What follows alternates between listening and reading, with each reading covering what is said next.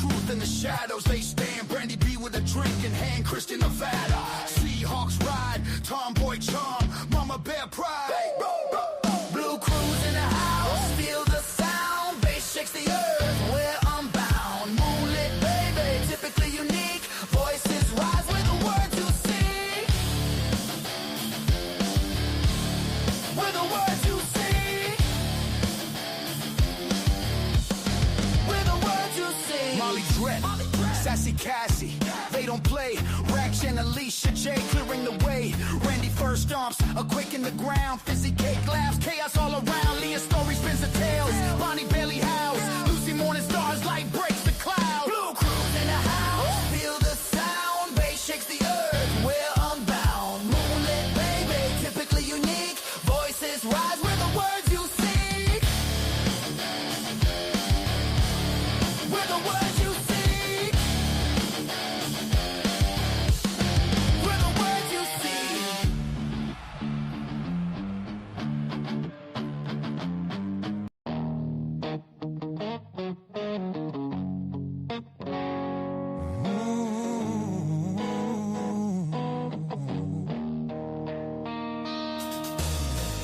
Neon buzz over busted booths in this true crime cafe. Short fuse in my chest, jewelers of all trades pour stories like cheap wine on a payday. Short breath in my lungs can't be typically unique snaps.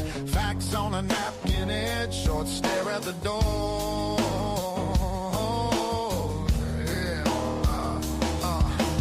Truth and transparency, hashtag birdie scratched on a bathroom wall. Short prayer to nobody, Dago kids outside, tag halos on bricks for the lonely and the dead. Short echo in the stairwell, outcast voices hum under flickering lights and cabbies in his own. Short crack in the halo.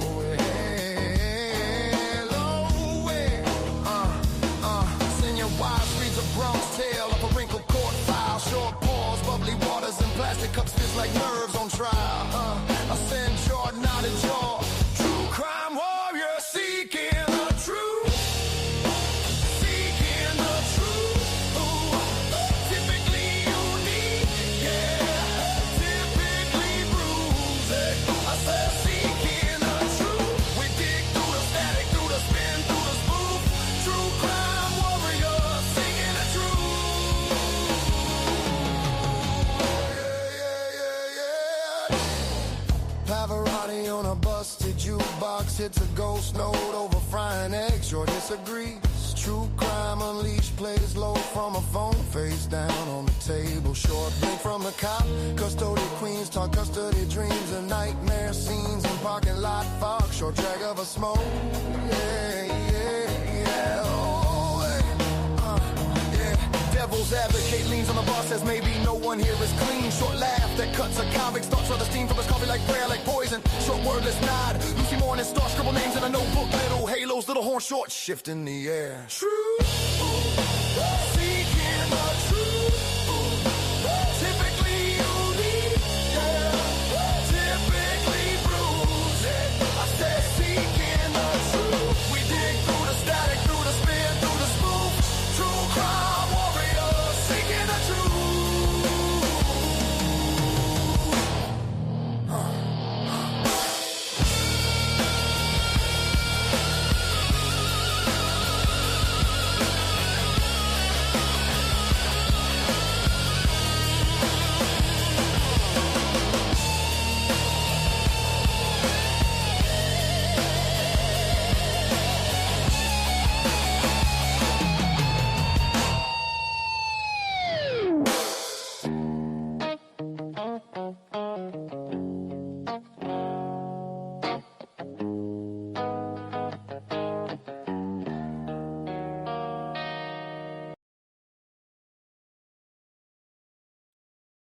All right. Welcome back, everybody. The cafe is open for business. It is great to see you all today. Today we are going to be joined by Typically Unique. It's Kim from over at Typically Unique's channel. Guys, make sure to subscribe, hit the notifier, and like it up, as Kim's been doing some great stuff over there. She's going to be joining us today. We're going to be looking back at the the blood samples, so on and so forth, that were taken from Decor's house. Hopefully, maybe Annie will join us in here, Miss Potts, because this is her thing. She's very good with this stuff too, so it'd be nice to see her pop in here. We're going to review it and talk about why they're there, possibly, what it means to this case, possibly, or any of that stuff. We're just going to break it down and discuss it all because it's very interesting to me. So I hope you're here for it. Please share this out. Let everybody know what we're doing. Hit the like button. And again, like I said, make sure you hop on over because we're going to be dual streaming, I do believe, and do the same thing over at Typically Unique, Miss Kim's channel, please, if you would. I really appreciate that. That being said, you guys know where we're going. Let's do that.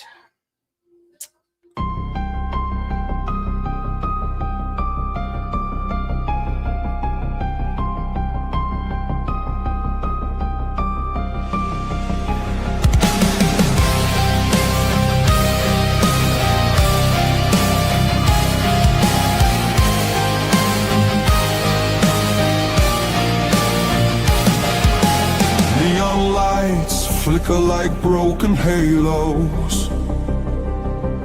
Whispers gather in the smoke-filled air. Tables carved with secrets and shadows. Every story's a wound laid bare. The kettle's boiling with restless rage. Justice written on an unseen page. I sip the silence, bitter taste, waiting for the ghosts to show their face. At the True Crime Cafe, we serve up the pain they try to hide away. Pour another cup of the truth you crave. Raise your glass to the names they betrayed.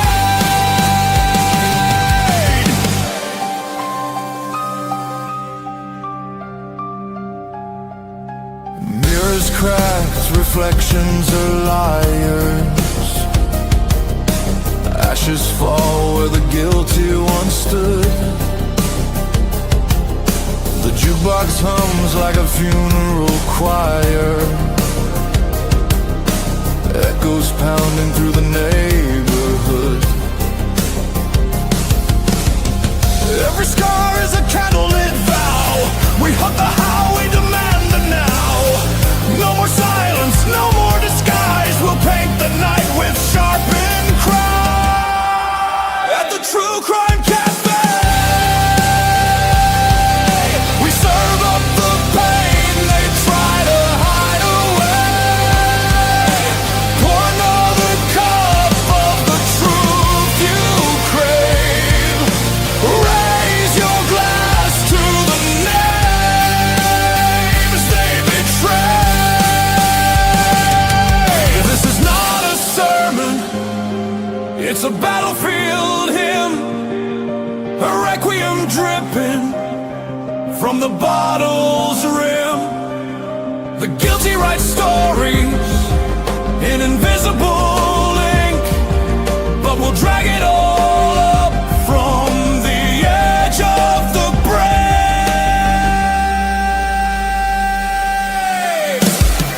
At the True Crime Cafe,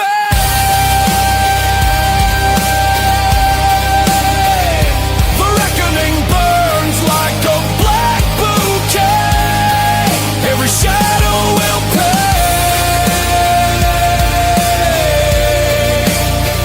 In the True Crime Cafe.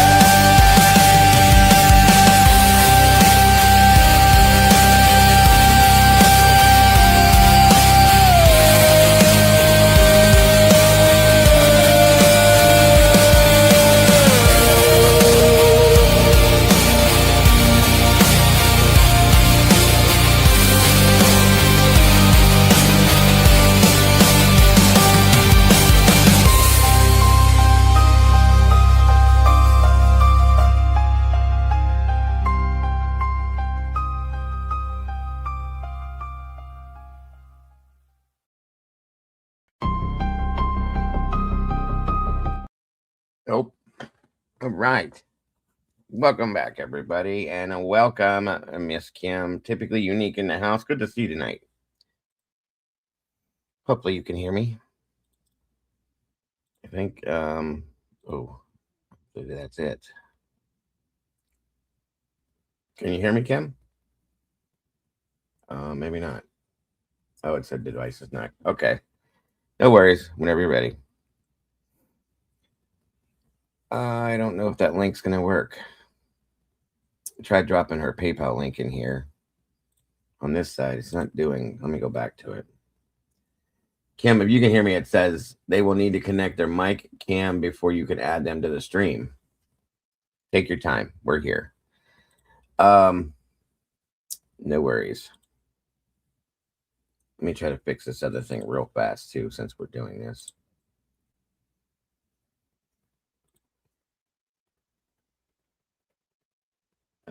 Where's it at?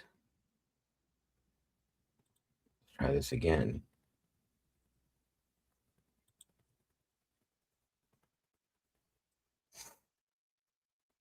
There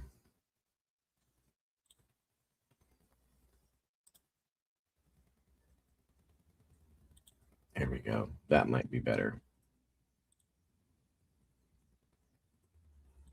Hopefully.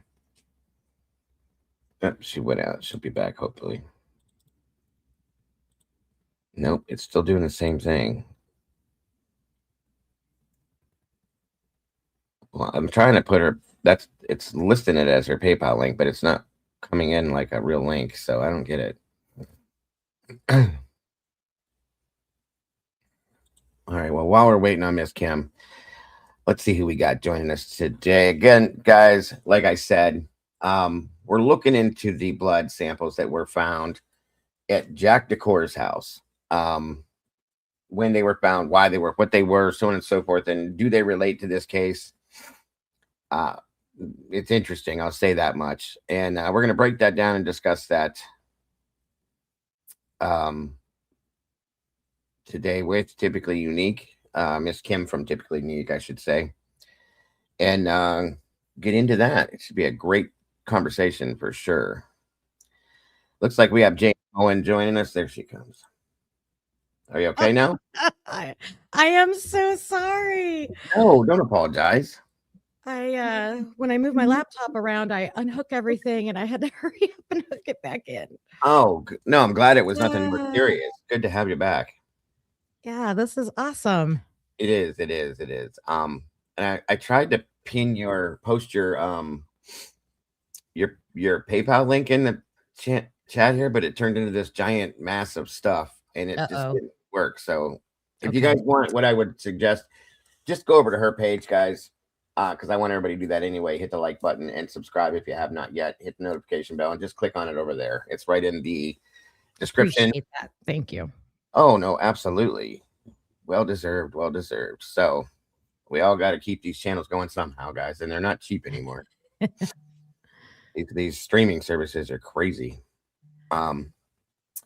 Real quick, looks like Mary Holt's in the house. James Moen, my friend, always happy to see you. SRBBB, thank you for being here. Of course, the last 24 is in the house. Sassy Cassie, being sassy in the house. Fizzy's fizzing around as always. Miss Rowena, great to see you in. Stitches, welcome back again. The Megastar, welcome back to you, Meg. We love ya. Great to see ya. Thumper Rabbit Hole, welcome to you. Linda Bond, welcome back. Great to see you. Beach Babe, you need to bring some of that beach weather to the rest of us. Cat, you know that, yeah. Yeah. Cat K, wonderful to see you, dear. Lil Britches, wonderful to see you. Moto Man, welcome back, brother. Good to see you. Miss Michelle F, welcome from over the pond. Great to see you tonight. Lucy, you got some splaining to do. Good to see you, dear. Thank you for being here. Diane Draper, welcome back to you. Patty Barnett, wonderful to see you. Brooke, welcome back and great to see you tonight. Brookie. Living Dead Girl, always happy to see you. 1 minute here.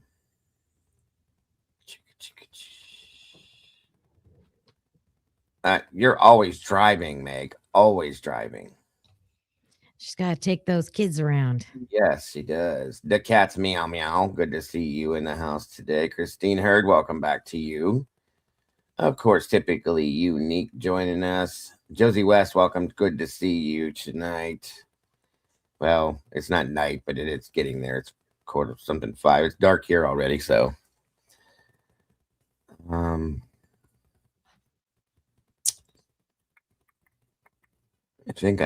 I think I've gotten just about everybody. Maybe not. Maybe so. It looks like we have a total of 104 beautiful peeps in the house, guys, with 34 likes. I think you guys can do a little bit better than that. It's Christmas. Come on, show some spirit. Hit that like button on both sides. You guys might have to take a little trip. Just bounce on over to the other side. I see people bouncing back and forth. That's awesome. Thank you, you guys. I love it too. You guys are awesome. Moonlit, good to see you, Moonlit. False Star, welcome back to you. Miss Potts is in the house. Say a prayer. Oh, good. I'm super excited because this is pathology is her thing. Yes. Just so everybody knows, tonight I'm the cool mom because my cups are all being washed right now. So looks like Moonlit dropping in on the goal already. Thank you. And I think Annie, Miss Potts, was number 1 on that. Thank you so much, Miss Annie. God bless. We love you. Appreciate you very much. Miss Krista's in the house. Reality with Krista Marie. Hemisphere, good to see you, brother. RJ, welcome back to you, my friend. And anybody that cannot, it's not on this side. If you're in Kim's chat, thank you so much for joining us from there as well. I appreciate you guys so very much. And if you're not, and you're over here, I promise you it probably smells better over there. So go on over there. Make sure you like it. Hit the notification bell, subscribe, and you're more than welcome to hang out with Miss Kim since we're both here. It doesn't matter. I'm sure I think I got a super chat from Brooke. Thanks, Brooke. Awesome, Brooke. She said awesome collab. Yes, always. I love doing these collabs. And by the way, for those of you that were there last night when I was over at Devil's Advocate, thank you so much for supporting us. Lee said he loves this community because we kind of do have different communities. I didn't realize some of us are shared, but he's got a lot of other people I don't know over there. And he said he loves our community. He said they're very intelligent, very amazing people. So there's that. Yeah, I can send her the holy hell. The half of it to her PayPal. 100%, James. Not a worry. There it is. We can figure that out later. Yeah, it's no problem. Thanks, James. You're so sweet. Yeah, James, he is awesome. He's always sending Venmos and everything. He's very supportive and so many communities too, Kim. He's everywhere. Yeah. I love James. He's awesome. Jim and I'm Kim. Jim and Kim. Kim and Jim and Jim and Kim. Moonflower's in the house tonight. Good to see you, Moonflower. Thank you so much for being here, dear. Hope you're all doing well. Jennifer Meineke, welcome back to you. I'm kind of excited about this. I've been getting into every time Annie does the show. I get like, I think maybe I should have done that stuff or something. I'm super like wrapped up in it. I get excited about it. It's crazy. This blood stuff is wild to me. Redacted. Can we drop Redacted's link in here too, guys? She's been doing some really great stuff. So please, guys, jump over and subscribe to Redacted's channel. I didn't even know she had one until the other day. Support her as well and help her to grow her awesome channel as much as we need to do that with all these awesome creators that are coming out of these channels, guys. And I'm really proud of all you guys that are starting channels too and trying to go to do the right thing. I really do appreciate it. There it is. Thank you so much, Brooke, for supporting Kim with that super chat. That's amazing. God bless. Very generous. You guys are amazing. I love you guys. All of you guys. Smiling Sleuth, welcome to you. Crud Dog, music in the house. Good to see you. Mountain Mama, welcome back to you. Fizzy, again, fizzing around and around. There's Lucy Beach Babe. Let's see, Lucy's already yelling at somebody. Look at that. She comes in yelling. She's screaming, coming to the door. It's all right. It's all right. I love Lucy. DKM, good to see you. Good to have you here. I'd be lost without Lucy sometimes, to be honest with you. Pennywise, welcome. And by the way, Penny, welcome to the Discord. Great to have you there. In Stitches, good to see you. Hey, boss, sir. Good to see you, Krista. Your Christmas tree. Thank you so much, Josie. I appreciate that. You got to thank my wife. She's the creative one in here. I'll tell you a quick story here in a second. It's so embarrassing, but I'll tell you anyway. Jackie Bushable, good to see you. Welcome to you. Cassie Cass, mother and daughter. Of course. I think it's awesome that we have a mother-daughter team in here that are part of our crew as well, that have been here forever. I think it's awesome that we have that. You don't see that in a lot of channels. We're a very family-oriented channel, and I'm very proud of that. I'm not spamming you. Don't worry, Meg. Kat K, there she is. Good to see you, Kat. There again is Kim's link, guys. Make sure to jump over, hit the like button, notifier, and like it up if you will, please. This is a typically unique moto. Her name is Kim, but the channel name is typically unique. Leslie did a username change. What do you mean? That's wild. If I did miss you, I will catch up with you. Patty Barnett, good to see you.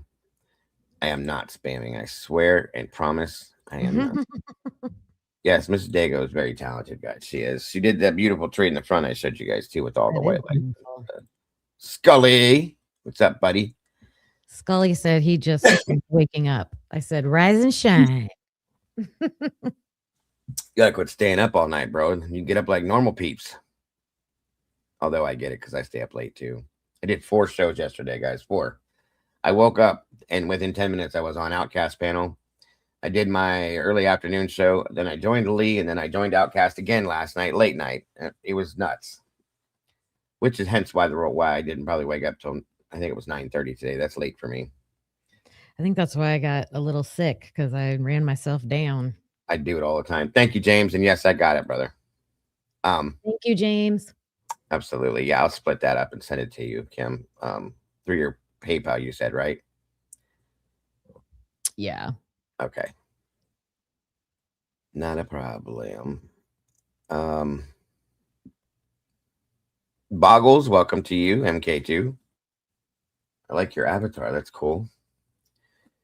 Thank you, Cass. So, real quick, when me and my wife first met, absolutely, James, same to you, brother. I was living by myself with my oldest son.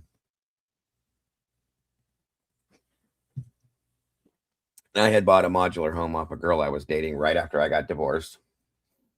Because I really didn't have anywhere to go. I left my first wife, and then I just had to find a place quick. So I bought a trailer, basically, is what it is. Moved in there with my oldest son, and I had to hurry up and throw things together because I didn't do any of the holiday stuff. And the creature I was married to first, that's what I call her for those of you that are newer. I've always called her the creature, sorry. Welcome, Tickle Bitties. Your name kills me every time I say it. So I threw up a Christmas tree that I got. I didn't have decorations because I left her everything. Of course, I'm not going to take that kind of stuff anyway. And I ended up having custody of my kids after court and all that. So I had to have the holidays for them. You know, I wasn't going to do it because I wasn't into it without the kids. But when that all happened, of course they did. So I put the tree up and I threw some lights on the tree. Are you on the phone, honey? Yes. Okay. You remember exactly what I had on that Christmas tree, other than the trolls or whatever those things were?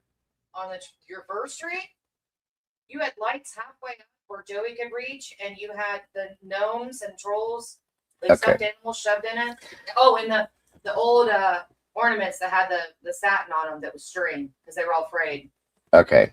So I got a bunch of ornaments from my aunt, who was an older person, and some lights and all that because I didn't have the ability to grab all that stuff. So I put it up, and my son helped me decorate it. The lights were only halfway up the tree because that's how tall he was. He was doing it on the back side at least, and I was trying to help on the other side. So, so she walks in my place for the first time, and she just stood there and stared. And she goes, "What is that?" I said, "That's our Christmas tree." And my son was all proud because he helped me decorate it, you know. He was only 7 or 8 at the time. She goes, "Nope, come on." I said, "What?" She goes, we're leaving." I said, "We just got here." She goes, "No, we're going to the store. Let's go." So we get in the store. We go up the car. We go up to the Dollar General right up the road. She goes, I said, "What are we doing?" She goes, "That, shame on you." I said, what? She goes, you have children. Shame on you. That was disgusting. I had the lights halfway up, and I had these things that were, but the bottoms were crocheted and the tops were hard plastic. They were like gnomes or something. They were scary looking, creepy. I threw those on the tree. The lights, personally, I had these old ass satin kind of things that it was bad, guys. It looked horrible. Okay, I tried. That's all I'm gonna say. And so she bought a bunch of lights and all these decorations, and she turned it looked worse than the Charlie Brown tree into something that looked like that within like 45 minutes. It was insane. So, Aw, and she was like, there you go. Now she's awesome. She's always been that way. that's a good She story. made dinner for us too. She made dinner for us that night too. And it was just exciting because I was Mr. Hot Dog and Macaroni and Cheese guy when we first got divorced.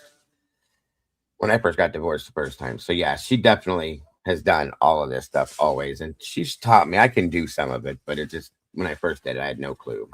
But it was awesome. Very awesome tree. And I'll always remember that story. So Lucy is alive. She's made. I mean, oh, okay, Annie. Yeah, we definitely want you in here if you can be in here tonight. I don't see anybody else that I met. Wade Bird, welcome to you. Good to see you. Gracefully Salty. Little Britches. Thank you, Noni. Good to see you, Noni. Noni's been around a long time too. I want to tell you that you did an awesome job on the show last night. My apologies, I didn't get to watch. That's okay. Yes, absolutely, ma'am. I understand things come early. Thank you, though, so much. I appreciate all the kind words. A lot of you guys have been sending me emails and messages and just face to face telling me that it was a great show. I'm glad. And Lee himself even sent me an email and said he really wants to keep a collaboration going with us. He likes the energy that we have together and how we bounce off each other, and that we have the same kind of thought process. So I'm going to be doing that a lot more with him for sure. Yeah, you can tell when you vibe with somebody. I really like Lee a lot. We talk about things, beforehand, afterhand, and stuff like that, and we have a lot of the same theories and feelings. Mm-hmm. Oh, Lucci Lou. Okay, Yvonne Poole, welcome to you. Gang, gang, gang. I'm scary. Okay. Grr. Did I scare you? You were talking about Christmas tree ornaments. We started a tradition where we collect ornaments wherever we travel to. So when we dig them out every year to put on the tree, we, are like, oh yeah, I remember when we went there or did this, and it's fun. Yeah, we're just getting started, Twiz. We are just getting started, sir. We haven't even gotten into it. Makes me put crazy things on my tree, though. Some of the stuff we have, like I have a Lollapalooza ornament. That would be cool with me. Yeah. See, my tree, I love the old school colored lights. It reminds me when I was a kid. She likes the more uniform, like all white. She loves the white lights, and she does more of a country. I think I showed you guys a picture of it. She does the country style because our house is my entire house. If you look around it, is all country style stuff. So it's got all the old school country wooden ornaments and things like that. This one has everything. I have there's toys on there. There's one of my favorite Christmas movies is National Lampoon's Christmas Vacation, and of course I have the leg lamp ornament on here and the Ralphie and the pink bunny suit ornament on here and all that cool stuff. Yeah, that's my stuff. So just saying. Thank you, Christine. Let's see here. Meanie, good to see you tonight as well. Lollapalooza. How many did you go to, Kim? Or did you go? Or did you just have the ornament? It's funny because I would travel with Carlos every year. He would have to go to Chicago the very same week that it was Lollapalooza. So probably 3 or 4 years in a row, I would walk around the outside of it, hear everything, but I never went in.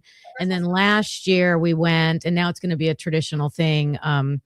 my daughter went with us, and we bought tickets for one day, and we went in, and it was amazing. Like, Yes, it is huge, and we didn't even see everything in one whole day. you can't. It's like a 3-day weekend thing you got to do. Oh yeah. So yeah, it's That's great. wild. The last one I went to was Yeah, it used to travel around, and now they just do it every year in Chicago. yeah. I've been to Yeah. 2 of them. I went to another one. It's not Lollapalooza. I can't think of what it's called right now, but I went to 2. The last one I went to was Disturbed. I'm trying to remember the bands I remember. Of course, Ozzy was there, but Disturbed, Methods of Mayhem, which is Tommy Lee's band, another band he was in. He's the drummer for Motley Crue. Static X was there. Oh my God, I can't remember. This was back in my partying days too, guys. So some of it I'm not going to remember. I know. It was bad. It was bad. I was inside. It was bad. Let's put it that way. And then I went to another one way back when it first started too. And Metallica. Oh wow. Slayer. I've seen Metallica 3 times. I saw Metallica with Guns N' Roses in 88 or 89. I saw Metallica and Megadeth. No, that was the Monsters of Rock tour. See, I can't remember this shit anymore. And I've been to a lot of concerts, you guys. I love music, obviously. So we'll get into that another point in time. I don't want to bore you guys with all that. She has a Lilith Fair ornament, and you have a Lollapalooza ornament. That's hilarious, Tomboy. Yeah, Static was pretty good. That was an awesome. They were really good that night. So was Disturbed. Grant Park. Yeah, Grant Park. That place is huge. And you get to see a lot of unknown up and coming acts, and Right.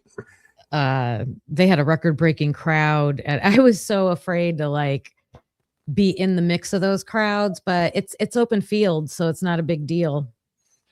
Gotcha. I'll You tell know, you what. you're not barricaded in like that one place where they got squished. Yeah. Yeah, that's bad. Very bad. Symphony, yes. One of the best albums they ever did. Symphony of Destruction. Rage. I've seen Rage one time.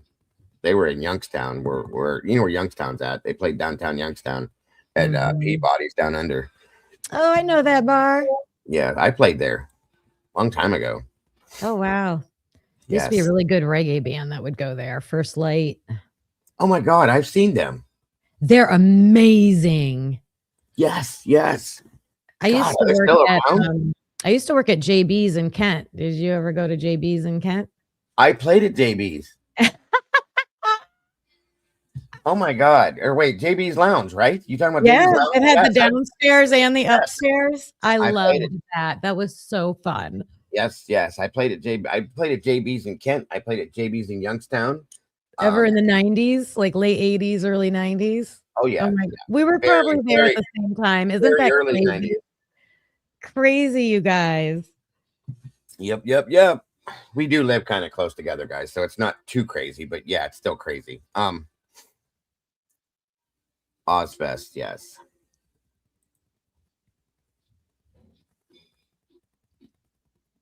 What the hell was the other concert I went to that had Korn? Korn put it on, I think. My daughter went with me. It wasn't too long ago. You met your first husband at Ozfest. Well, there you go. Patricia Dyer, welcome. Good to see you. I think Kane thought, were you and Kane flirting with each other now, buddy? What's going on here? What's up, Witchy? Metallica is amazing live. Yes, it's one of the best concerts I've ever seen. I saw them for the Injustice tour, which is my favorite album of theirs ever. Injustice for All. Very good concert. I can't handle Anthrax either. I don't like them. I never did. I like Scott Ian, their guitar player. He's a great guitar player, but as far as the band, they suck. They always have. Welcome, Recliner Joe. Family Values Tour. Thank you, Redacted. There it is right there. Great stuff. And then I've been to Warped Tour too once. Damn, you guys are on point. Recliner Joe. I love that name. I do too. You got a good name, my friend. Yeah. Open air something. Yes, I've heard of that too, Moonlit. All right, guys. So tonight, like I said, guys, we're getting into. Looks like we have 188 peeps in the house, guys, with 78 likes. Please make sure to hit the like button on both sides of the fence here. I appreciate it. Oh, Patty, I'm so jealous. My Appreciate God, you I'm guys. so jealous. Yes, Zeppelin. I would have paid anything to go see Zeppelin live. Swear to God. I don't like. I'm going to get shunned for this. I do not like AC/DC. I never have. I'm sorry. Most people are like, what is wrong with you? You're a musician and you don't like it. I can't. I just never have. I don't know what it is. That would be awesome. Offspring in Australia. Good for you, Itchy. That's sweet. I saw Linkin Park and there was 3 bands. Oh, Linkin Park, Soundgarden, and one other. Who the hell was the other one? They were an opening band. They weren't very good. That was an amazing concert too, because I was a huge Chris Cornell fan. Primus, yes, I still like Primus. I was just showing my wife some old stuff from oh Jesus, the bass player. I can't think an interview with him. Les Claypool, sorry. It's funny because I'm not a rock and roll heavy metal person, but I know all the songs and all the groups that everybody's talking about. I've heard them all. Well, I can make you guys laugh at me too. I saw Marky Mark and the Funky Bunch live. I saw Bobby Brown live. I did the rap I thing. did that too. I've seen LL Cool J and Public Enemy. Run DMC was my first concert. Would be cool as hell though. Public Enemy, I love Public Enemy. Yeah, they're a little scary. They came out all military. Yeah, the Welcome to the Terror Dome album they did, they were all about that stuff then. Yep. But it's cool the way they come out though on stage because they march out like like soldiers. I remember that I was at that concert too, and I was like, whoa. I felt like a little out of place, but yeah, it was a great concert. Thank you, SRB. Yvonne Poole, good to see you. Kimmers was smoking the doobs. Oh yeah. Thanks, SRB. I know I was back in the day. Uh-oh, what did I do, Lucy? Oh, I see you, Twiz.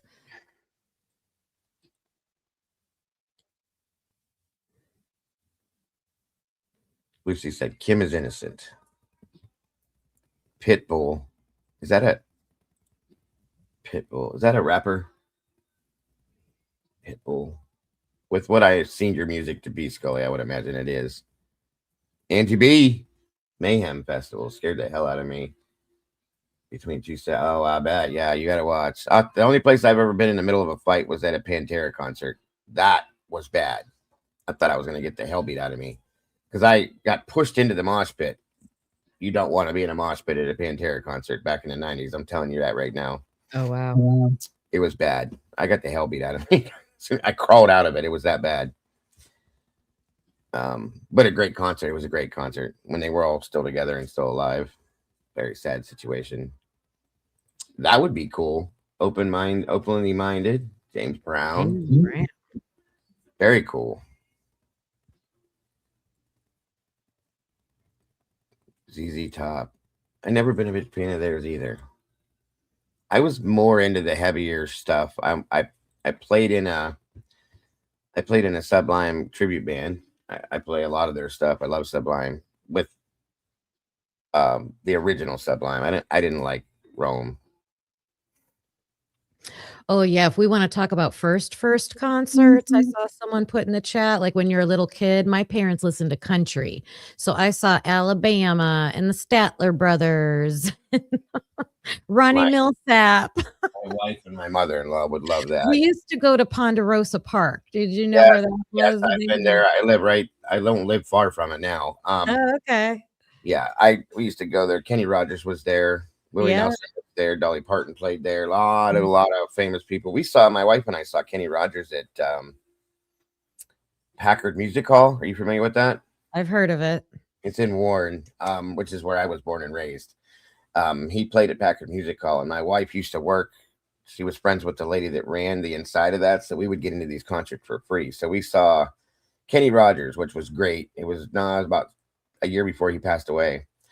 And he was more of a comedian than a singer. He was hilarious. The guy was great. Wow. And then we saw Rob Zombie at the same place. That was wild because the venue's way too small for him. He's great. Yeah. The Wallflowers. Okay. That's Jacob Dylan, isn't it? Bob Dylan's kid, the Wallflowers. Oh. I think. Hera Arena in Dayton. That I have not. I don't go usually that end of Ohio too much. Elton John. That's a long trek out that way. It is. Yeah, way out there. Like 5 hours for me. Yeah, it's I think it's more. Well, no, because you got to go diagonal. I'm just north of you, so yeah. So it's about a little bit more. REO Speedwagon and Survivor. Steve Perry. Wow.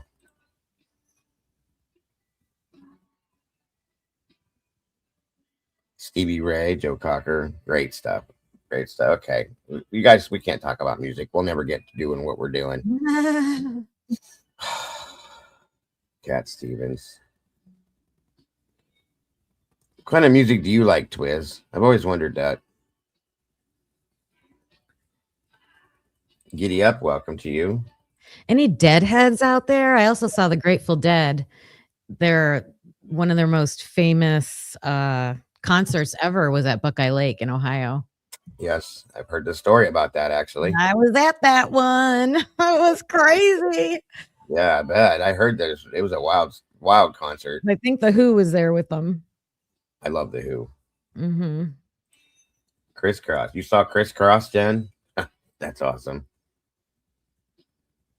He did too. He did. Definitely did. I don't know if you guys have watched. Blossom. Yeah. Do what? Blossom? I was at Blossom too, Meanie. Sorry. Yeah, I've been there many a times. No, you're fine. Don't apologize. Yeah, Blossom used to be.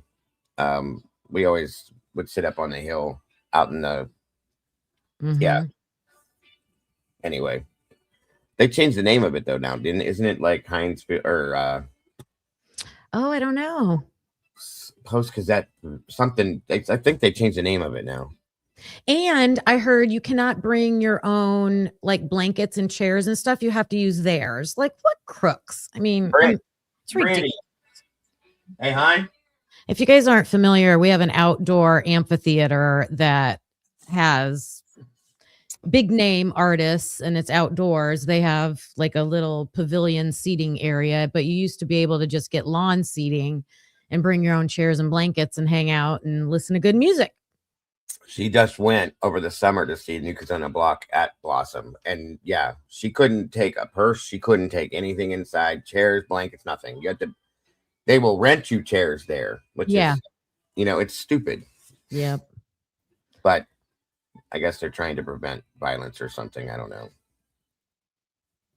Yeah, she saw New Kids on the Block there. And then she goes to more concerts than I do still. I saw Rusted Root there. I love them. They opened up for, I can't remember the name. They opened up for somebody. I saw, the last time I was at Blossom itself was I saw, who's the group that sings Tennessee? Not Arrested Development. Yes, Arrested Development. Oh, I love them. I love them. That was a good concert. It was very good. They were there with oh my God. I love them. Another group kind of it was Arrested Development and Lauryn Hill. That's who it was. Oh wow. It was really, really, she's amazing, by the way. Mm-hmm. She wasn't very nice, but she's very, very talented. Kind of rude on stage to people, but whatever. Hey Lori, good to see you. Arrested Development was probably one of the best concerts I ever saw because there's so many of them. and they were all playing instruments and dancing around together Yeah. in unison. It was just an amazing concert. It was great. What, Tennessee? You don't like Tennessee? I love that song. I like Mr. Wendell. That's my Mr. favorite Wendell. song by them. Go ahead, Mr. That's my wife's favorite too. Yeah. She still says that. Go ahead, Mr. Wendell. Fleetwood Mac and Cincy. God, you guys are lucky. Anywho, so moving on, because like I said, I will not get to it. Kim, you did a show on this the other night on your channel the other day, right? Yep. Yesterday. Oh, yesterday. Okay.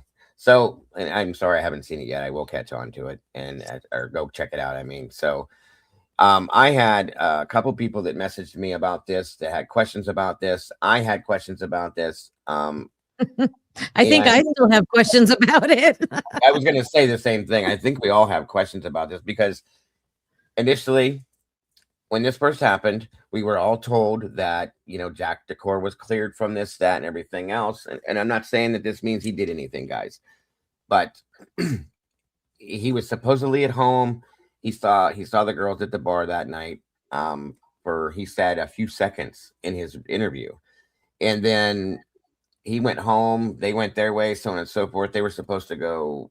They were trying to get him to go to what the hell's that place called again? John Valley. Yes. And he said, no, I got to go home, work, tired, all that kind of stuff. The report that we read about Jack stated that he went home. And from my understanding, they were picked up by the, what's his name? The sober driver, right? From the, yeah. Well, he was the kid that filled in because the original sober driver got stopped by the police, right? So then he told them, don't worry about it. I'll go get him. Yes. And I can't think of his damn name right now, but there was an interview done with him as well. Anyway, according to him, he took Jack, Adam, and I think one other guy home that night. Peyton Rossi. Thank you. I knew SRB was going to remember it. Yeah, Peyton Rossi. That is who picked them up, and thank you, Annie, too. Took them home, supposedly, so on and so forth. Jack claimed in his report that I don't know if it was Jack that said it, but it was in one of the reports that stated that I think it was his report. He got home and he was trying to throw up. He wasn't feeling good or something, was trying to throw up, so on and so forth, and then he passed out. And we do now know that and I'm just adding all this together so you guys get like a visual picture of this. Welcome, Kim. Good to see you. Sandra, you as well. And Lizzie, welcome to all of you. Happy Hounds, good to see you too. That he slept through the calls from Maddie and Kaylee, the 16 calls, whatever it was, or 9 calls, I'm sorry. I don't know where these numbers are coming from in my head. And a 17-minute FaceTime call, supposedly, that he doesn't remember anything about. So, and I've always questioned that. I've always had questions about Jack. Now, in the very beginning, we watched the Goncalves clear him to the whole world. And of course, law enforcement cleared him. They made Jack take his shirt off. They did this, did that, all that. Jack's a wonderful person. He would never do this. The Goncalves family loves him. A lot of people have issues with Jack. I have certain issues with Jack. I don't think that Jack physically put his hands into this and was involved in the murder itself. I think Jack knows a lot more than Jack has ever talked about. This is my opinion, of course. So now knowing that they have found blood within Jack's apartment, okay, really like tweaked my interest. Like, wow, what the hell's that all about? So we got some documents that we're going to be digging into, and I want to go over to Kim. I want to ask you first, like, what are your thoughts on this whole thing with him, first and foremost, and then with the blood? What are your thoughts on this? So I've just been going through the DNA forensic documents, right? Just minding my own business, trying to read them and figure things out. And sure. I got to this one report and it said 1127 apartment 1. Right. And I'm like, well, wait a minute, that's odd. So then I went on a mission, and I've been doing this over like 4 different lives that I've done, like doing it in chunks. And so I was trying to figure out what 1127 was. And that was hard to do at first because Google Maps or Google Earth has it kept showing me this little like blue ranch house. And then But when you went to just Google and typed in the address, it showed the L-shaped house. Right. And then how do we know that's Jack's house? Well, because there's body cam footage of the officers walking down the street, going house to house, talking to different people. And the video I saw was the officer talking to a roommate, and the officer was talking about his car, and he said, well, that's his car right there. So we also identified his car exactly. So I was like, okay, that's his house. That's where he lives. That's 1127 apartment 1. Yeah. And then in the document, it said, and these are all in like document 9, 11, and 13, right? Yeah, absolutely.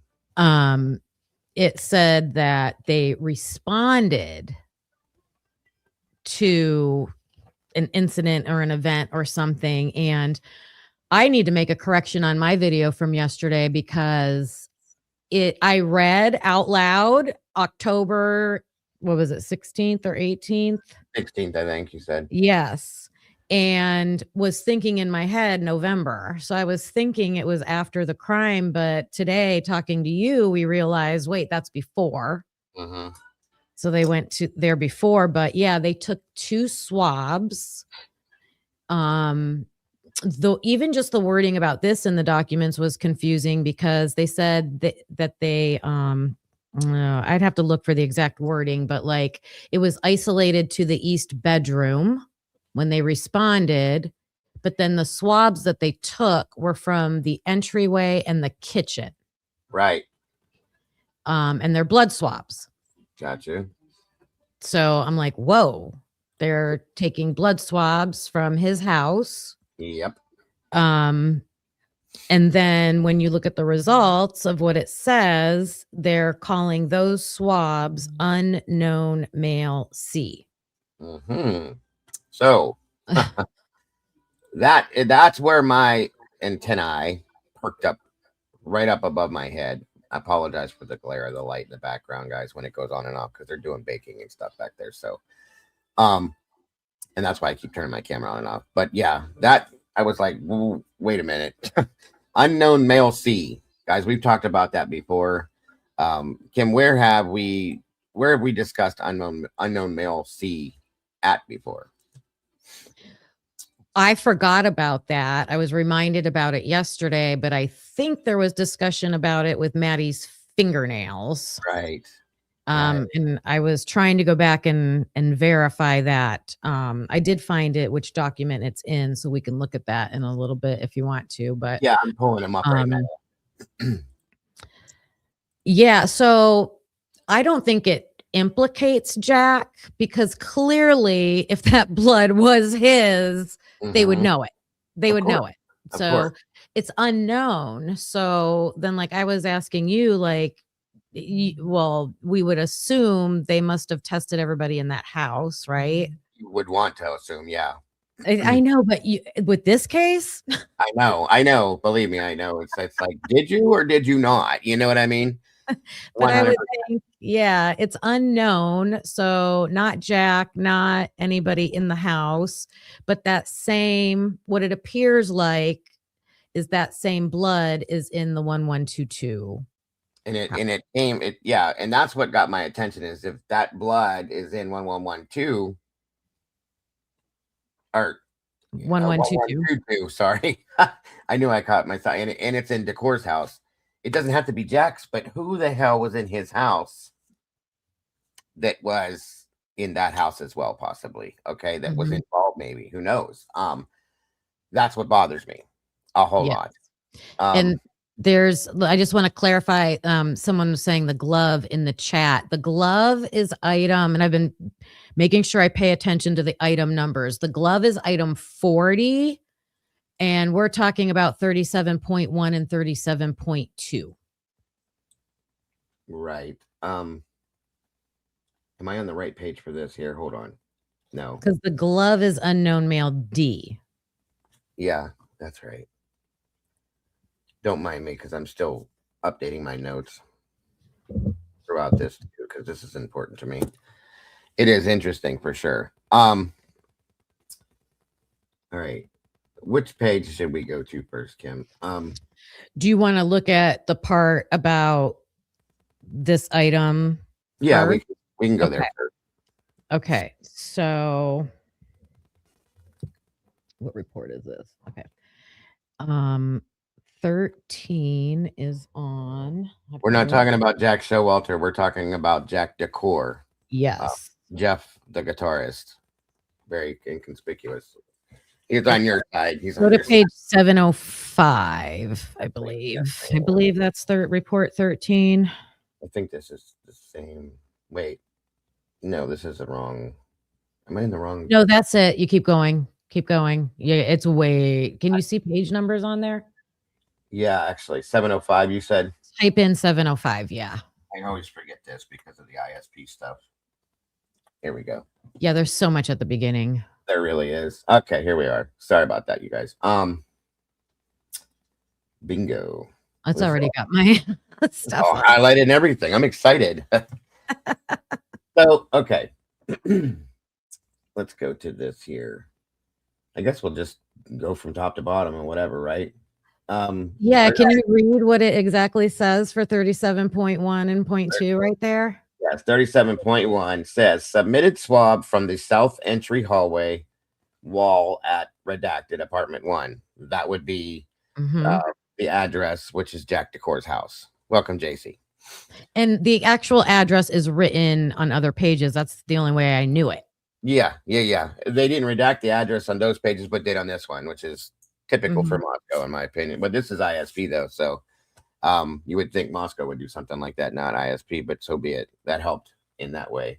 And 37.2 submitted swab from the west kitchen wall at that address again, apartment number 1, which again is Jack Decor's apartment. Okay. And then it says submitted swabs agency item 264 from scene. Okay. So the blue ones are the ones that came from the scene. Okay. These pink ones are from Decor's house. All right. So one of the swabs came from the south entry hallway wall, meaning coming into the house, the entry hallway wall. And then the other one was on the west kitchen wall in that same apartment. Yes. Yeah. And again, let me, I'm going to verify the same thing that Kim just said in chat. I don't think Jack had anything to do with the physicality of the crime either. I just think his house did somehow. Yes. Welcome, beautiful Bianca. Good to see you, dear. Thanks for joining us. Which is still. Oh, you can't see Jeff in your chat. Jeff is in my chat. No, he shows up over here too. That's why I was looking. Jeff. Here. It's okay. It's okay. Jeff is fine unless he gets nasty with people. You know that. I'm good. It's all good. Aquarian, thank you very much for that, ma'am. Couple 3, 4 towards the goal already. Thank you so much, Aquarian. God bless. Very generous. I guess my real question was truly, did anybody lawyer up in the quick fashion that Brian lawyered up? Well, Brian was the only one that was charged with homicide, Jeff. Nobody else was. So yeah, Bethany did. And so did Dylan. Bethany lawyered up faster than Brian Kober. Yeah, Bethany did, and Dylan didn't have a choice because her stepmother was the attorney, but they both did right away. So and they weren't arrested. Brian was arrested. He had to get a lawyer. Exactly, and nobody else was accused of murder. But 2 people that weren't accused of murder were lawyered up very fast. So ask that question, I guess, if you want to. Yep. Yes, thank you, Aquarian. Very much appreciated. So moving forward. So then if you scroll down to the next page, it'll give wait, is this the narrative? We should find the page where the narrative is. It's back a report. Hold on. Sorry about that. No, you're not. Try 605. Page 605. Oh shit. Hold on 1 second. I will do that. Let me pull this over here. Drop this down. Thank you so much, Meg. Jesus. 10 memberships just gifted, guys. From Meg. And Beach Babe says, God damn it, Jeff. Awesome, Meg. Silent G 22, Patty Barnett, Dusty Day, Joanne, Thomas Shield, I think I said that right. Thomas Shield. I can't even see you guys. I'm sorry. China with China with Ina, sorry. Elijah's Grandma 101. Claire's S65. Is there any more I'm missing? I don't want to. 1 minute. I think I got. Oh no, Linda Perea, my boys, K9, Thomas Shella, Joanne, Dusty Day, Patty Barnett, Silent G, all you guys, congrats and welcome to the sauce. That was so generous, Meg. Thank you so much, hon. God love you. All right, now, Meg. Yes, Meg is amazing. She's so sweet too. Okay, so you said, sorry, Kim, I didn't. That like grabbed my attention completely. I shouldn't. Oh no, of course, do that. I just don't like to make people wait when they do stuff like that because they're taking their time to do it. Yep. You know what I mean? Okay, I think it's 6:05. Try that because we want report 11 first. So 10 back, yes, or 100 back. I'm sorry. It's somewhere around there, I think. We'll find it. Yep. And thank you, Redacted. People should stop demonizing people for getting a lawyer right away. Cops get lawyers right away. It's within your rights. Amen to that one. Yep. Yes, ma'am. Thank you so much for that. Shut up and lawyer up. Right. Yep. Right. That's number 6 on our goal. Thank you guys so very much for hitting that goal, hitting those goals tonight. You guys are amazing. All right, 6:05 is the biology analysis notes. Oh, it's not a report. Hold on. Oh no, now I'm gonna be so mad at myself. It's okay. We got so many of these reports and documents. Like you can't be angry with yourself. Holy shit! There you go. Megastar dropping 10 memberships over at Typically Unique. Meg, you're amazing. Thank you so much. God, please make sure if you got a membership, thank Meg, please. Yes. That's amazing, Meg. God bless, hon. So generous. So amazing. Very generous. Yes. Meg is awesome. Truly awesome. Thank you so much, hon. Redacted's doing the pop whistle. Wow. It's got to be around there. Let me look. I have it pulled up too. It's okay. Biology analysis notes. Biology. Maybe. Wait a minute.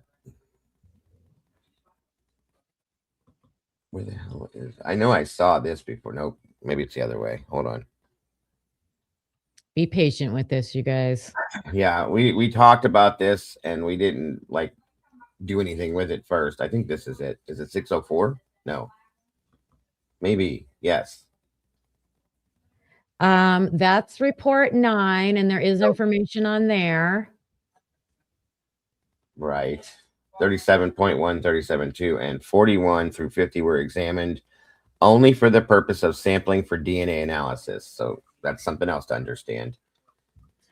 All right, I'm almost to it. It's after the next set of photos. Thank you again, Meg. That was so sweet. Welcome, new members. I need to go look at the names that are on mine. All right, report 11 is on page 659. Gotcha. So I'm going to read the names well. Let me see if I can see them. Yep. All right. So, yay, Twiz got a membership. All right. Very cool. Christine Hurd, Lady Juzzy, Amethyst Noir, Ashley's Activism, Scottish Cat Lady, Elizabeth Law, or L.A., Isubia. Feck off, kiss Mars. Oh, that's a funny name. Stone Ione. Welcome, everybody. Thanks, Meg. Appreciate you. Beth Wagner. You know what that means at some point. Happy birthday, Miss Beth. Hope you're having an amazing day. I'm about to get back to that here in a little bit. Good to see you, Beth, and thank you again. Happy birthday. Yes. Guys, please make sure to wish Beth a happy birthday, the happiest if you can. Please and thank you. All right. So this is the actual forensic field services report, right? From that. Yes. So if you scroll down, it's on like the second or third page. Because this is their, what did it say, field notes. So it's this page describes a few different things. It describes everything in the house Here that it they is. collected. It describes Eric Gower's car. Mm, And then it describes the event at the 1127 house. right. Okay. Let's see here. I think it's the third page.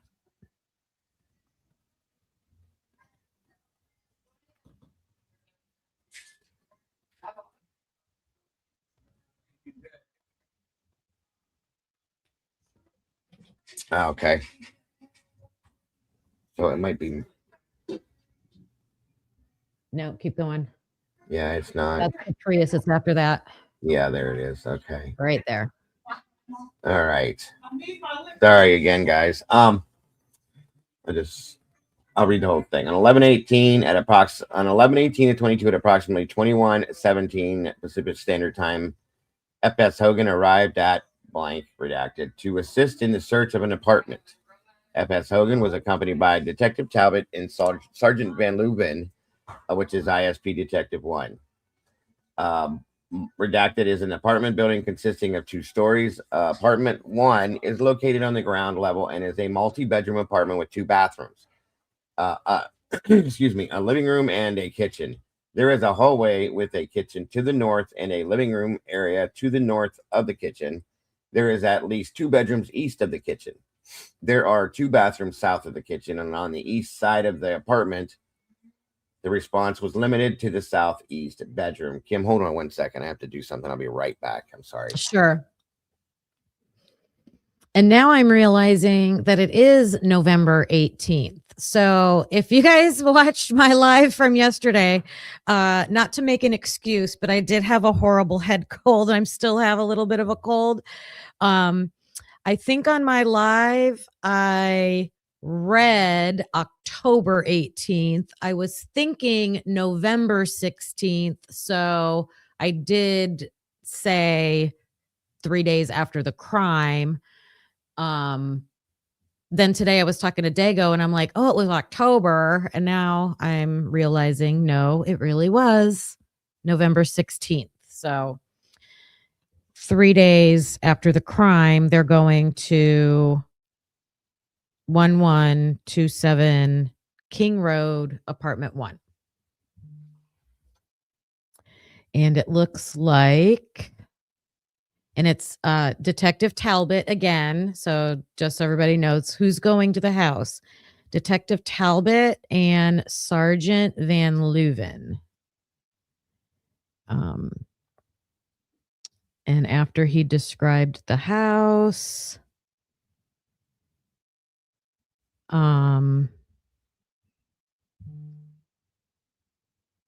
it's marker 1 and marker 2 that they marked, and positive results indicating the presence of blood were from both stains. So that's where we're at so far. I'm back. I was just explaining how it really is November 16th. So I was all messed up yesterday. Right. And Annie just said November 16th is also the same day that Talbot was doing the Liz Q360 at 11:22. Okay. Interesting. Thank you, Miss Annie.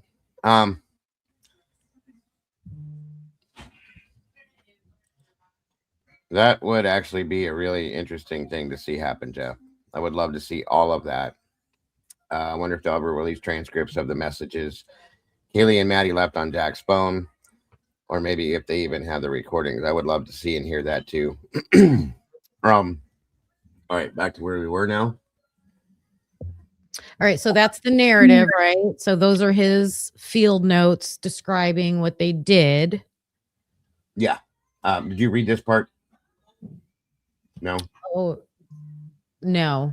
All right, it just says real quick, folks. F.S. Hogan performed 2 presumptive tests for the presence of blood on the south wall of the entry hallway, marker number 1, and on the east wall of the kitchen, marker number 2, using orthotolidine. Positive results indicating the presence of blood were obtained on both stains. The swabs were collected from markers 1 and 2 by Hogan.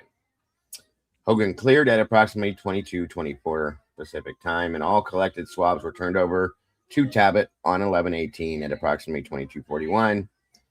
We transferred digital images to Talbot at approximately 08:38 Pacific Standard Time. On the And it says 19th.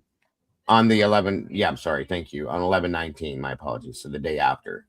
Digital images were being retained by SP Forensic Services and FS Youngling, and I uploaded all images, including those from the Liz Q imaging system, to the digital imaging system on 11/19. So like Annie said, they were over there doing the Liz Q imaging over at 11/22, and they did both these things together, guys, that same day.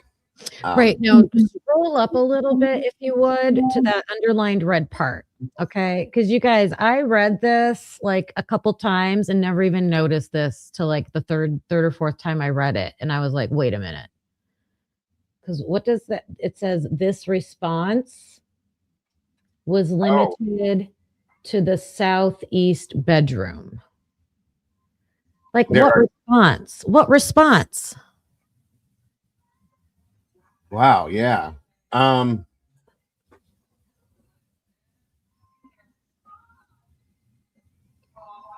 response was limited to the southeast bedroom. And so if you go back up, it says they arrived at the house to assist in the right there, in the search of an apartment. So they're going there to assist. Oh, so is somebody already there that we don't know if they're going to assist? Their response to the residence for evidence collection. Okay. So they only went in to collect on the southeast bedroom then? That's what that means? Well, it says it's limited. What did it say? This response was limited to the southeast bedroom, but the kitchen's not in the bedroom, is it? No. And the front doorway is not in the bedroom. I just thought that's weird wording. This response. It is, but they do that all the time. Is that Jack's room? Huh.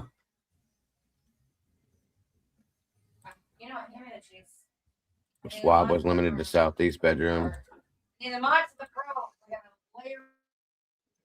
don't know. I think that's interesting too. They were going there to, even if they're going there to assist in evidence collection, they're going there to assist somebody. So then there should be someone else's report that this follows up, right? Yeah, if someone else was there.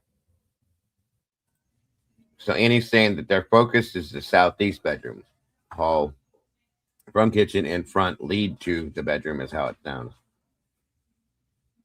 Yeah, why? But using the word limited. That's what I was getting ready to say. So limited to. Yeah. That's, I don't know. Just things to take note of. Mm-hmm. I'm actually writing a note about. Yeah, I could see that. But so they're going to collect evidence from, well, I'm sure he was a person of interest. You know, he's the ex. Right. You know, so yeah, they're going to go to his bedroom, and then on their way to the bedroom, they're like, hey, there's a blood stain here. Hey, there's a blood stain here. Okay. Maybe this is meaning that they're not going into other people's bedrooms. It was limited to that southeast bedroom. Right. Okay.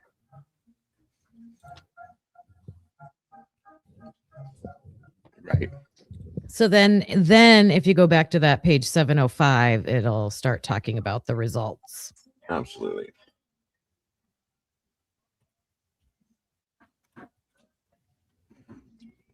Okay. So again, like I said, they 37-1 and 2 were submitted from the south entry hallway and the west kitchen wall.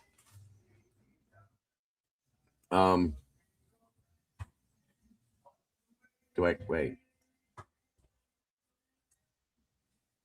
Good. Stay there. Hold on a minute.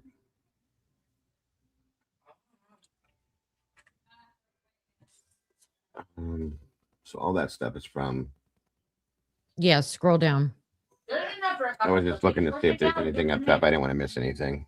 Oh, okay. It's weird too because these don't just go in chronological order. Like they'll have like 1.5 doesn't show up till way later, and why didn't they just put it with 1.1 to or you'll be reading about Right. this apartment and then all of a sudden they start talking about the cigarette butts. Yeah. All over the place. DNA profile previously obtained from item 13.1, see report 7. Okay. Now we're looking for 37 point 1 and 2. Oh, I have it highlighted if you scroll down. Yeah. There we go. So I don't know. Okay, so let me read this real quick. Due to the low level results and limited data, no conclusions can be made regarding the minor contributor. Oh, that was another item. That's okay. That's another item. Yeah. No worries. The DNA profiles obtained from 37.1 and 37.2 were determined to be from the same unknown male C. And then it says Ethan Chapin. I made that mistake too. There's a period there. So then it's Ethan Chapin, and then all those redacted were not the source of the DNA profiles. I remember that. That's right. Okay. Yeah. So they eliminated Ethan, and then I would hope it would be everybody that lived in that house. That's redacted. Absolutely. But what's interesting is they're saying it's unknown male C. Yeah. An unknown male C is the same DNA that was found under Maddie's fingernails. So mixed with, okay, I believe it was Cole Berenberg, Ethan Chapin, and something else. Oh, that's what I had pulled up. I can pull that up on my side real quick. So I believe it was just those ones. I don't get what she's like. You're already done it over. 384.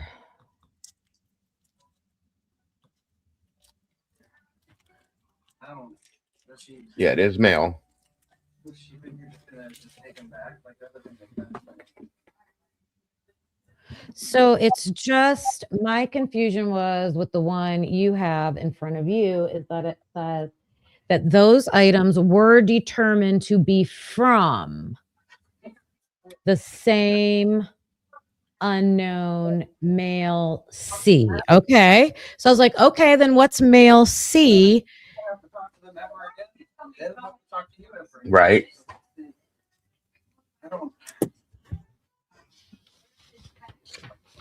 This is 13. Unknown male C was found. Yeah. Okay, Patty, you already got it. Gotcha.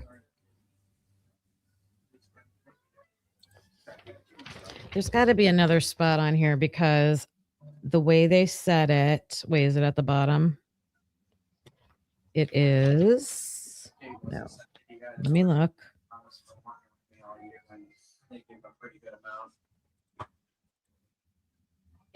Yeah.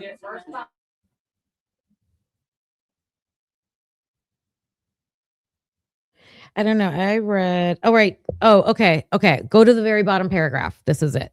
The very bottom paragraph. Read that. Okay. I knew this was here because I went through this once, but gotcha. The major unknown male B DNA profile obtained from item number 30. The unknown male C DNA profile obtained from 37.1, and the partial unknown male D DNA profile obtained from item 40.1 are not eligible for entry into the CODIS. Okay, now up at the top it says that 37.1 was determined to be from the same unknown male C. Down at the bottom, it's saying 37.1 is male C. Is male C. How make that make sense, you guys? That's why I'm confused. How can you be from something that it is? Lucy says unknown male C from 37-1 is a profile from a sample collected at 1127. Right. Yes, that's what we're saying. That's what we're saying. Yes. So that sample was not compared to anything else. They're saying it is male C. It is male C. It is male C. But then there's another sentence that you read up at the top that says it's from male C. Right. Exactly. Your daughter's on the line. Did you want to talk? So then that's why I wanted to, if it is from her fingernails, if there is another item, and I haven't looked at that part yet, you guys.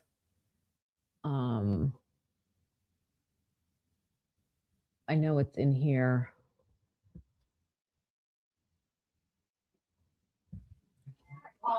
So Lucy said it makes it totally irrelevant unless the crime scene has that same profile, which it did.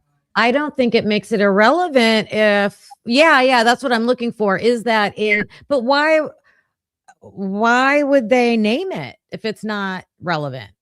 Why would they have an unknown? Why would they even have it in the document? Right.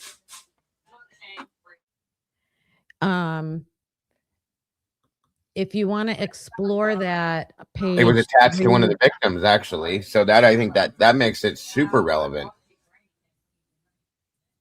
Yeah, that's a good point too. Why did they name the trash DNA unknown male E? Because that's the dad, and they compared everything to that. That had to be because that's how they eliminated Brian from all these things. They compared them to male E. So that's not irrelevant. I have no idea, Patty. I would like to know that for sure. Page 385 talks about the fingernails. Talks about Maddie's fingernails. Gotcha. Because her sample item is 13.1. I'm just trying to make sense of this. No, agreed. That's what my thing is, because I want to understand. Okay. The DNA profile obtained from 13.1 indicates a mixture of DNA with a major profile, which is consistent with having come from Madison Mogan. Kaylee Goncalves, that was the other contributor, is a potential contributor to this mixture, assuming a 3-person mixture and that Madison Mogan is a contributor. This DNA profile is at least 77,900 times more likely to be seen if it were the result of a mixture of DNA from Madison Mogan, Kaylee Goncalves, and an unrelated randomly selected individual than if it resulted from Madison Mogan and 2 unrelated individuals randomly selected from the general population. I hate their verbiage. I hate their wording. Based on the likelihood ratio result 0.3399, it is inconclusive whether blank is a potential contributor to the DNA profile. So they have 2 people that are inconclusive. Right. But 13.1 is Maddie's. I'm just verifying that on the first page. It's a swab of the left fingernail clippings from Madison Mogan. But it's not saying male C. It just said unknown male. Right. They're calling 37.1 male C. Exactly. And if 37.1, this is what my issue is. 37.1 and 2 were both found inside Decor's apartment. 37.1 is C. C was found under Maddie's fingernails. So there's the issue. Am I wrong?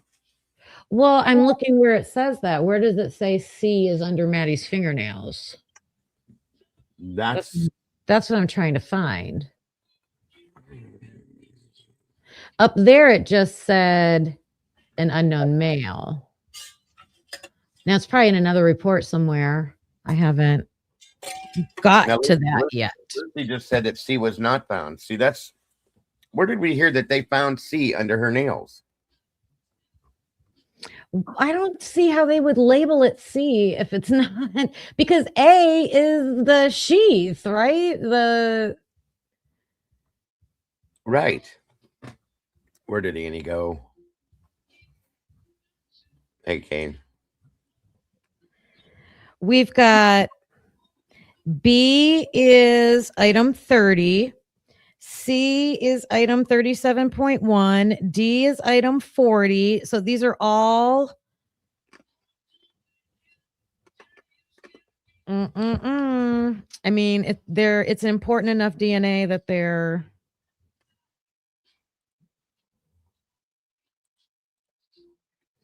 I'm just confused. Well, I guess they went to Jack's house because he's the Okay. Annie just said it sounds like they did YSTR and isolated the male in the mixture found in 13.1. And that male profile was never subjected to CODIS or IgG. Right. That's why it's unknown. Right. So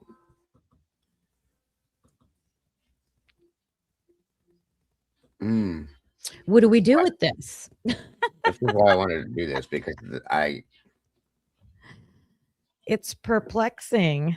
Annie, you're more than welcome to join us up here if you want to discuss this with us, because it is perplexing. I agree with you. On the court record, there is no male C. See, that's what my understanding was, is that the C was also, and I don't know where I saw that then.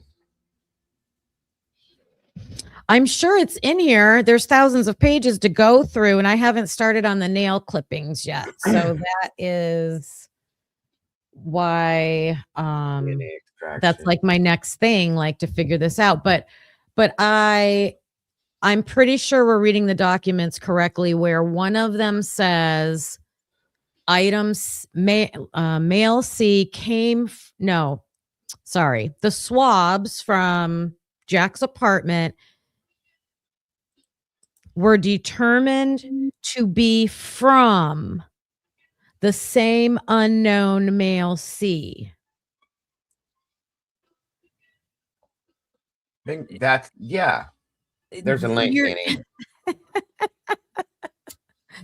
Here's what I did on my live the other day. I said, this is my marker and it's from this marker. Like, you don't do that. That makes no sense. The marker is the marker. It's not from the marker. That's how I'm reading it, although I could be doing it wrong. Well, I'd love for Annie to come up, because I gave her the link. It's in chat. That's not to be rude to anybody else, guys, tonight, but it's just for Annie tonight. That way we keep it slim up here so we can discuss this the right way. Well, and I know she went through all this stuff long ago. She did an amazing job with all this, and that's what I'm trying to understand, why I wanted to do this tonight, because unless I misheard or misunderstood, I thought that they did find C under a combination of, in the mixture was, C was in the mixture that they found under Maddie's nail. Well, let's say that that's true. Let's just think about that for a minute. So then what does that mean? So then that means whoever's blood, because that's the other thing. When you look at the nail samples, they were blood samples, I believe. When you look at the description, it says, let's see.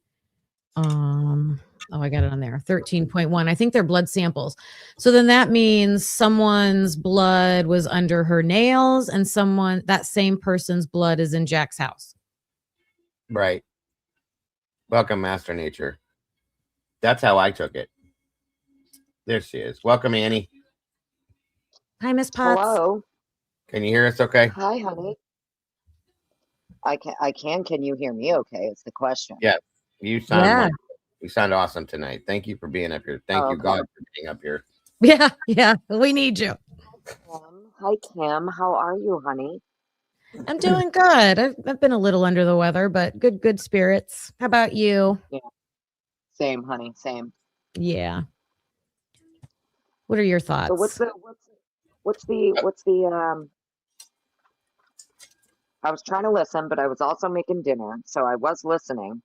No problem. But it sounds like you're talking about 13.1 specifically, right? Well, first we were talking about 37.1 and 37.2, which is the blood from the 1127 apartment. And Mhm. it says that that was determined to be from the same unknown male C. So from it. Mhm. But then when you go down to the bottom of the page, it says that that 37.1 is male C. And I'm like, how can that's like, that can't be, those two things can't be true. Well, I can say, unfortunately, with Idaho State Police and Moscow, typos are a real big problem for So them. do you think it's a typo, or is it I don't know necessarily that it's a typo. Maybe just let's read it again. Sorry, okay? let's No, let me don't apologize. hear it again. All right, where do we got to go back to, Kim? What page was that again? 605. Report 11, I believe so. All right, hold on. You'd think I'd write these down one of these No, days. I should have done the same thing. I didn't. No, this is I'm not. gonna do it this time. No, it wasn't 605. Hold on. What the hell page was that? Why didn't I write it down? I'm such a dingbat. I usually do. Wait, we want 11? Here it is. Here it is. Well, we'll start here. 37.1 and 37.2 and 41 through 50 were examined only for the purposes of sampling for DNA analysis. Okay. And then 11 was shit. It's not 705 is 13, so it's before that.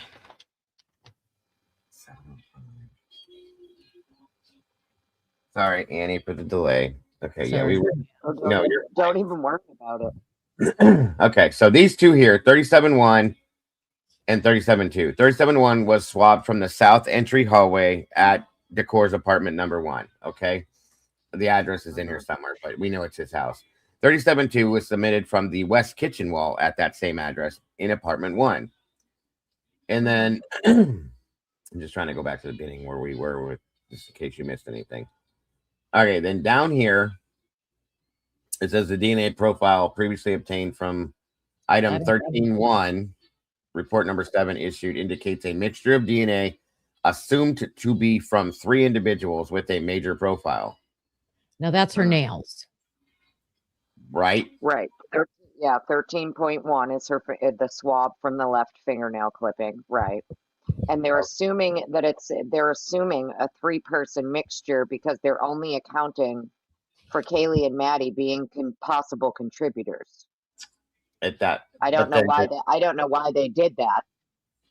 I don't know why they just assumed the only possible contributors could be Kaylee and Maddie, but okay. But there's also an unknown male. There's a third one in there. There's an unknown male because based on how they did they already went into it assuming a 3-person mixture. So even when you're assuming a 3-person mixture and then you have a male, a minor male or a major male mixed in, you still have to isolate the male profile. You're going to have to do YSTR. Okay. Yeah, because it says the DNA profiles obtained from 37.1 and 2 were determined to be from the same unknown male, C. Mm-hmm. Which isn't that the same as that third profile that was mixed under her nails then? Or am I not understanding this? This is where On that page, it does not say male C. But I think if you go back to page 708 and just read these two different things, I think then Annie will know the confusion about male C. Wait a minute. Here's the thing, though. At the top of this here, it says the DNA profile obtained from item 31.1 No, that's 31. Sorry. I keep getting 7 and 1 mixed up. Anyway, 13-1 never calls anything C. I would 13, need to see where something says male C from 13-1 is the 13-7 same male C. or 37-1. No. Sorry, you guys. I don't know why I keep getting this screwed up. There you go. I'm trying. That's why you're here, because I'm a brain dead idiot. Don't confuse me with the numbers. I'm trying to keep track of all the numbers. Where do I have to go? Okay, so if there's something that says that this unknown male C is acquired from 13-1 is also the same male C as 37-1 and 37-2. right. Where does Right. that say that? No, I have not seen that yet. I have not seen the fingernails being called male C. I also haven't looked at every single document, but on this page that we're on right now, 708, that yellow line right there highlighted says the way they worded it. Yeah. No, I need to read it to me. I'm sorry. What'd you say? It says they were determined to be from the same unknown male C. So that's the swabs from Jack D's house. Then on the same page at the bottom, it says male C obtained from 37.1 and the partial. Wait a minute. Wait, I read it wrong. The unknown male C DNA profile obtained from 37.1. Yeah. So it's saying male C is obtained from 37.1. Mm-hmm. So that's where they got male C from 37.1. So that's what I'm saying. Okay. You can't, but up at the top, they're saying it's from, I don't understand. I guess at the very, so then you just assume, okay, we have this unknown male C that they think's connected to the crime in this other house. Mm-hmm. I'm sorry if I misworded it, Annie, but that's what I was trying to get out.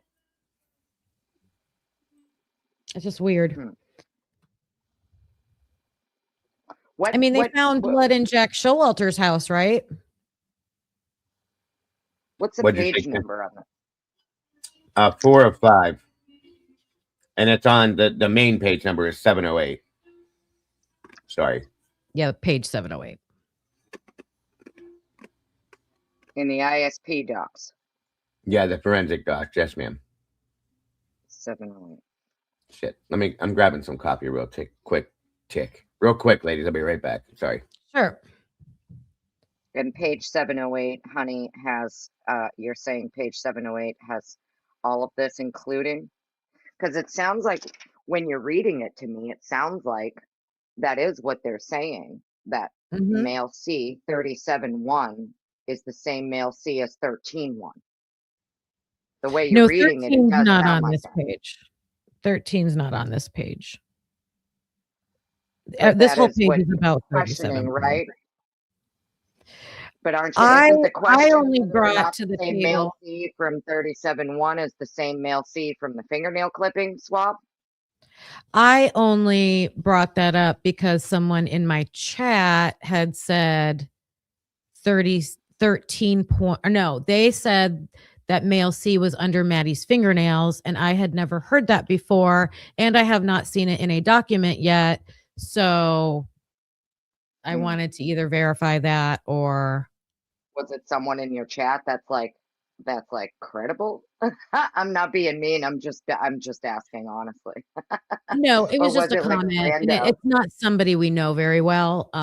So yeah, I don't know that's why I'm like, what's the validity of that? My point is more about this male C though, because I thought, we have male A, male B, male C, male D, right? And male E, do you agree that that's what they used? That would be from the like trash Brian's from dad or his, something, right? yeah, because that's what they used to no, I cannot think of words today. Not include Brian Koberger. To exclude. What? That's the word. Exclude Brian Koberger. That's what they used. Exclude him from what? They excluded him from a lot. No, I mean, you're saying they used his dad's DNA to exclude him from crime scene samples? Yeah, and I wondered Or they how were used they able his to DNA? do that when they didn't have him then, right? No, they used his STR. What? They used his STR for what they got from his buckle swab, along with his STR profile. Now, I could be wrong, but I could have sworn that that's precisely what they used. Of course, I don't have this stuff pulled up. I don't think I might. There are pages that say excluded. Male E is excluded, is the way it was worded. Male E is excluded. Male E is excluded. Right. Male E is excluded because that's Brian's dad. Brian's dad should be excluded from crime scene samples.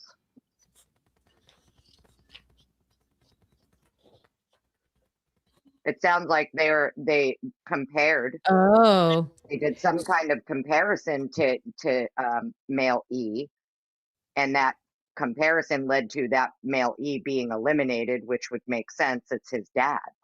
So I guess what I was trying to determine, maybe I misunderstood it then, was this male C, or 37, 1 and 2, was it found, hold on.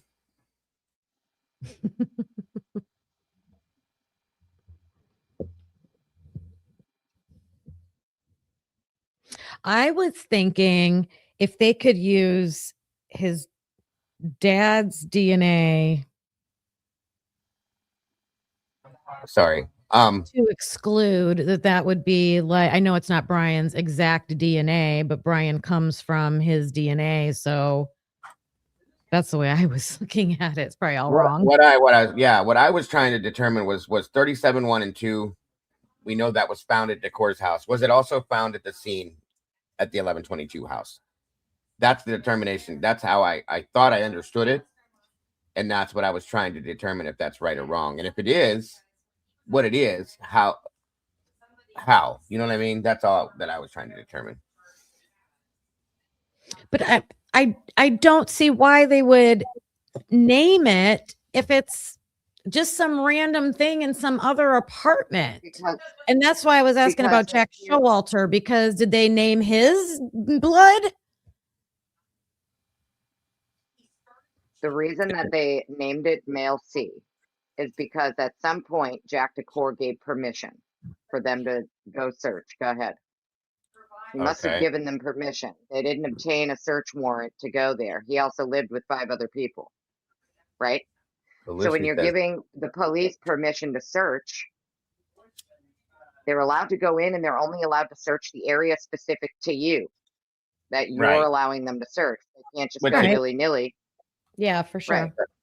So if he's allowing them in, they're taking these swabs, right? Mm-hmm. The specific reason that swab can't, number one, be used as, it can't be like used as evidence. It's not from the crime scene. So it can't go into CODIS. You can use it for elimination. Right.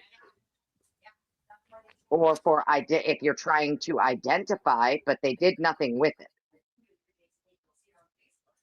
No. Yeah. Is there anywhere else in the docs that it talks about what further testing they did to identify this male C, or nothing? I don't remember it. But I'm still making my way through. Yeah, when I went through this, I just went through it, Annie. I didn't like stop on anything. I just read through everything, which I should have done.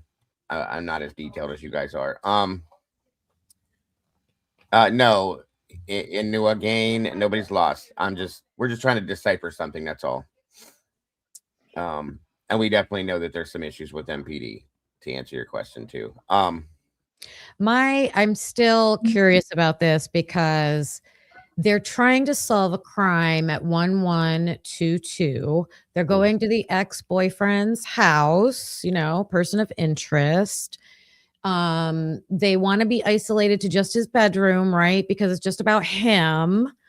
But they're noticing, oh, there's blood here in the kitchen and the hallway. So they thought that was important enough to sample. Absolutely, yeah. They're not going into other people's houses, or like if they did, because everybody, there's a report where they took blood samples from Jack Showalter's house. They're not labeling that male F. Right. You Bro, know? this "and you again" person is crashing the fuck out in your chat, Dago. I'm looking at this in New Again. That's on her side. Wait, You're- on my It's side? What's hysterical. going on? I got mods. What's going on? They're Oh, missing don't what we're worry saying. about it. It's just hysterical. I love watching people crash out in the chat. It's like my favorite thing. Okay. No, this information didn't come from MPD. This comes from ISP in New Again, if I'm saying your name right. That's the thing. But you just contradicted yourself here, by the way. It says, I need to find folks who can see MPD's guilty of murder. And then at the bottom down here, you say that, and then you all believe MPD lies. Later, I've had enough. What the hell are you talking about? You completely contradicted yourself. Make up your mind. Well, yeah, and we're reading the information they're giving us. We're not just making up theories, wild theories. Yeah. On our own. We are verifying what they're giving us. We believe MPD. Calm down there. that made no sense. You completely contradicted yourself. Anyway, it's okay, guys. It's okay. Oh my God, that's funny. That's funny. Good Lord Almighty. Gotta love it. Gotta love it. On we go. I love you, Annie, by the way. Your laugh kills me. I swear to God it does. I love it. Oh boy. So, I mean, listen. So listen. When it comes to this whole, even when you get reread it again, darling, how they describe the entrance to his room, I'm guessing you have to go through the kitchen and this hall, which Right. is why. So the right. Northwest. So they're swabbing. It's not that though they're only focused on his bedroom. They're also going to focus on the area that he would walk to get to his bedroom. Sure, sure. Mhm. So that's why you would see them talking about taking a swab like on the kitchen wall or on the hallway wall or whatever, right? But Yes. I'm still confused Still odd.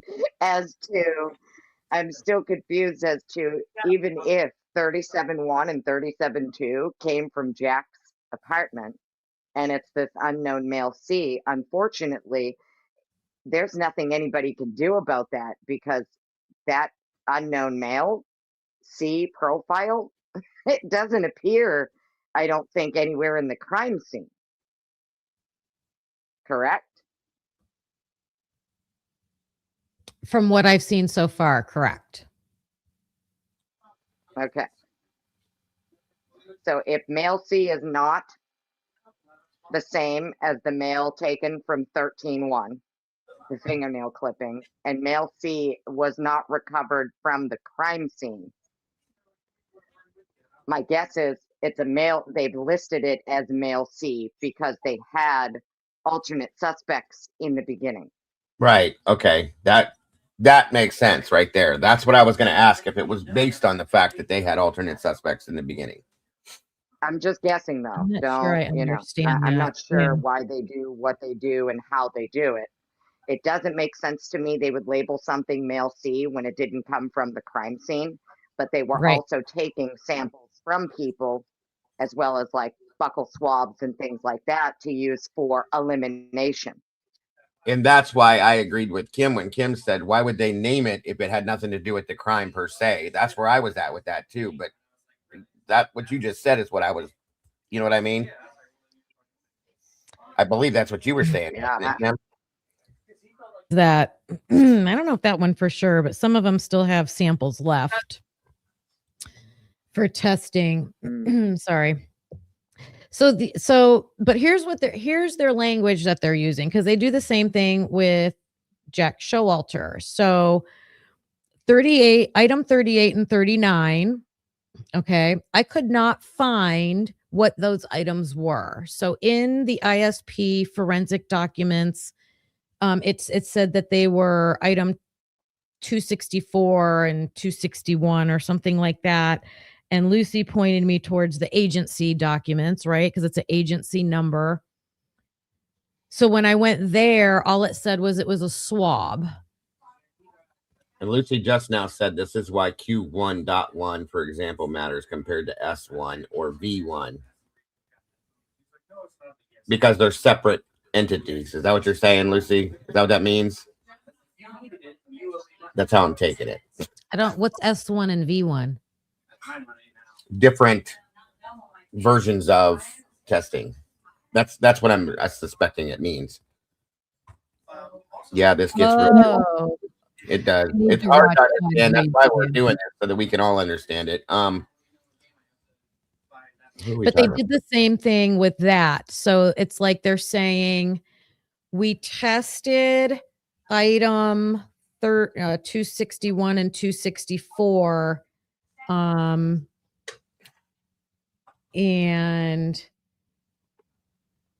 Jack Showalter is the source.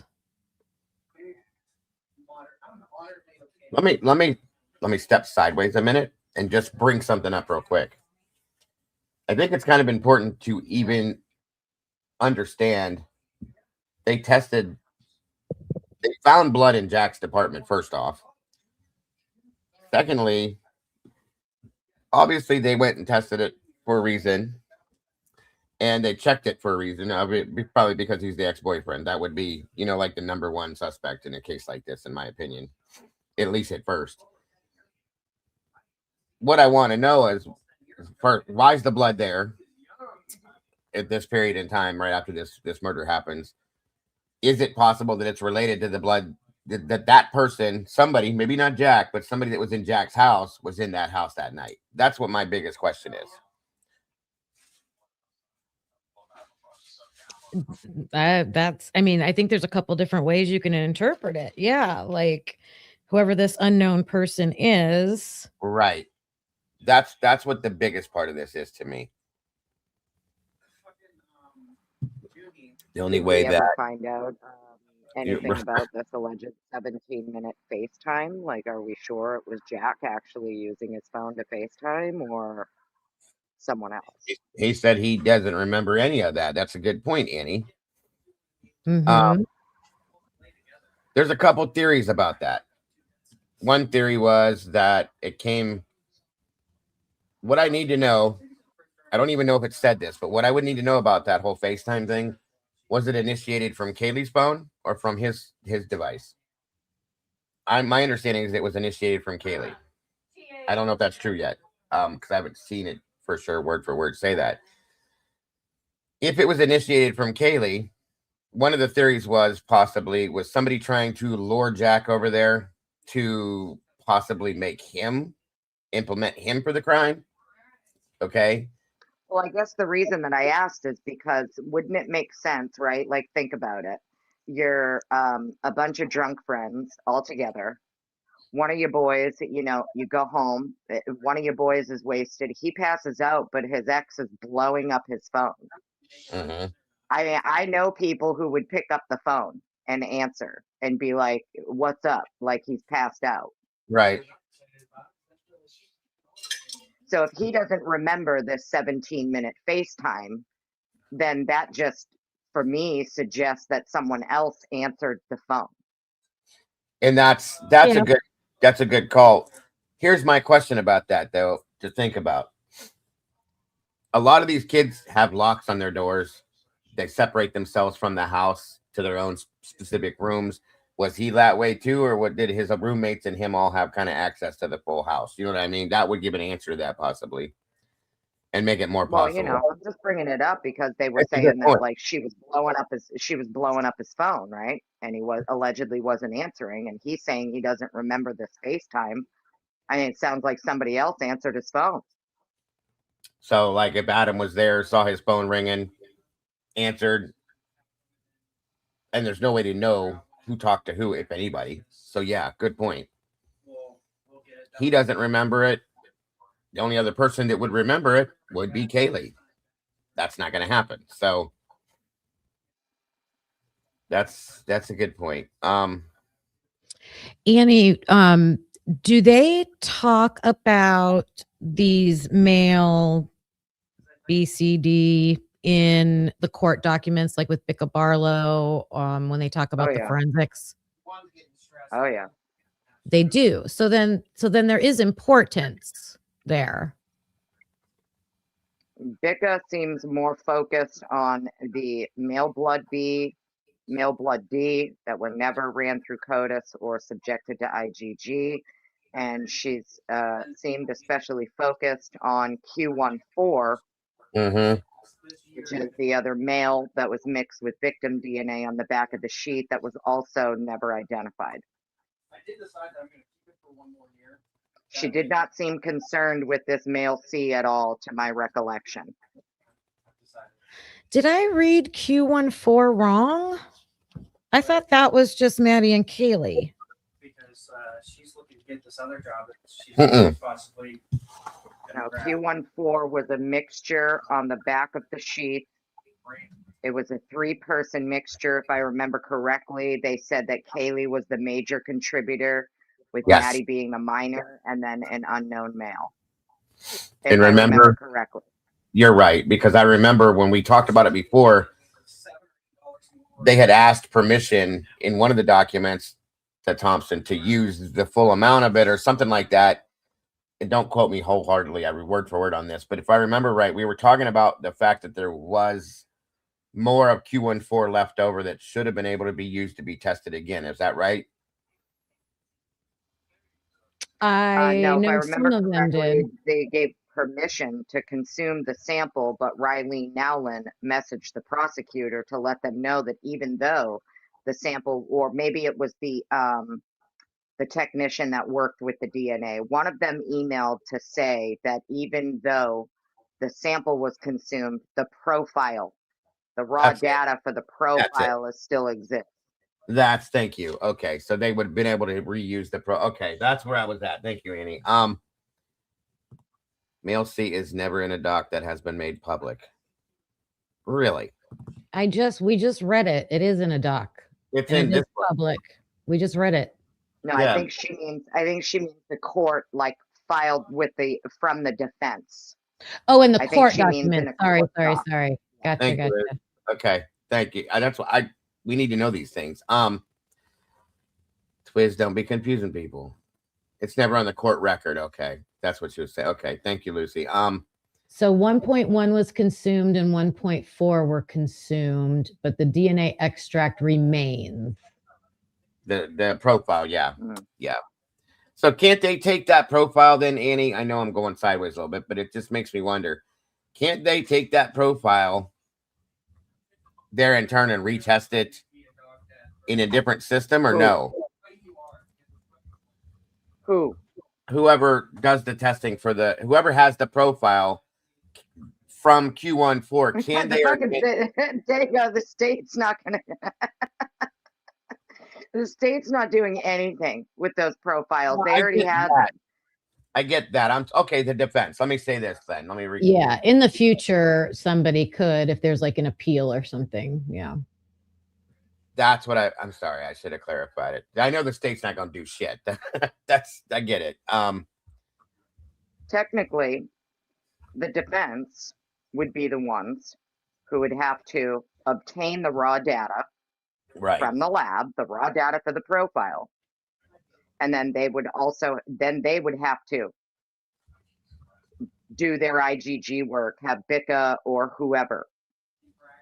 If you're trying to identify it, you can't upload it to CODIS. The case is closed.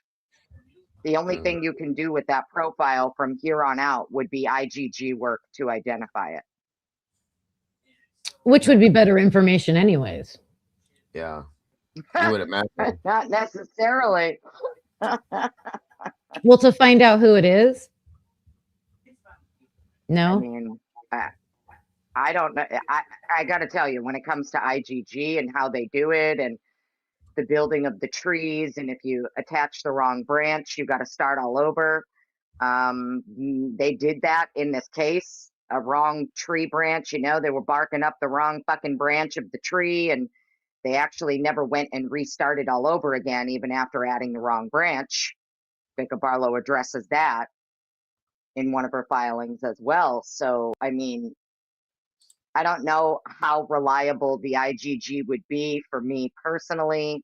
I guess it would all depend on who they're using to do the work. Like if they use somebody like a Gabby Vargas, I would say, okay, great. But if they're going to use, I would hope the defense would never want to ever use someone like a CC Moore or an Othram. Right.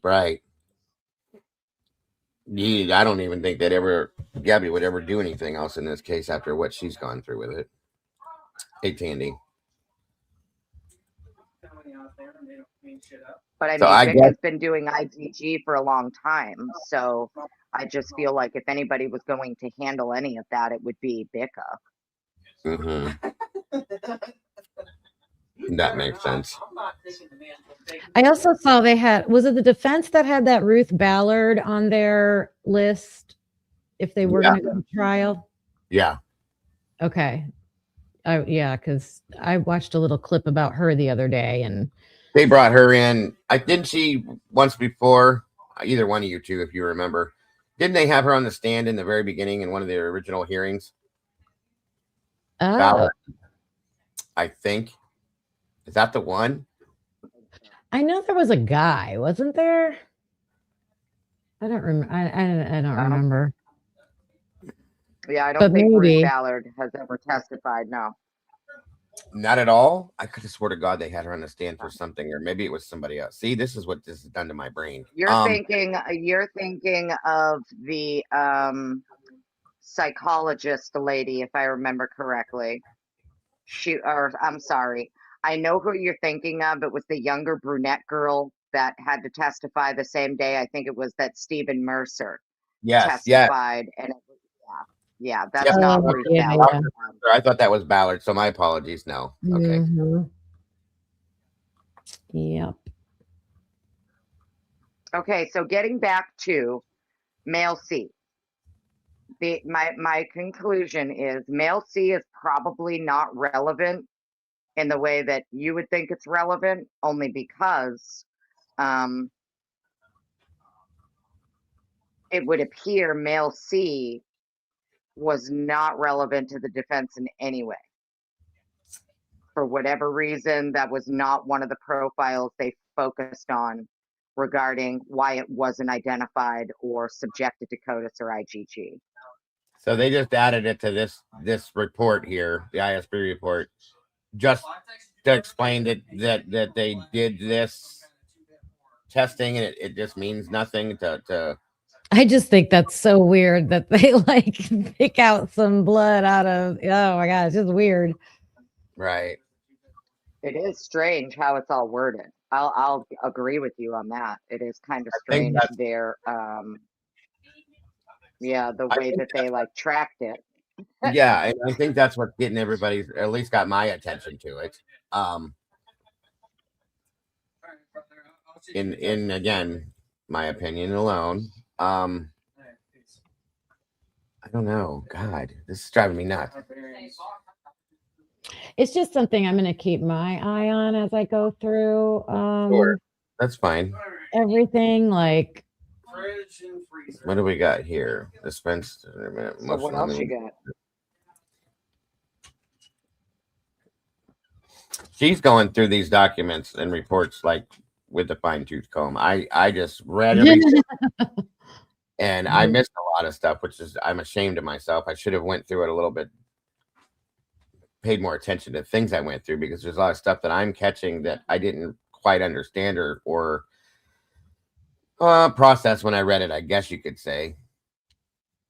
I'm still interested as to why.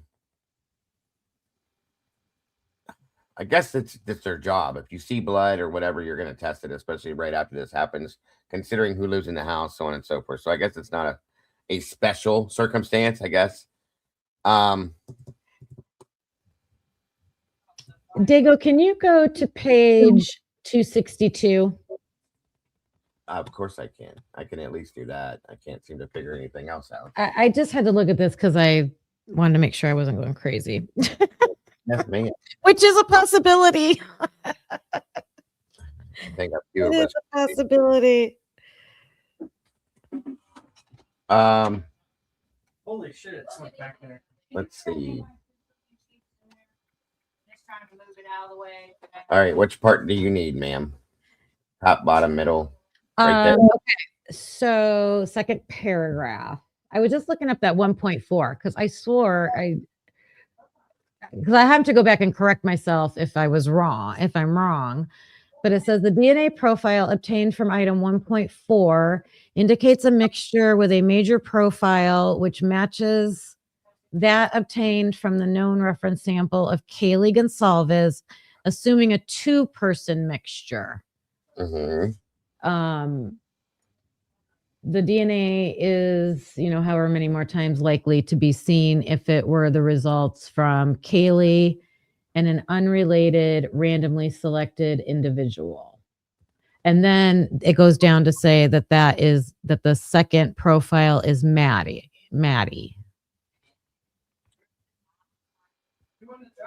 So to me, that's just, am I reading that wrong? Is that saying it's just Kaylee and Maddie?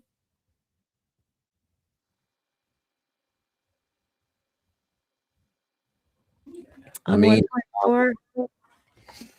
You're reading this paragraph right here, correct? Hold on, I was on my own doc. So I could actually see it. No, you're good. Real quick, Jen was asking if about to ask you about your FOIA question to Gamut.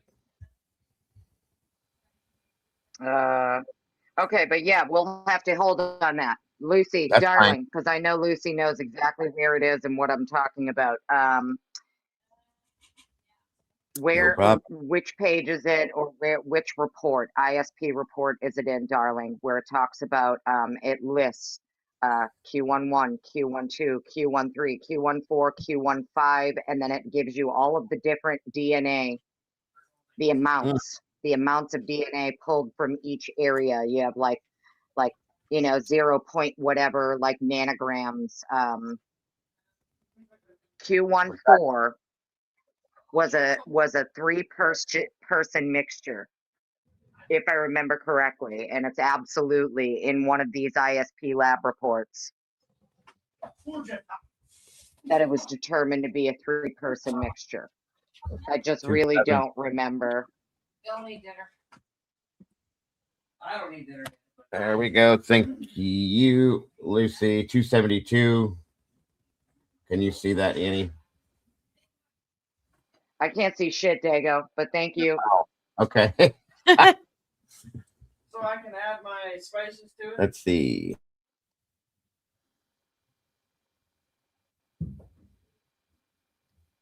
Page 272.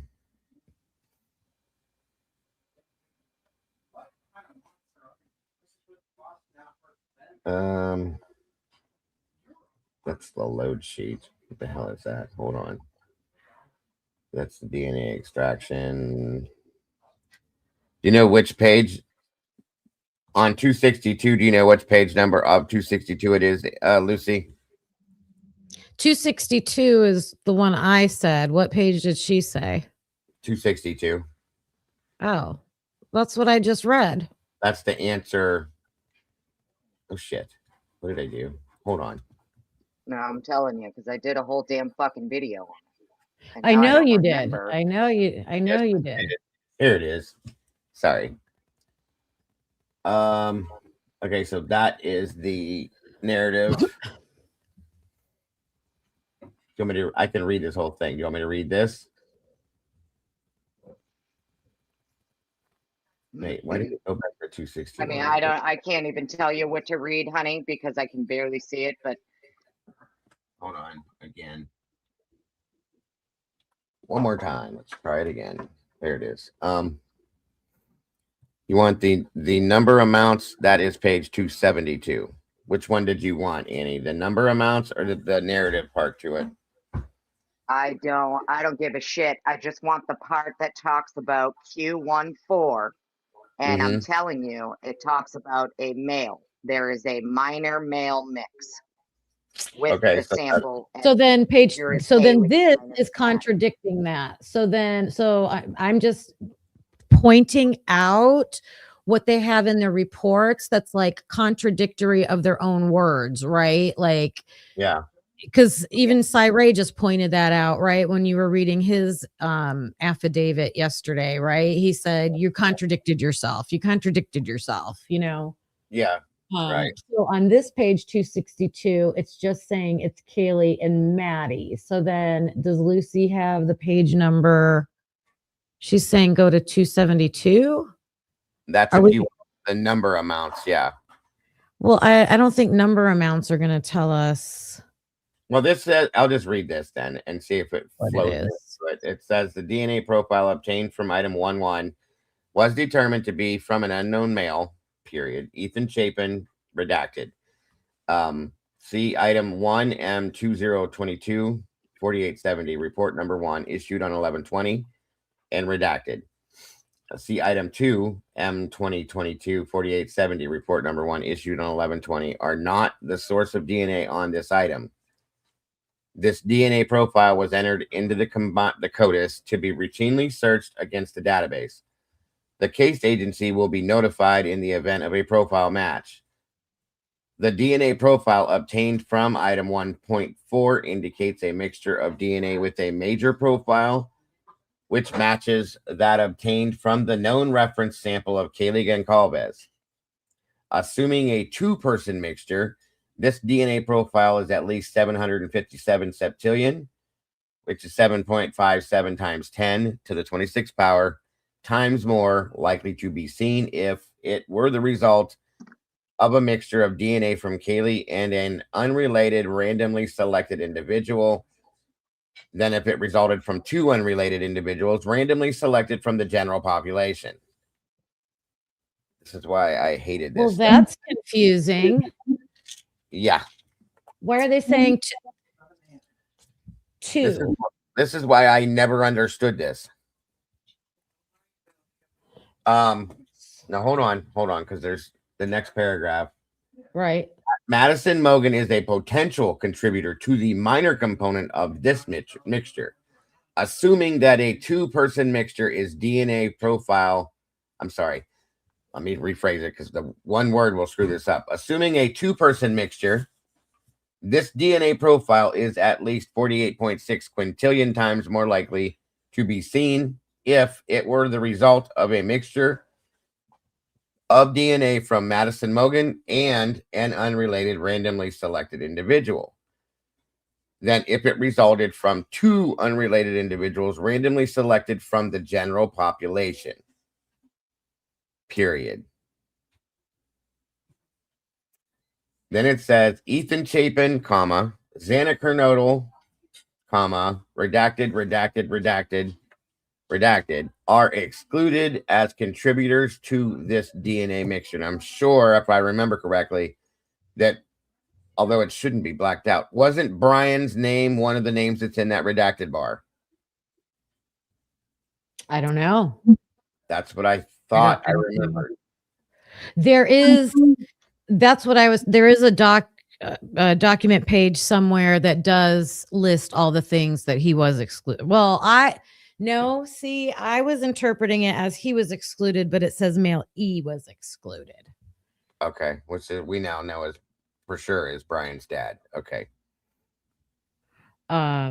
It says 1.2 is the three individuals. What's 1.2? Is that the handle?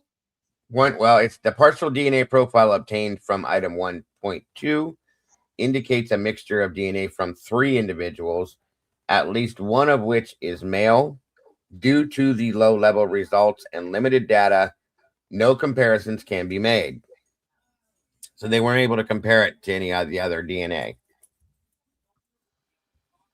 The partial DNA profile obtained from 1.3 now indicates a mixture of DNA from at least two individuals, and at least one of which is male. Due to the low level results and limited data, no comparisons can be made. this is so freaking confusing. I think it's just the word. Why does it say no comparisons can be made? Because it says that the Because they're low level results and limited amount of data. They can't right. make comparisons. Yes. But that's okay. So that's Beautiful Dissonance says I can answer this. Well, please go for it. yes. Please go for it. I was saying the other day, you know how we have lawyers on YouTube that are like, they have YouTube channels now and they're talking about all these cases. Could we find a DNA person? Yeah, right. We definitely do need. I mean, Annie's the closest thing we have to a DNA person, and she even gets, backed up on some of it. It's all dust. It's dust. They didn't take any DNA from any of the actual killers. Gotcha, Chris. You're welcome to join us too. If you have an explanation for this, beautiful, you're welcome to join us and explain your version of it.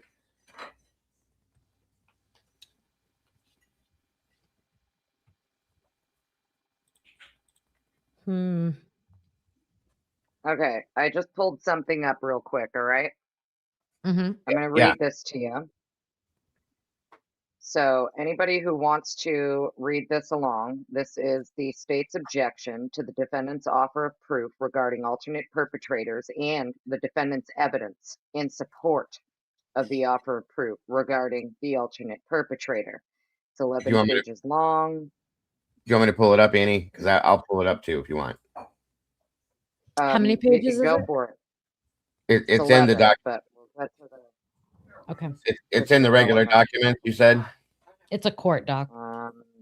Yeah. Yeah, hang on. That's okay. I'm coming to you right now. Hang on. You're coming to me. Okay. Let me go to my email. I'm just going to email this to you real quick, Dago. Thank you so much. You're an angel, because now I'd have to go in and back and okay. No, don't even worry about it. I'm just going to email it to you. Perfect. You're amazing. The email that I just got from Agnes Kaufman, I think it is. Thank you very much.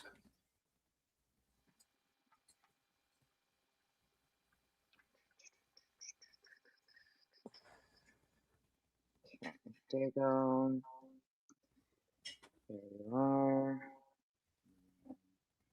Oh, I know we have a DNA channel, Twiz, and I have been referring everybody over there. I got to start using those videos. Oh, what's the DNA channel? It's Glitch DNA Labs. It's Audrey.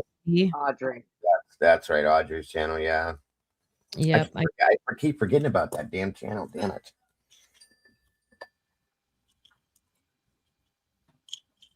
Thank you for reminding me again. Do they need me to drop the link? Can I? I don't think I can. For what? Are they in my chat? They can go to Dago's chat and click the link. Oh, are you talking about Beautiful Dissonance? Maybe. I don't. Hemisphere just said has to drop the link for someone to go up on panel. No, I'm not just dropping it for anybody. Oh, yeah, we do have an email, Beautiful. Hold on. Oh, yes, she is in my chat. Sorry.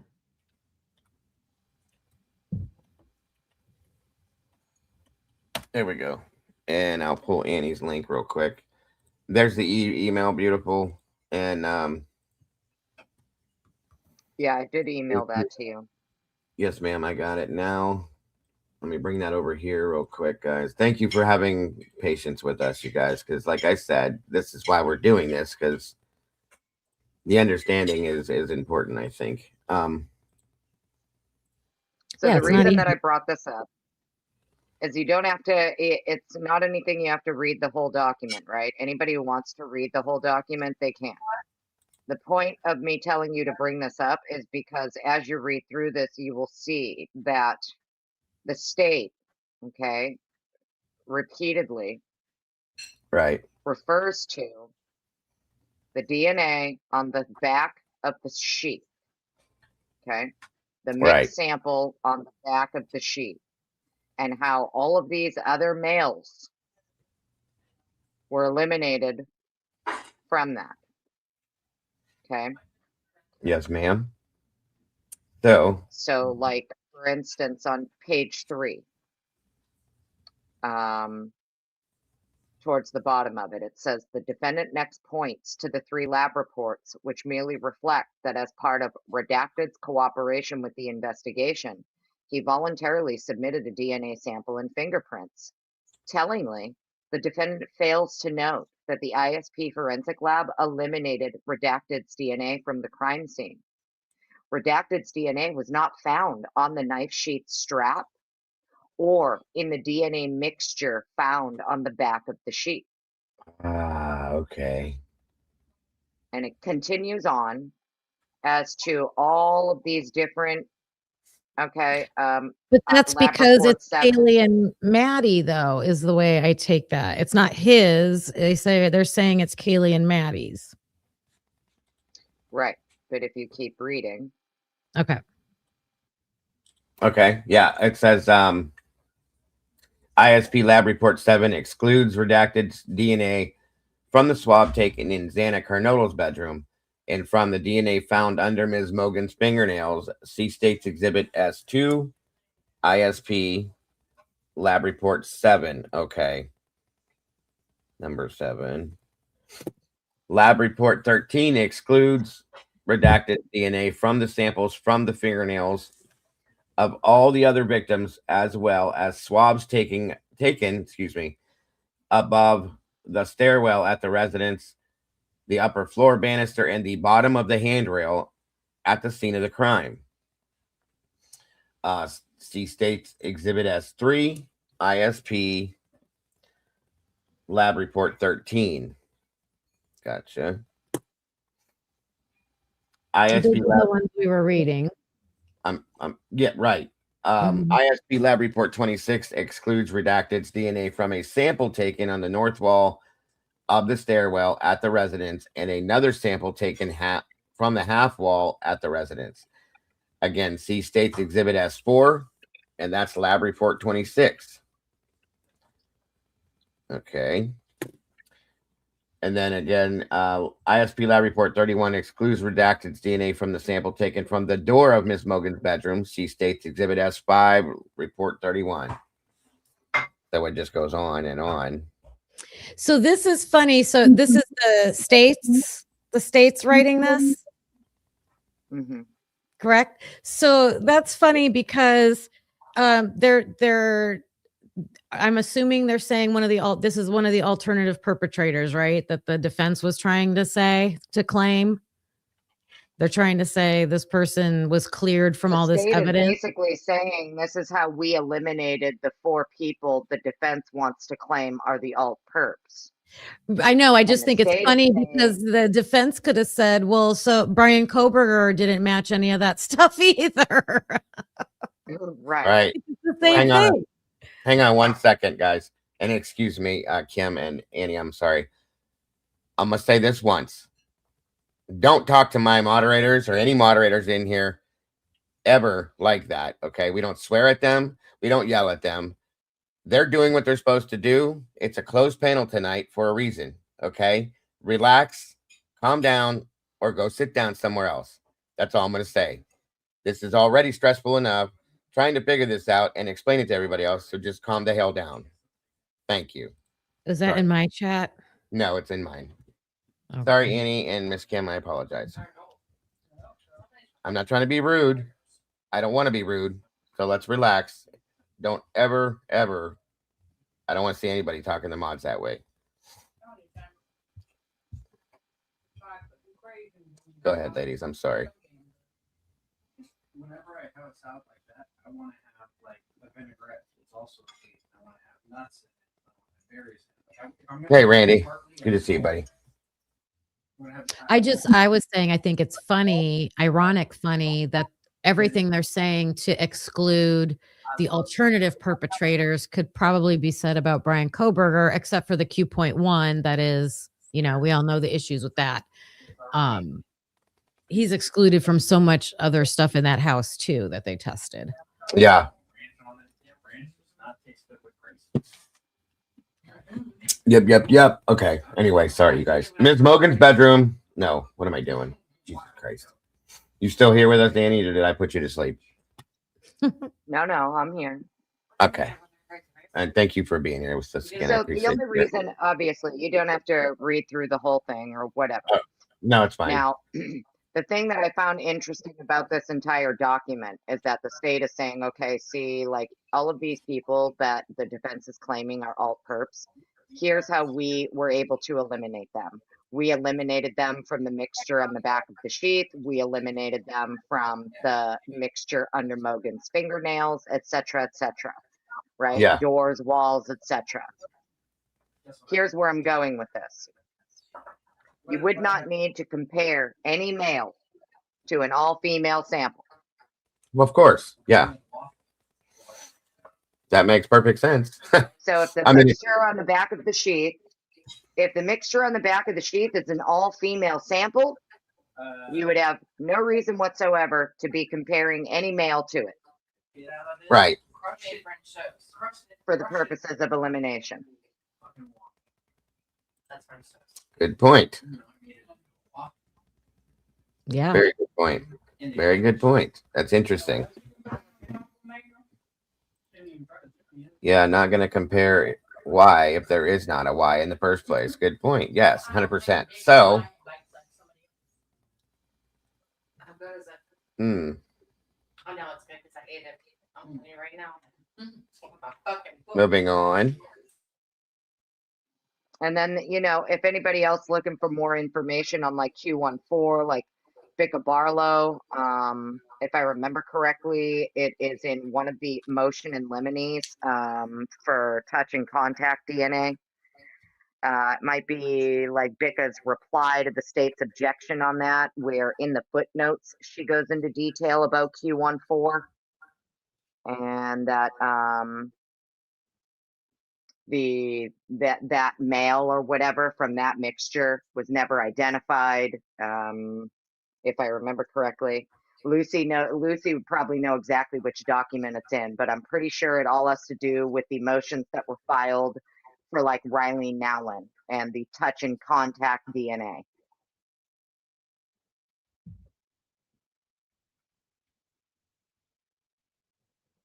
Gotcha.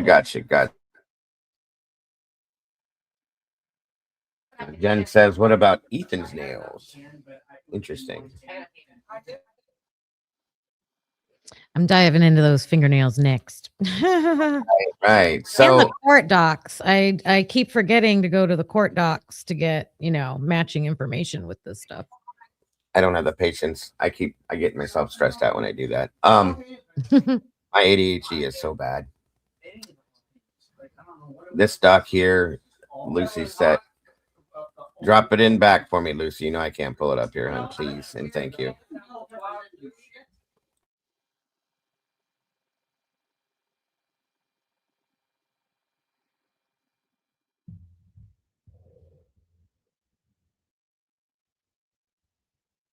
By the way, welcome, Cat Lady. Good to see you tonight. Thanks for joining us. There she is. Hippopotamus's picture.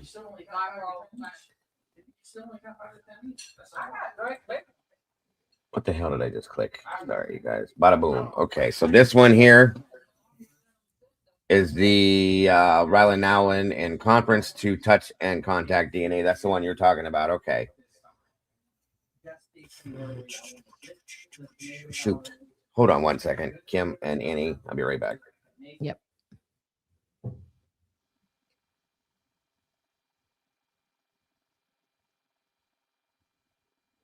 What are we saying in chat?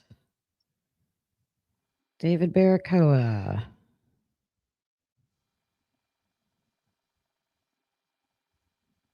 Hi, Donna Salamander. Good to see you. Hippler says alternative perpetrators didn't drive white Elantras. Only if you drive a white Elantra.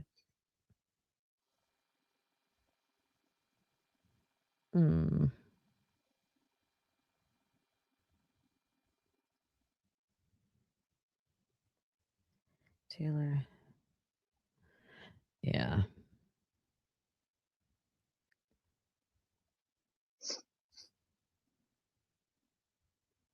Have you been under the weather, Miss Potts? I have. Aw. It's fine.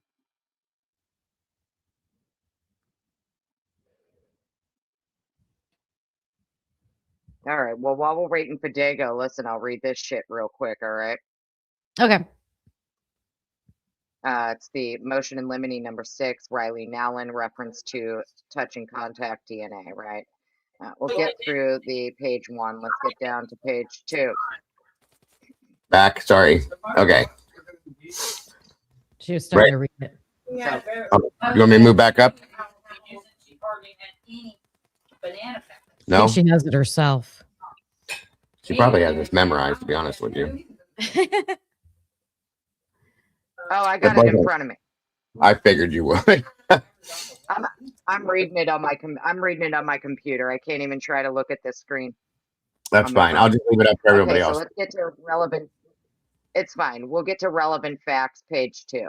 A knife sheath that was recovered tucked under the covers next to Miss Mogan at 1122 King Road on November 13th, 2022, right? That's footnote 2. Right. So we already, unfortunately, let's read the footnotes here. Footnote 1. The government has indicated that these terms will be used at trial, talking about touch contact. Footnote 2. The exact location of the sheath is unclear in both photographs and of the room and in the written description of its location. The body cam footage of one of the first officers on scene shows the sheath tucked under the covers next to Miss Mogan. Footnote 3. While item Q11 was tested for DNA, it was never subjected to standard biological testing for the presence of blood or saliva. In one exchange of emails, Riley Nowlin described the swabbing as being of the leather strap and internal metal area of the snap. The snap itself may not have been swabbed at all for DNA. The defense has no ability to retest based on the fingerprint processing of the sheath. Footnote 4. The other 2 male profiles identified in the ISP lab reports as unknown B and unknown D were never run through CODIS or subjected to IgG. The defense has never received an explanation as to why these 2 male profiles were not further investigated. Right. And then if I remember correctly here, page... Let me speed read this real quick and I'll find it. It was on page 10. They don't like 100, so. Yeah, because then it shows you all the different ways it can be secondary third-party transfer, blah, blah, blah. This is how your analyst is supposed to respond, should they ever be called. I think it's on page 10. Page 10? Yes, ma'am. 1 minute. Yeah, here we go, right here. Here we go. In this case, the only DNA evidence that implicates Mr. Koberger is the DNA found in the sheath in the residence. From the lab reports and notes, as well as recent testimony by Riley Nowlin, it appears that at the sample Q11 was a swabbing of the leather strap on the sheath, as well as the interior of the snap, not the outer snap surface, which apparently was not sampled in order to preserve the surface for fingerprinting. No serological testing was done in the area swabbed for Q11 to identify any biological material. An area identified as Q14, swabs of stains on the back of the sheath, tested presumptive positive for blood and was DNA tested. Mr. Koberger was excluded from this particular sample, which was identified as a mixture, ISP lab report 4. Thus, the government has the burden to prove the when and the how of the DNA identified in Q11. They do it, and they deal with it. So area identified as Q14, swabs of stains on the back of the sheath, tested presumptively positive for blood and was DNA tested. Mr. Koberger was excluded from this particular sample. And I made sure that even when I covered this, that I did say, yes, could it be Mr. Koberger was excluded because it's an all-female sample? But then we find out that the state is allegedly eliminating alternate perps from the same sample. And it doesn't make sense why you'd even be doing a comparison if you just have an all-female sample. Gotcha. I guess that's the way I was looking at it. Yeah, that's the way I was looking at it, is like, well, he's eliminated because it's all female. Yeah. Don't sit there. That's it. Well, that's what I thought too, until I started reading how Bill was saying, no, this is how we eliminated all these alt perps too. See, we Right. compared them and eliminated them. You wouldn't need to compare 4 men to an all female sample. No, it would be dumb, right?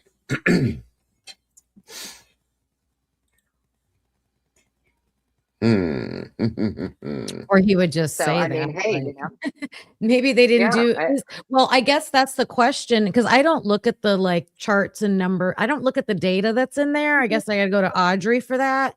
Like, did they actually run a test against Q1.4 to eliminate Brian? Like, is that in there? Is that in the report?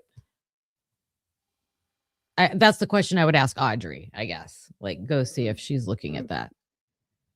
That's interesting. yeah, and she has all like the DNA differential extraction worksheets and all of Yeah. that stuff too. Yeah. So, you know, it should probably be. Yeah. But it wouldn't surprise me the way that they handle this case is if they were just like, it's a male excluded. It's a male excluded.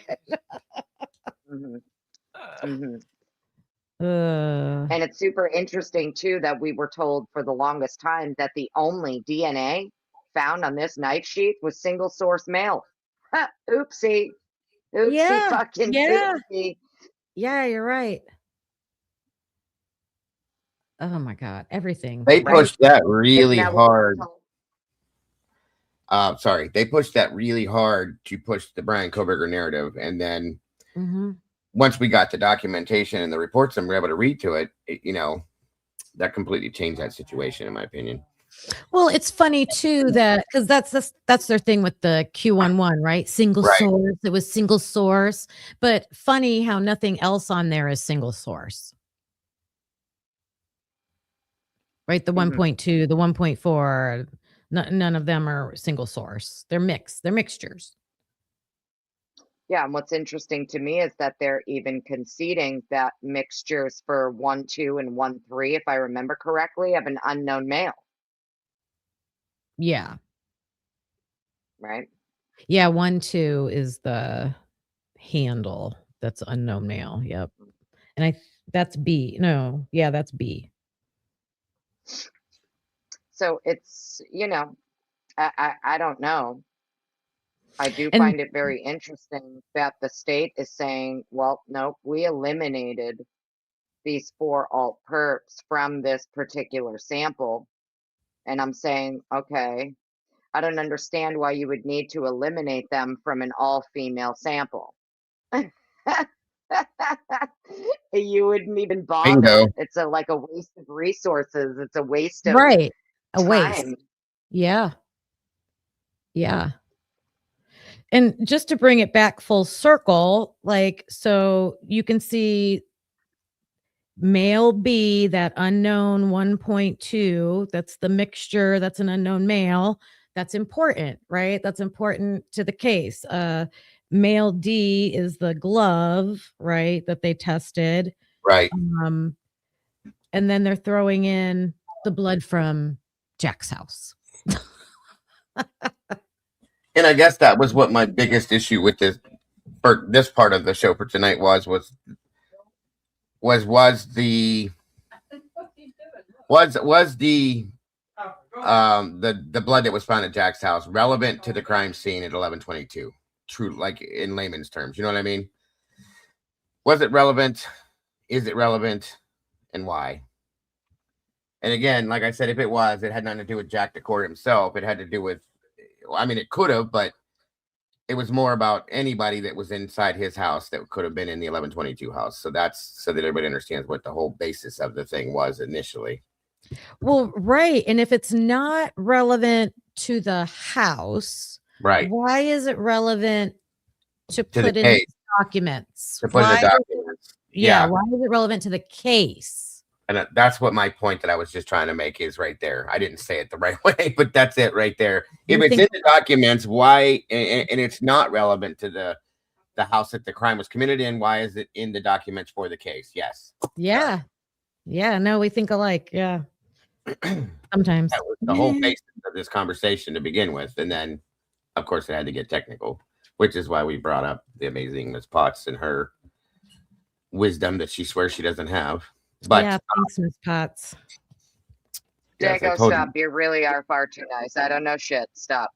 yeah, okay. I'm just asking You don't know questions shit. like everybody else. I just read it and ask questions. To me, Okay, it but doesn't make sense why you would go through the trouble of trying to eliminate all of these males from an all-female sample. But you know, it is Idaho.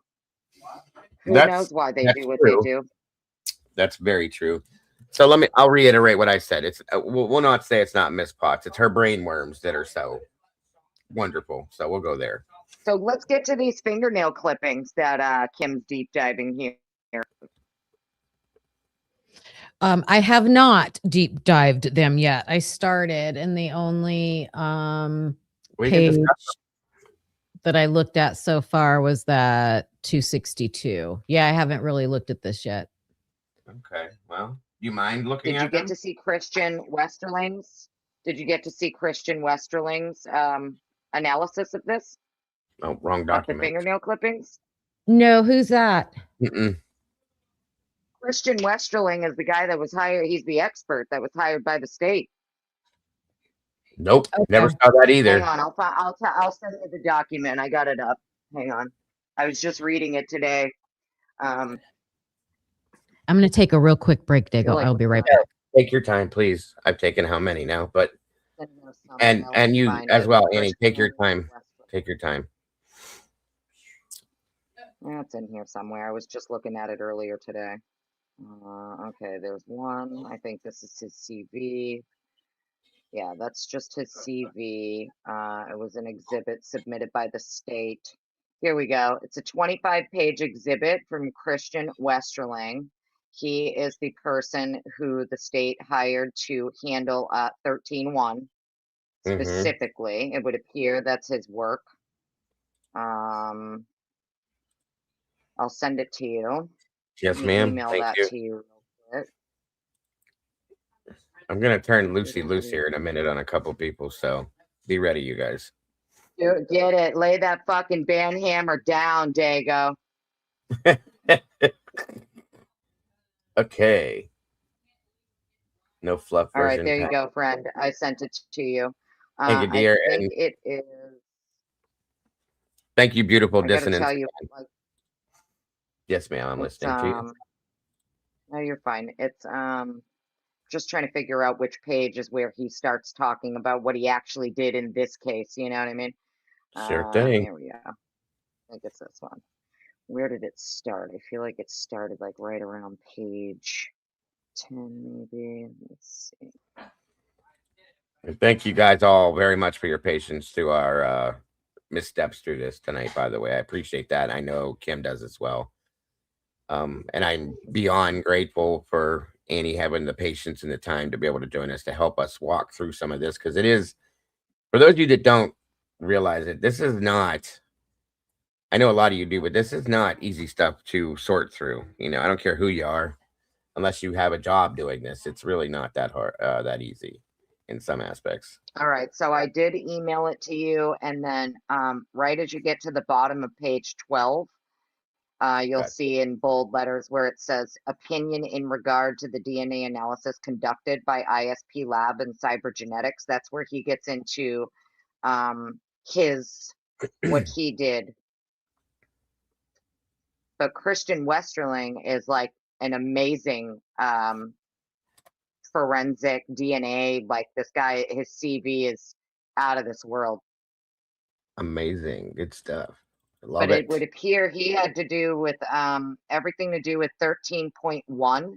He is the person, he's giving his opinion in regard to the DNA analysis that was conducted by ISP. So I'm guessing he's like peer reviewing, right? He's going to be the expert for the state, and he's going through what they did. Yeah. Awesome. I love it. Thank you so much for pointing this out too, Annie. I'll start reading this as soon as Kim jumps back up here. Yes, it's a If you want, you live can let dive. everybody know too. I don't know if you want to link it for people in the chat because I can't do it. But this Absolutely. is the Exhibit S1A to the state supplemental response to requests for discovery regarding expert testimony. And the link is pasted in the chat, guys, for you guys to check it out if you'd like to as well, to follow along and be able to understand this. Read it at your own pace, your own time, however you want to. And again, thank you, Annie, for that. Anytime. I'm going to mute for a minute, but I'll be back, okay? Yeah, no, take your time. I'm going to grab one more cup of coffee while we're still waiting for Kim as well. So do your thing, Annie. Take your time. And everybody in chat, thank you again so much for your time, your patience. We will jump right into this next. Very interesting stuff. And I appreciate you all being here with us on both sides. You're back. Annie took a break. I'm going to grab more coffee, Kim, and then we're going to read through this. It's very interesting. And again, thank you for agreeing to do this tonight, Kim. I'm really enjoying this. Yeah, I said it's like a live work session. A live dive. Exactly. I love that. I'm gonna start doing these live dives. I've been thinking about that and calling it that because why not? You know what I mean? We're still learning things, and while we're waiting on the other things, why not? No, I need to learn it anyway. Yep. And I'm sure there's some people in here that are grateful to understand it a little bit better than what they would. So yes. All right. I'm grabbing my coffee. I'll be right back, Kim. And Annie should be coming right back after. Can somebody drop me the link either in the private chat if anybody has access? I learned on one of my first lives not to click on a link in the chat because it kicks me out of the live. I got it. I'm going to drop it to you in Discord real quick. Okay. I heard you say that just as I was walking away, and I'm like, wait a minute. I got it. There you go. Right there. You should have it now, Kim. Yes, thank you. Wow, this is great having this pulled up. Yes.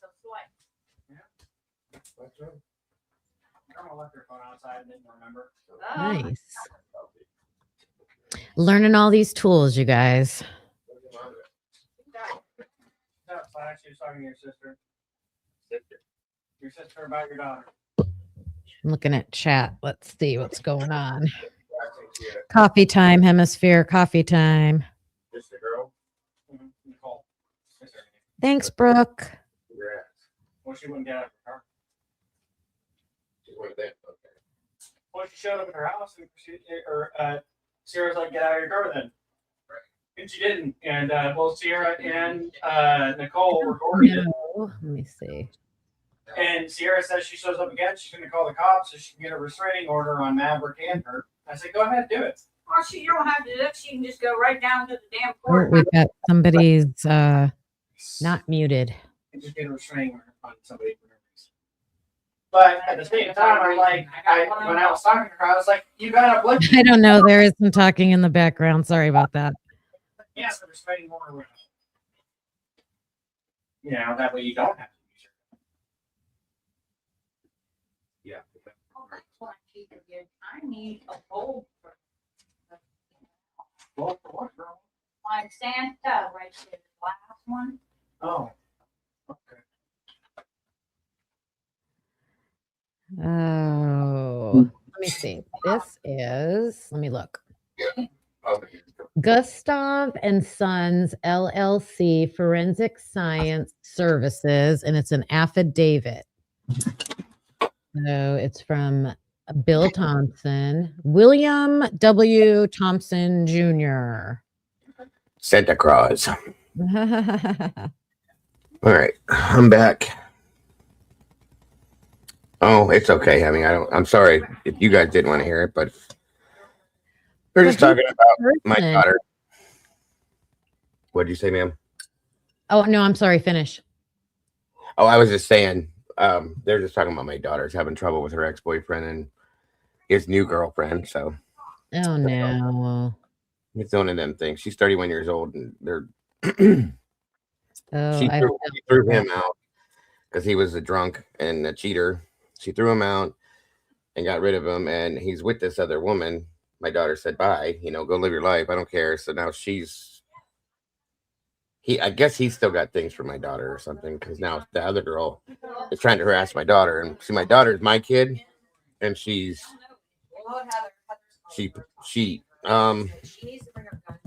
she carries a gun. I'll put it that way. So the girl showed up at her house, and I said, "Don't get crazy. Yeah. Do the other routes first unless you have to." That's all I said. So Oh my goodness. yeah, it's pretty wild. Did People she have around to here. call? Did she have to call for help? Like call somebody to intervene? I mean, Not yet. She called us, but Mm. and she lives in Youngstown. So Yeah. uh-huh.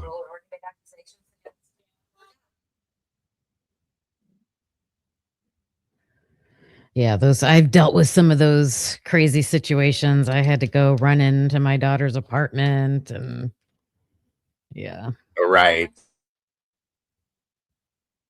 All right. So anyway. So this guy's name is Christian Westring, Yes. forensic biologist. Right. And we're gonna start as soon as Annie just gets back in here. I'm gonna start reading here going forward. I was looking through this. It's an interesting document, and again, something I never saw. I'm grateful that she's been able to throw this stuff at us. Tell I'm me, totally boy. here. I'm listening. I'm just gonna stay muted while you read, though. Okay. Okay, hon. Thank you for letting me know. I didn't know. No rush by any means. I hope you didn't. So thank you. All right, I will read bottom part of 12. It says the following. This is opinion in regard to the DNA analysis conducted by the ISP lab and cybergenetics. Sorry. The following describes my review of the DNA testing in the matter of Idaho versus Brian C. Koberger. As part of my analysis, I have been provided materials from the Latah District Attorney's Office, William W. Thompson Jr., or Dickhead for short. Sorry, I had to. Relevant to this matter for my review. As part of the forensic investigation, I have been asked to address the following 3 questions. Number 1, what is the definition of inclusion, exclusion, and inconclusive as it appears to forensic DNA analysis, and why do laboratories set different ranges, criteria for their protocols and purposes? Number 2, what are the substantive differences between the analysis conducted by the ISP lab employing the STR mix software and the subsequent analysis of the ISP test results conducted by cybergenetics employing the true allele software for item 13.1. Sorry. As it pertains to the complexity. I'm sorry. What is my independent opinion, number 3, regarding the ISP lab DNA results for item 13.1 as it pertains to the complexity of the DNA mixture obtained and conclusion reached. And it says, question number 1. The interpretation of a DNA profile typically involves, can you let me know if you guys hear me okay too, by the way? Thank you, SRB, for that too. Typically involves comparisons between an item of evidence, questioned evidentiary, and a person of interest, reference known. The purpose of comparing questioned and known profiles is to determine whether a DNA profile of interest may be included as a potential contributor, also known as failed to exclude. I hate when I do that. Or excluded as potential contributor. In some cases, it may be the opinion of the analyst that the comparison is inconclusive. To better understand these terms, we reference the DSWG DAM interpretation guidelines for autosomal. I hate this. It's autosomal. Autosomal. Thank you, Miss Teacher, ma'am. Appreciate you. I know that from my son's health history. Right. STR typing by Forensic DNA Testing Laboratories to 2017, revised in 21. And again, it says inclusion, a conclusion for which an individual cannot be excluded as a potential contributor of DNA obtained from an evidentiary item based on the comparison of known and questioned DNA profiles or multiple questioned DNA profiles to each other. The exclusion, a conclusion that eliminates an individual as a potential contributor of DNA obtained from an evidentiary item based on the comparison of known and questioned DNA profiles or multiple questioned DNA profiles to each other. 1 second, everybody, please. I'm sorry. Thank you so much, Charm Free, for that super sticker. God bless. I think that may have gone towards the goal as well. And very generous and very sweet of you. Thank you so much. All right. Inconclusive. I'm sorry. A determination that no conclusion, i.e., inclusion, exclusion, can be drawn from the comparison of a reference sample to suitable data. This could also result from statistical analysis that failed to provide sufficient support for an inclusion or exclusion. Inclusion or exclusion, sorry.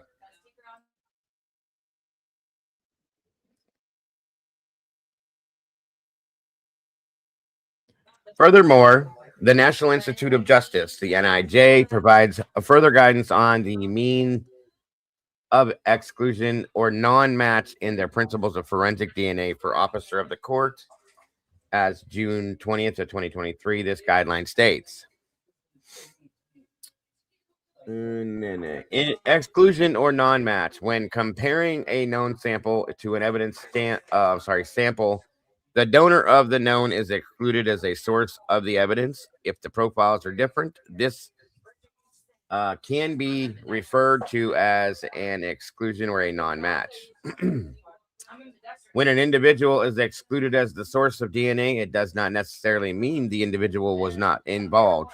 For example, a true perpetrator who left no detectable biological material will be excluded as a source of DNA. How you doing tonight, SDs? Thank you for joining us, buddy. Appreciate you very much. Here, the NIJ publication provides an important consideration to the term excluded. First, the term exclusion means the DNA profile for a questioned sample or evidence is not consistent with the known DNA profile from a person of interest reference sample. Second, 1 second.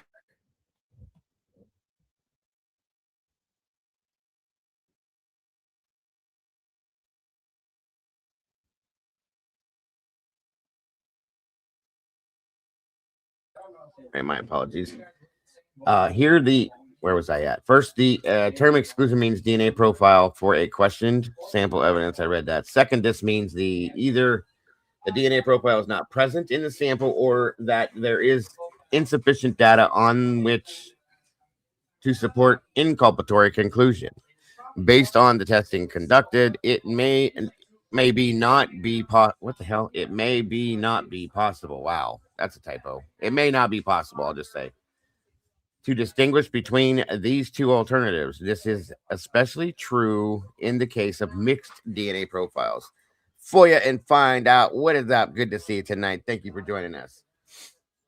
When addressing the potential for inconclusive results, the SWAG dam, I'll call it SWG dam, interpretation guidelines for, say it again, there, Kim, autosomal. There we go. Jesus, I feel like an idiot. Autosomal STR typing by forensic DNA testing. No, not at all. Those words are not. I only know it because my son had his blood cancer issue thing, so I know those words. Got you. Horrible. Senior Wazowski, good to see you. For inconclusive results. Oh, wait, where am I at? Jesus, I keep losing my place. STR typing by Forensic DNA Testing Laboratories 2017, section 3.13 states, the laboratory shall establish guidelines for inclusionary, exclusionary, and inconclusive determination based on comparisons of DNA typing results from known samples to both single source and mixed evidentiary samples. Referencing the ISP biology DNA casework analytical methods from 12.9 of 22, section 4.8, conclusions, The laboratory clearly defines the range in which the term inconclusive is appropriate. These values were derived based on empirical data developed by the testing laboratory through internal validation of the STR mix. Prior to its use in forensic casework, it reads as follows. 1 second, guys. I'm just checking the chat, make sure everybody's good and everything's square over here. Was charm free on your side or my side? I'm echoing. Sorry. I thought it was my side. Yeah, I could be wrong. Want to double check because I don't know these things. Sure. I didn't get to look. Let me go back up and I'll tell you right. It's your side. Thank you, charm free. Thank you. I appreciate that. Thanks for checking, Dago. I'm like, wait a minute. Yeah, no, it's fine. On my side, there's a little loopy thing. It looks like a little chain, and that's how I can tell they're coming from your side because there's a little chain. Okay. And if you have that on your side, that means they're on my side. So. Okay. Oh, yeah, I see that. Okay. Right. All right. And yes, that was amazing, charm free. Thank you so much for supporting Kim in that way. STR mix validation data shows that occasionally a known non-contributor can result in an LR1. 1 second here. I don't know what the hell's going on there. In an LR1, the range of LRs for which this may occur was observed to be between 0.001 and 1000 for PP16 or PP16HS. PP. For which this may occur was observed to be, nope, I did that already. Data, okay, and between 0.01 and 100 for fusion data during internal validation. For this reason, STR mix comparison in which the LR is between 0.001 and 1000 for PP16 or PP16HS data and between 0.01 and 100 for fusion. Did I just read that twice? Jesus Christ, these glasses are killing me. I don't know, but this is getting way too deep in the woods for me. The numbers, there's a lot of numbers. 1000 for PP16 or P data and 100 for fusion data will be reported as an inclusion. LRs 0.001 for 16 for PP16 or PP16HS data and 0.01 for fusion data will be reported as an exclusion. Okay, we're through that now. Jesus. So time out for a second. Yeah, real quick. Oh. Yes, ma'am. Oh, I'm so sorry. I'm going to hop off, but I wanted to let you guys know that as you read through this document, one thing should stand out to you. It's the one sentence in the whole document out of the whole 25 pages that stood out to me. Christian here states very clearly that when you're creating likelihood ratios, the highest likelihood ratio, the strongest the evidence. So just keep that in mind when we're remembering everybody's likelihood ratio that was created and who had the highest. And also, Miss Potts, at this part he's reading, I'm thinking, is he saying they set their own protocols for these limits? The ISP the protocol. Idaho State Lab has their own, right?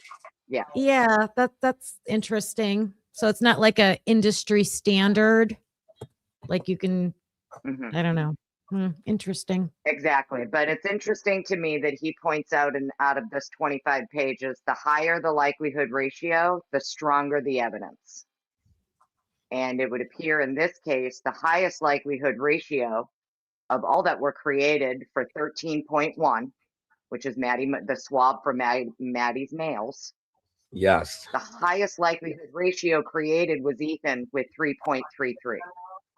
Everybody else was 0.0 whatever.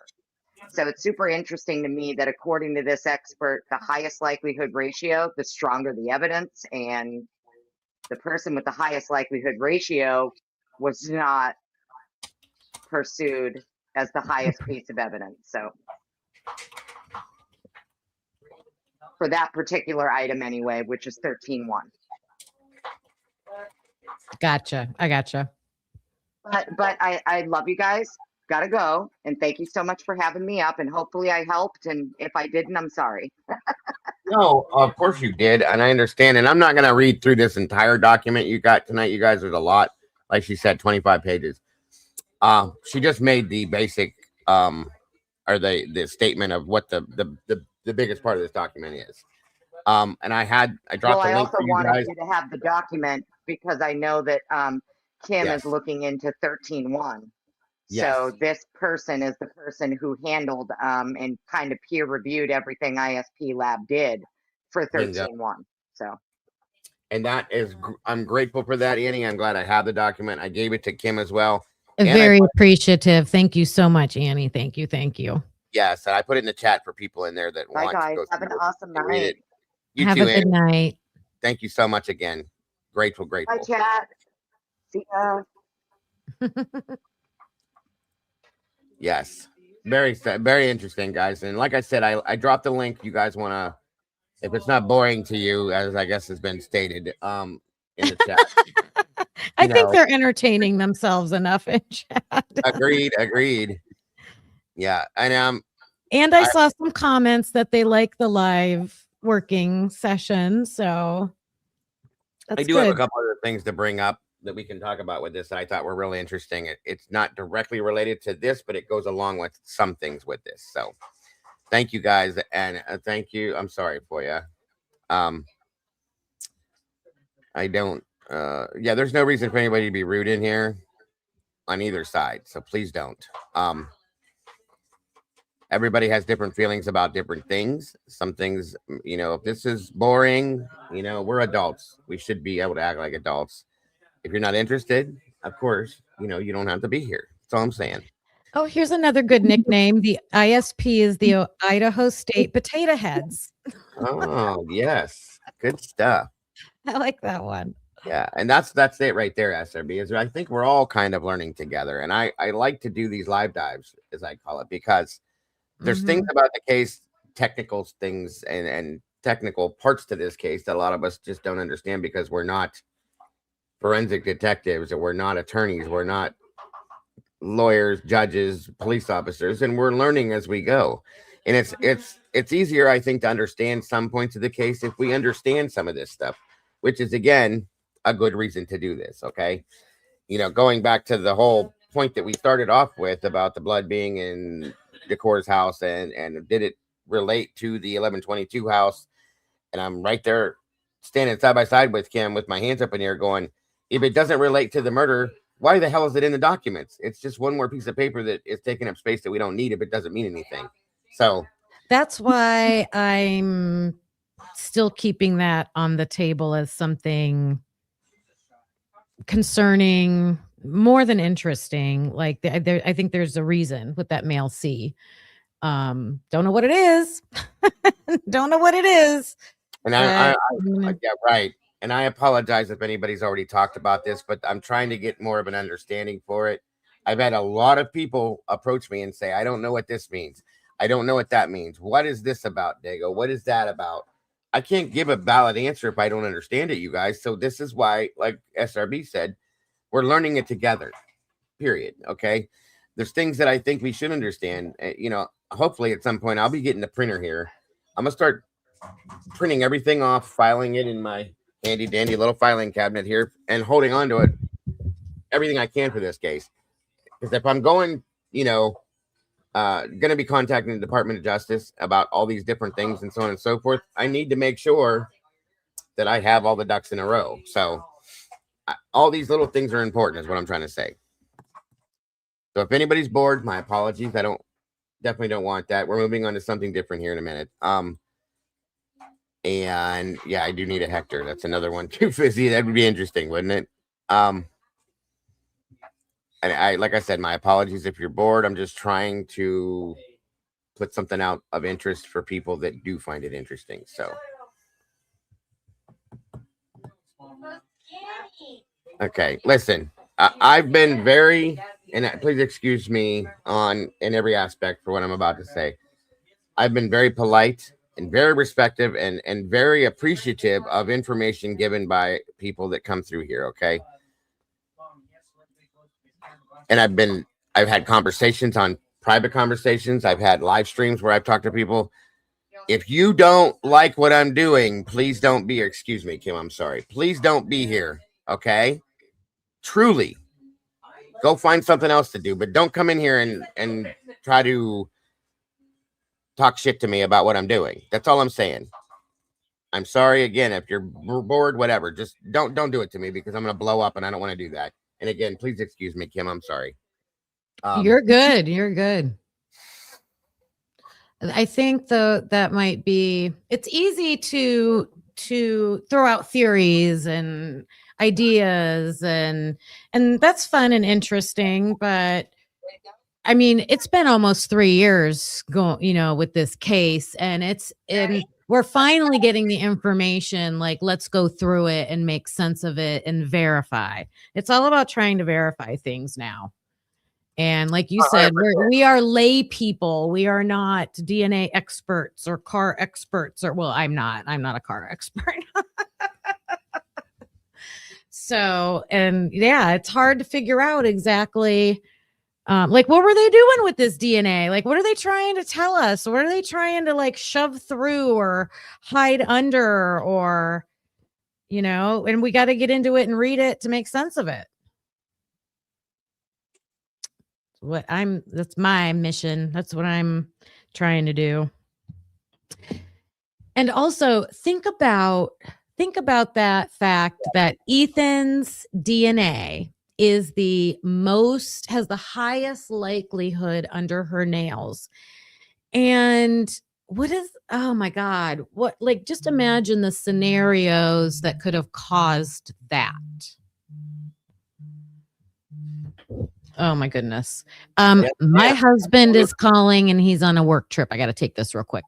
No, take your time. Please do. Yes, that's a good point, Annie. I agree with that wholeheartedly. Okay, so I'm gonna go ahead and pull this down. Like I said, the link for this is in the chat. You guys are welcome to take this on your own time. Take time and read through it. Read it a couple times if you need to give you an understanding of what this part is all about. Because I think this is important for people to get. Like I said, you have no idea how many people have come to me and asked me what's STR, why STR, forensic genetics, and blah blah blah blah blah blah blah, IgG, stuff like that. If you want to understand it, this is the way to understand these things. If you don't, just blow by it. You know what I mean? It is what it is. I truly understand that. So let me move this here. D-Dog's in the house. Altruistic Murder, welcome. Annie Ruler, good to see you, dear.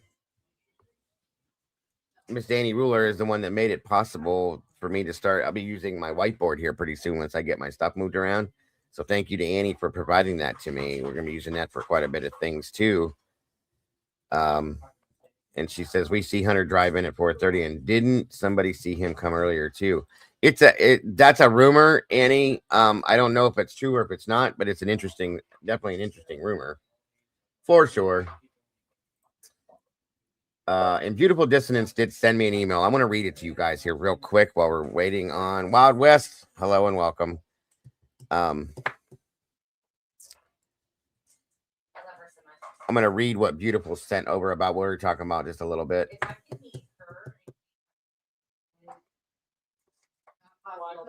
Says, here's the plain English. No fluff version of what that passage is saying with what we were reading before. The bottom line is the state is arguing, and I like it because it's layman's terms for you guys. The state is arguing that the defendant's attempt to point a finger at someone else is weak, speculative, and not legally admissible. So the judge should block it. Broken down simply, the behavior that the defendant is pointing to does not prove nor suggest involvement in the murders. So, because of that, it can't be used as evidence under Rule 404. You can't introduce character or past behavior evidence just to imply that somebody is the kind of person who would do this. Even if the behavior happened, it doesn't connect that person to the crime at all, especially under the Meister standard, which was based off of Meister versus Idaho case. another crazy situation that they did build case law out of, and they've used a lot in this case, guys, just so you know. I do. It really helps to understand it. Thank you so much, Boya. God bless. I appreciate that too. Because of that, it can't be used as evidence under Rule 404. You can't introduce character or past behavior evidence just to imply that someone is the kind of person. Okay, I read that. Sorry. Even if the behavior happened, it doesn't connect that person to the crime at all. I think that's important. And then, like I said, especially under the Meister standard, which requires real evidence, not guesses. That's a good point. Most of what the defendant is offering is hearsay, secondhand statements, and therefore unreliable. Some of it is also excluded under Rule 403.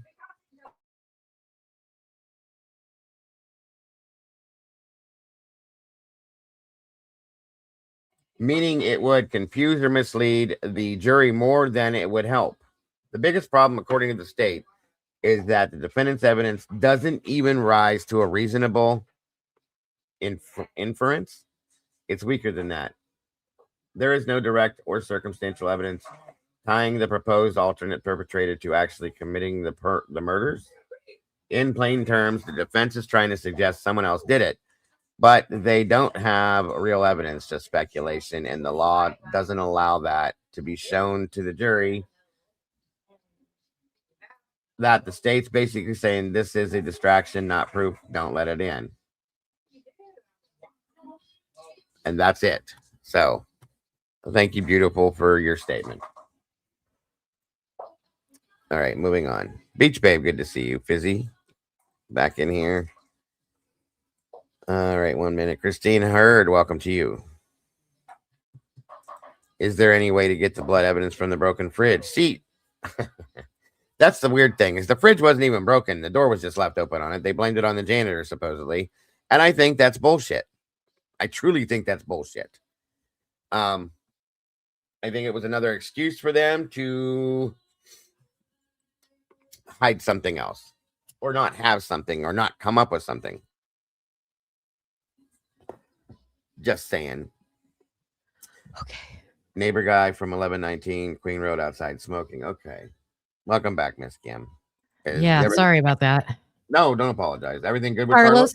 He's in Mexico. He had to call me and show me a lovely piece of carrot cake that he was about to eat for dinner. So he had to tell me some things too, but hopefully the weather's good there for him. I'm sure it is compared to what we have.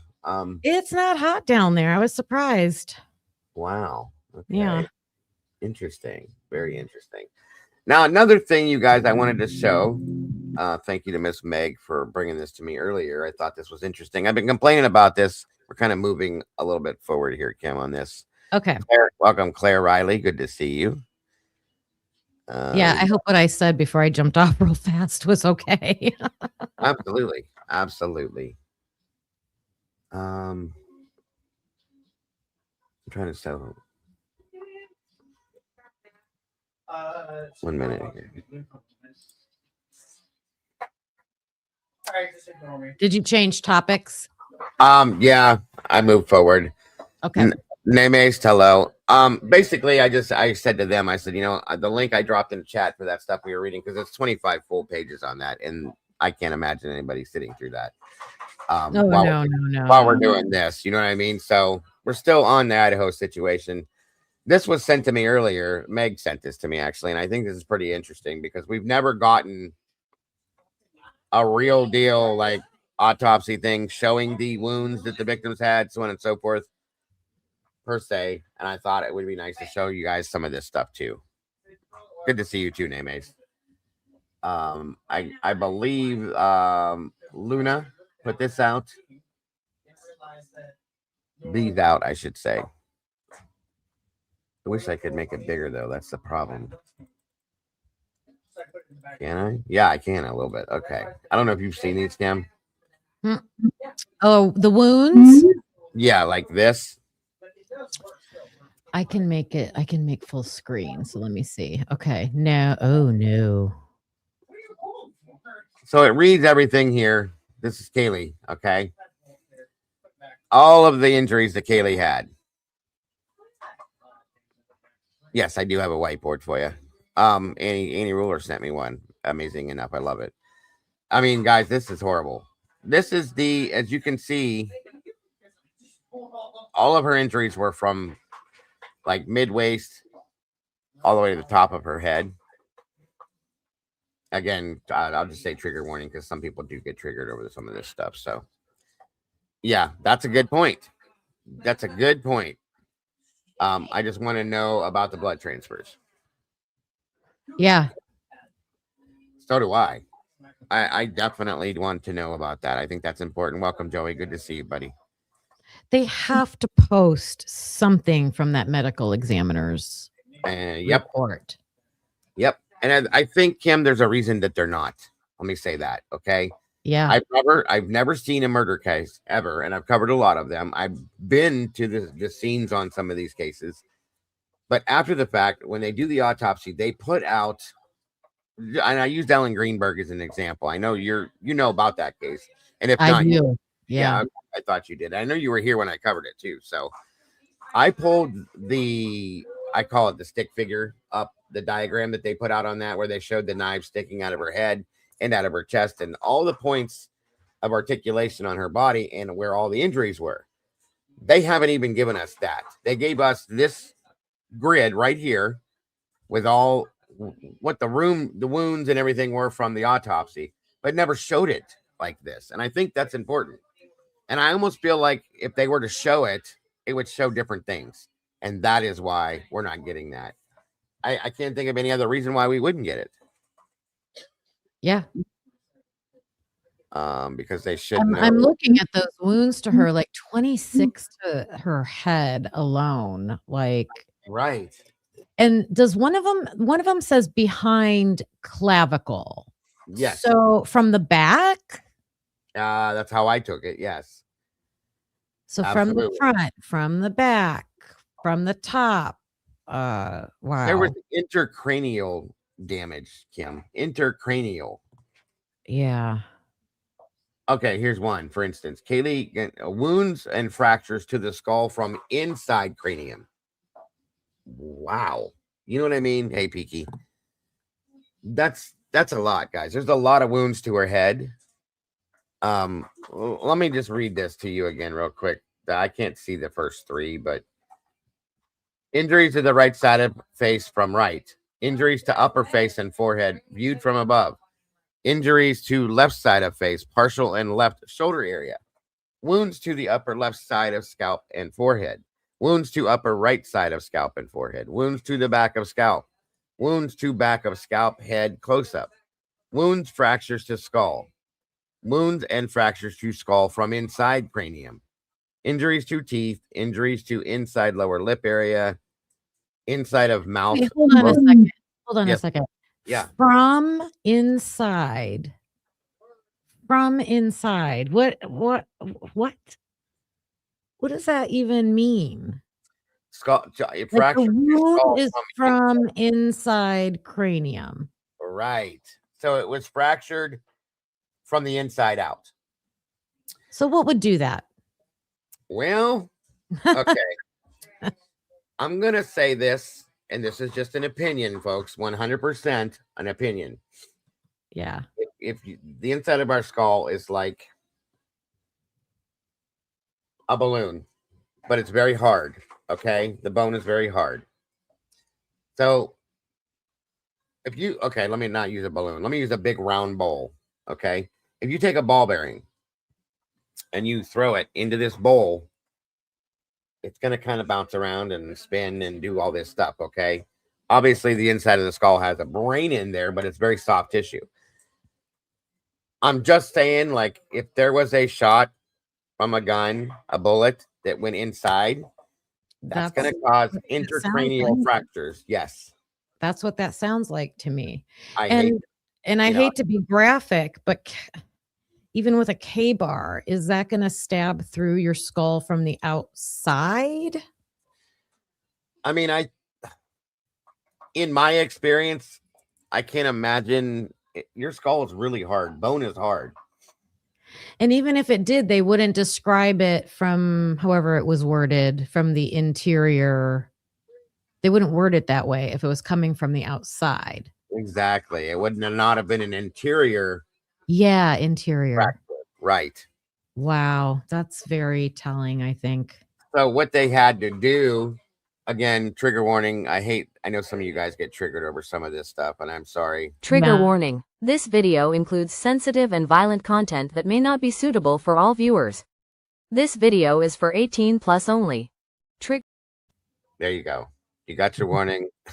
I know it bothers some people. I need to get one of those sounds. I'll send you the link if you want it. And then you just add it to your thing. But yeah, thank you, Chandy. So if you're shot in the face, it enters through one of the orbital crevices in your face. The bullet gets inside and bounces around.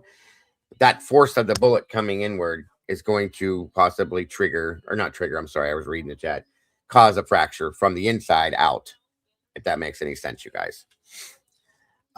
That's my knowledge to that type of thing, being the stuff from what I've seen. That it may not even show on the exterior that it's fractured, but it will show on the inside. So there was some, when it went in, it hit with force. You know what I'm saying? Maybe it went in through an eye socket or a mouth or something like that, or up through the nose. And when it went in, it hit the skull and it fractures immediately as it hits things like that. That's all I'm trying to say. Yeah. And I know I'm beating around the bush, guys. I'm just trying to take it easy on some things because I don't want people to get upset thinking about this situation. That's all it is. Anywho, again, where was I? Fractures to skull from inside cranium. We'll go from there. Injuries to teeth in the lower lip area, inside of mouth close up, to lower lid of right eye, to the neck, left shoulder, and chest viewed from above. Close up of wounds to left shoulder and upper chest, back of left upper arm, left elbow, right hand, and top of left hand and left palm of left hand, which all of those to the hands are all defensive wounds. This is horrifying, guys. I mean, really horrifying. And the report, like the medical examiner's report, was it done? Was it completed in November? Completed in December? Like it had to have been done right away, right? Yeah. It was that. I think it was done within. I'm just bringing that up because they continued the narrative that they were all sleeping. Of course. Yeah. But then they know this is going to come out. You're not going to have wounds on your hands if you're not fighting. And every one of them has had defensive wounds at this point, Kim. Every one of them. I even thought for the longest time that Ethan and Maddie were sound asleep, probably. If anything, they were passed out or sleeping because they were both really drunk from what I understood. Yeah. At this point, you're not going to have defensive wounds if you're passed out or sleeping. You're just not. And they all four have defensive wounds. Two of them have way worse defensive wounds than the other two, but they still have defensive wounds. So nobody was sleeping. They were all awake, which I've always suspected that they were awake, just as much as I've suspected that one of them may have been attacked in the kitchen and it moved around the house. Okay. No, D-Dog, don't worry about that at all. You are absolutely fine. That's part of the thing, guys. In a true crime channel, covering a case, sometimes it's going to be a little harsh like this. This is what true crime is, sadly. So you're perfectly fine, D-Dog, and I appreciate your input on that very much so. You beat in the footage this going on. I don't know what that means, Claire. I'm sorry. And if you have questions, guys, we can answer them. I have a medical background. Meg is a nurse, has a medical background. I think there's a few other people, and I can go to my wife for other things too. So, hey, Contessa, good to see you. Norma Freyland, good to see you as well. Okay, so there's everything, guys. And then it shows one left lung laceration, one liver laceration, two subdural bleeds, which, okay, that's two, not just one, brain bleeds. 24 plus. That's insane to me. 24 plus head and face injuries, all of this, which is why they did not recognize her, nor recognize whether she was male or female at first, guys. That's sad. Where did it go? Where did it go? 11 neck and chest and torso injuries. All of this. Okay.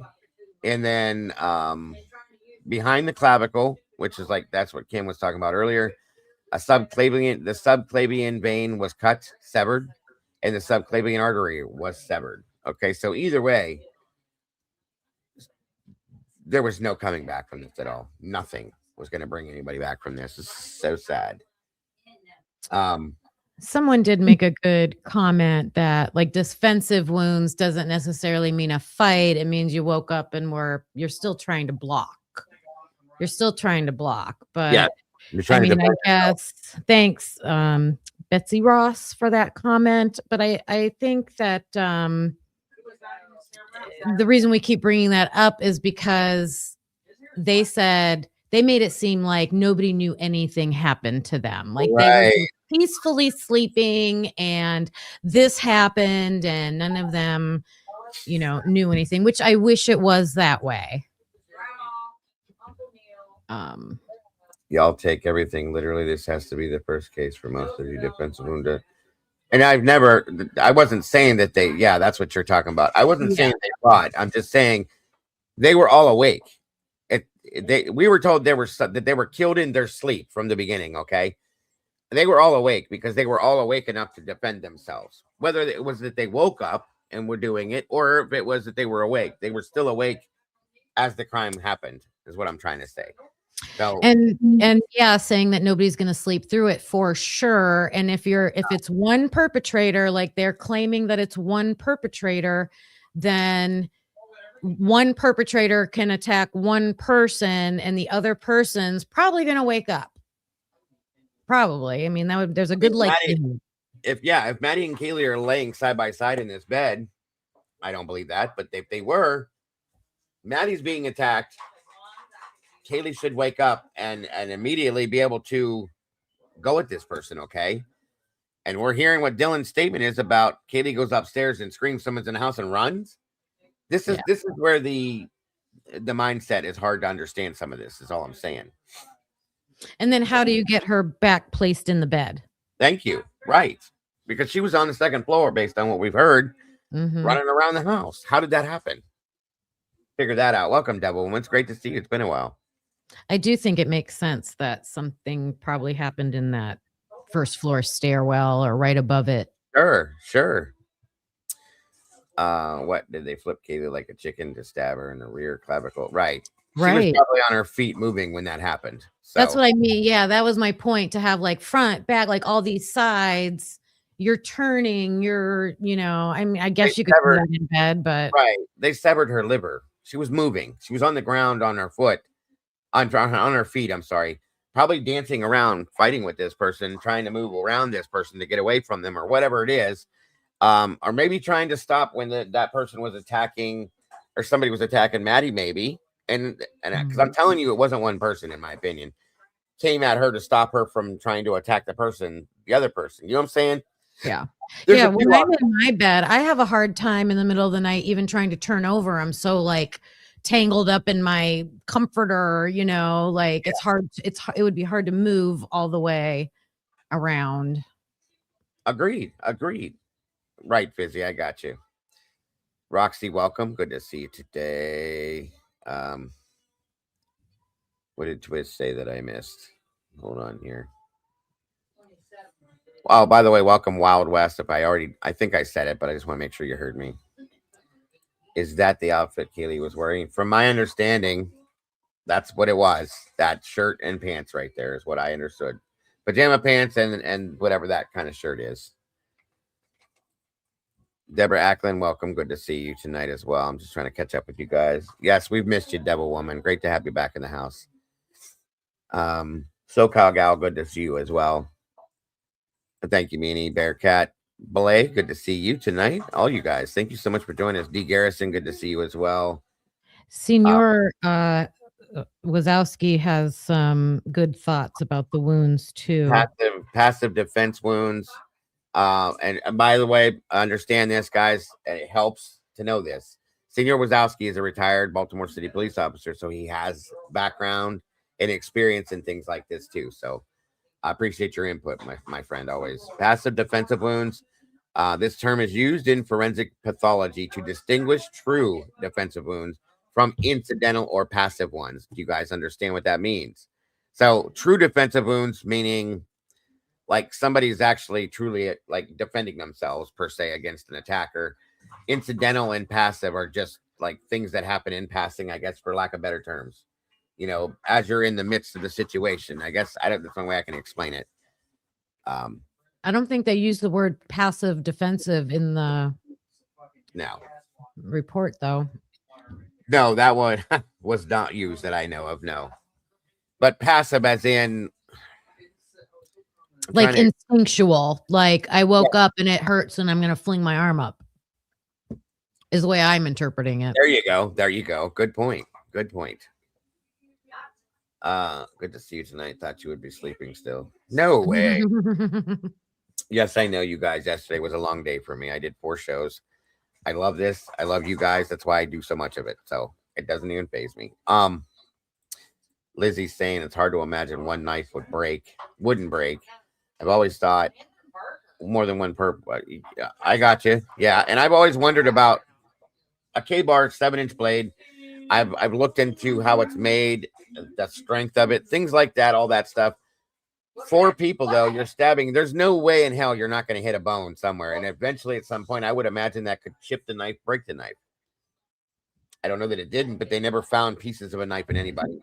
So I still think there was way more. I think it was a bigger knife than a K-bar. There may have been a K-bar involved, possibly, but I think it was a bigger knife, in my opinion, that was used. Because some of these. Sorry. Go ahead. No, go ahead. Don't apologize, please. I'm wondering if that medical examiner's report is going to more thoroughly describe each wound and the type of weapon, and they're probably not going to match, and that's why they don't want us to see it. That's just my speculating. Bingo. You're right. We're on the same page, same book, same chapter, dear. That's 100% what I've been thinking, guys, because if they show us the diagram from the autopsy and it doesn't even match a little bit, they know who we are. They know what we do, and they know we're going to go at that, like going for the throat, guys, period. No pun intended. I'm sorry, but I mean, truly, that's why I've been waiting to see that so bad. I've even looked for it. And I don't know if you can FOIA records like this, because Tomboy said because they did it, she's from this area, because the autopsies were done in Washington, that they don't put that stuff out. I'm guessing that I did try to FOIA it. That's the only thing I have tried to FOIA, because in my opinion, that's like one of the number one things we need to see. Yeah. And I started with Moscow. They told me to ask Idaho State Police. So then I went to them. And then I don't know if they sent me back to Moscow. Like I was getting the runaround. But then someone did answer me. I have to go back and look because it was a long time ago. But I think they wanted me to pay like, I don't know, $84, $90, something like that. And I didn't go forward with it. Well, so maybe you can get it. Well, I'll say this right now. If we can get it, we'll do a little collection, you guys, or something like that. If you don't have it, we'll go together and we'll put it out there for all you guys to have. Okay. Yeah, we should do that. Yeah, for sure. Yeah, I could split that. Because I was just starting out at the time, and I was like, I can't do this right now. Right. No, I get it. Because I don't do that well in here either. I promise you, they're not very generous out here in YouTube land. So, but we can do that if we can make sure we can get it. But it's going to cost us something. We're going to get it, folks. Facts are facts. And just like Jules did, we'll post it. You guys can have every bit of it to see for yourselves as well. I'll pull up those old emails and we'll look at them and see what they said. Yeah. Yes. We can jump in the thing and do that. And then that way we'll have every bit of this, guys. I want everybody to be fully involved, just like Jules does with her stuff and DA's with his stuff and everything else. We all deserve that, folks, because we've all worked so hard for the past 3 years on this case to get these answers. There's nothing that should be secret now. They've had too many secrets in this case, and everything's been buried under secrecy, and it's enough. So anything I get and anything I do, I will post for you guys to have as well. I know Kim will do the same thing. DA's been doing it. Jules is doing it. Lana's doing it. All of it, guys. So 100%. Anyway. Well, another thing about the medical examiner's report, real quick, is that why is her name redacted in the documents? Like, the way I found out her name was I knew that they used the Spokane, Washington medical examiner. And then I saw her initials. So then I went and just like searched and like found her name, but it's actually redacted in some of the docs, the reports. It's crazy. Are you muted? You're muted. Of course I'm muted. I'm always muted. You're talking about Dr. Singh or whatever her name was? Yeah, Veena Singh. And the other crazy thing is I wanted to see, because this was before there was going to be a trial. Like, I thought there was going to be a trial. And I'm like, well, I want to see her testify in other cases. You know, what is she like on the stand? How does she do things? I can't find anything. I could not find anything. I don't know if she's ever testified. Wow. That's interesting. That's very interesting. I know she's new relatively. I mean, this is 2.5 years later now. I know she's relatively new in that position in Spokane. But she's also in charge. So she's definitely been a medical examiner in other places. Yeah. Absolutely. Yeah, that's interesting. I wonder if there's a way to I'm gonna have to look into that too. A bed in a crime scene where a person was lying with over 50 wounds for 8 hours would be a profoundly bloody scene, characterized by extensive saturation of the mattresses and bedding, large pools of blood, and various blood spatter and transfer patterns. The visual impact would be extreme. It should be. And when Annie did her video on the the blood and all that kind of stuff like that, there's definitely not anywhere near enough. I think we were all shocked by what we saw because we expected it to be this massacre that they told us, and it didn't look like one to me. Sorry. All right, so on with I think, what the hell did she? Meg sent me in more than one of those, I thought. But I never thought that it happened like in another apartment somewhere and they were brought back, because I think that would be too risky to try to do something like that.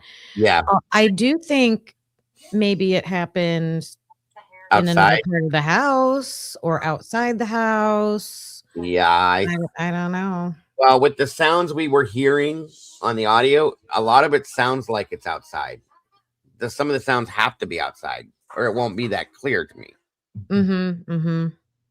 So yeah, I agree. There again, you know what I mean? It's just one of those what the hell questions. So Scully put this together, guys. For those of you that didn't know, this shows all of them, all of their wounds. Sorry, mirror the image if you can. I accidentally did right from left, so it's backwards. Everything we're looking at, you're going to look at it the other way around, the opposite side of everything, okay? Thank you, Scully, again. But yours, so generalization, visualization, so you could like and see how badly they were hurt and injured. So how can this possibly be one person? And that's what his point was, and I agree with it. One person, and that the dramatization of the fact when you look at all of these victims together and everything that was done to him, and think about the fact that they're saying one person did that. I can't believe it, and I never will. So again, Xana, Maddie, Kaylee, okay? It's insane. I mean, Madison didn't have as much, but she also had stuff that was weird. Wait, that's showing leg wounds on Kaylee. Isn't it? Yeah, that's Kaylee down there. Left thigh. Where is this from? That might not be. That's not right. All of Kaylee's stuff was right here and up. That was it. So I don't know where those came from. Yeah. At all. That's wild.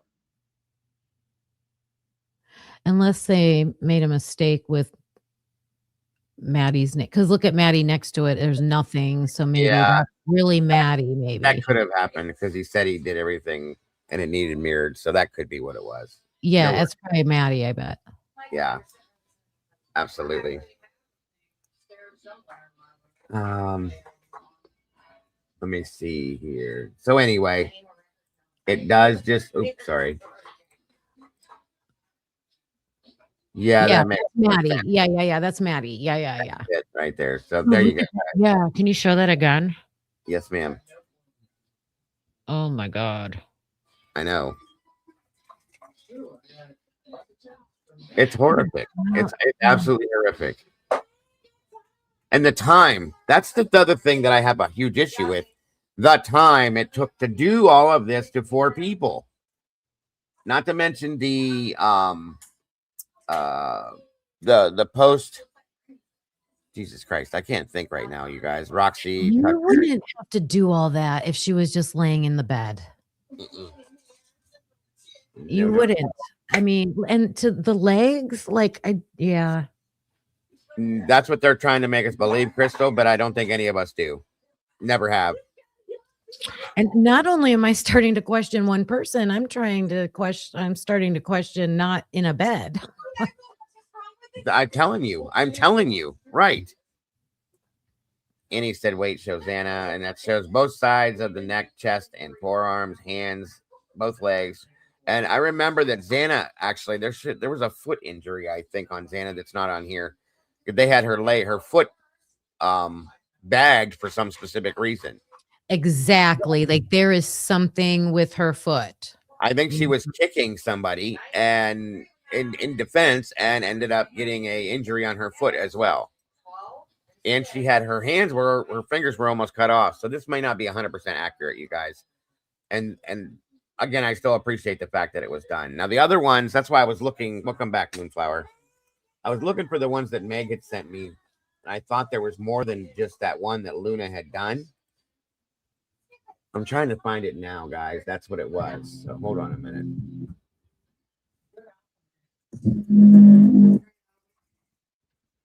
One minute. Oh, that's another interesting piece of information. That's completely off the topic, but still. Immediately prior to what is this? One second. Let me blow it up here. Hippler? Yeah.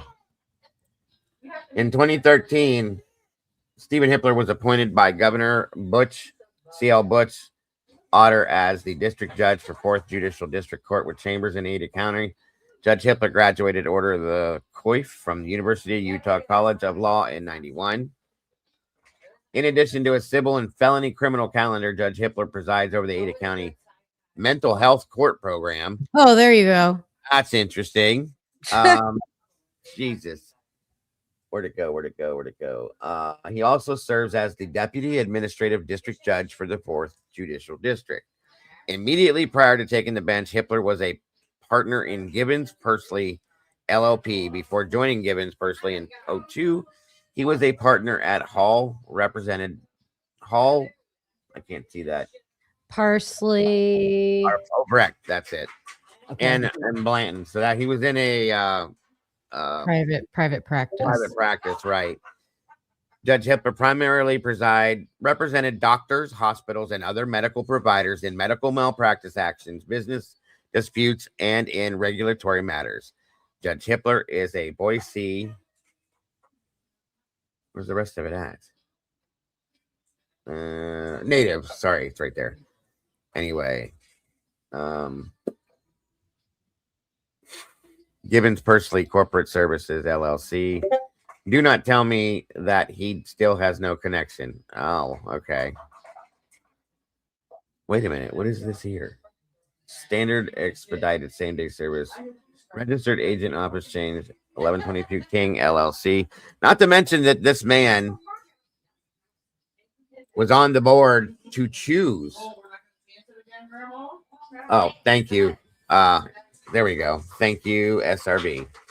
He was on the board to choose himself to be the judge. So, 1 minute, guys. Sorry about all the background noise, by the way.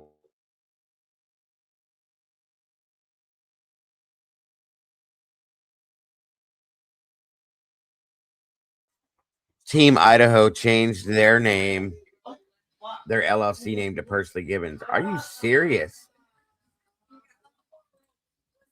I did not know that. Wait, Are what you is that? kidding me? Team Idaho. Remember Team Idaho? Who they were, Kim? No.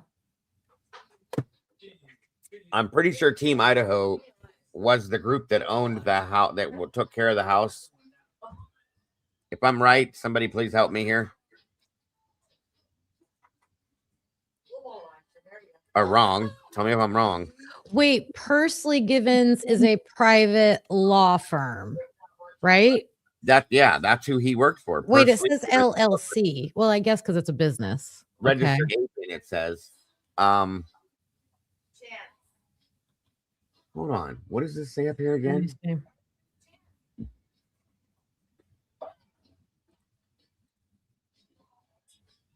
Property management. Yeah, that was the property management company, Team Idaho, that managed the house that they lived in.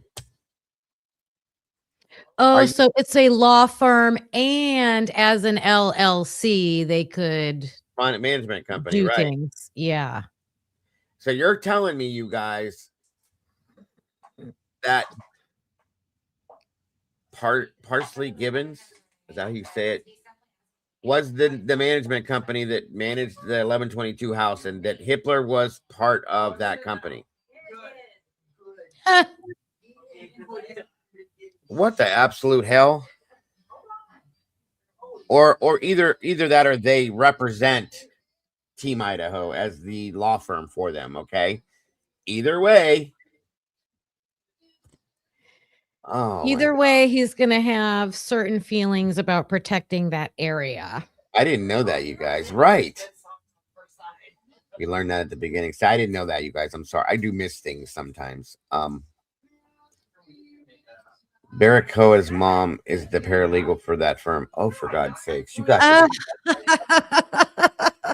to be. Maury, welcome. Oh my God. I mean, it is what it is at this point.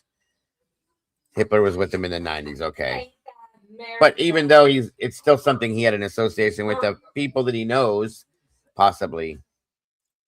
Gibbons is the firm because it was Green's childhood home, and they repped Green, or used to, and he has the association in that. Like I've said before, guys, it's all inbred. They're all related and interrelated in some form, fashion, or another. That's nuts. Wait, I still don't understand what Team Idaho is. Can someone tell me in the chat? Or Team Dago, do you Idaho, know? yeah, it's the management company that handled the rental properties and stuff. Oh, management company. Okay. Yeah, remember when the police asked Dylan what's behind that locked door, and do you have the code for that? And she said, no, Team Idaho has that. Okay. Because they're a management company. You and I were looking at some of the houses in that area the other night. And a lot of people have seen the prices of those houses. That's a lot of money. That's a lot of money that people are putting up to invest in. So we looked up 1112, guys. 1112. We looked that house up. They wanted, what did I say, Kim? It was like $485,000 for that little ass house. Yeah, at least. Yeah. And it's listed as a 6-bedroom, 3-bathroom house. And we were like, where are all those bedrooms? Yep. Hey, Leslie and Billy, good to see you. I hope you're feeling better, Leslie. Hey, Moonlit. I mean, there's been multiple people that have said everything's connected. Yeah. I mean, you want to argue that? Anybody? Because it's coming out to look that way at this point. Okay, so somebody told me to check Discord because I think we have something else dropped in here. Yeah, they're all about $500,000. Yep. It's nuts. That's like the size of half the size of my garage, the 1112 house. Yeah. Yep. You know what I mean? That's insane to me. What were you having me look for, SRB, in the Discord? Was it something with the wounds? Are we going back to the wounds? Wasn't sure. I know we've jumped around a little bit, guys, but we got through the other part of that we were talking about initially. So I figured let's talk about some other things. Someone said micro bedrooms. They are micro bedrooms. They would have to be. Oh, here we are. Yeah. Okay. There it is. On here illustrated these. That's what it was. Okay. Thank you, SRB. So yeah, this is Xana over here. Hold on. Hopefully it's not too big. Yeah, I did blow it up too big there. Let me see. Where the hell did it go? I know this is gonna be irritating, but is that Booking with B? No, this is another channel. I can't remember her name right now. But yeah, look at Xana. If you can see that. Oh shit, where did it go? Why does it keep moving? One more time. Let's try this again. I don't know what she's doing. Is there a better way to open this up, SRB? Does it where it just shows this, or does it have her head there too? Because I mean, I think Ethan was the one that had the least amount of. Come on. I muted. You didn't hear anything I was saying. Okay. It's I said it okay. was like a short video. Yeah, so you'd it have to was- pause it after she gets out of the way. If she That's gets out of the way. if and when. Doesn't look like she's gonna do it. And then I was looking at Xana's wounds, and oh my god, like The whole a right lot side of of her them, body. they're not fatal wounds. Probably they're all in her arms. That's Maddie. So that's there's Maddie. nothing in her legs. Yeah. Right. And this was where some of the strange experimental, I guess you could call it, stuff happened, is right here. There was in the report that I read that there was some kind of odd injuries to her left breast area. And you can see it right there. There's defensive wounds on Maddie right here as well. But also on the back. Yeah. It's odd. It's just odd. Come on, let's jump up there. Let's jump up there. Get the rest of them up. This is why I've wanted these so bad, Kim, because I want to visually see in her eye too. That's crazy. Out of all of them, hers looks to me, in my non-medical opinion, that she'd be sleeping. It does look that way, as does Ethan's to some extent. Hey, Lucy, welcome back here. Where do I have to go back to the beginning on this or something?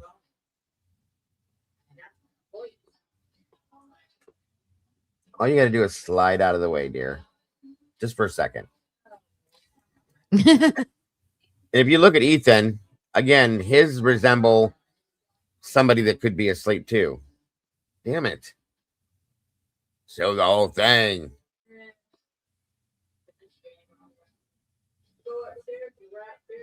Approximate.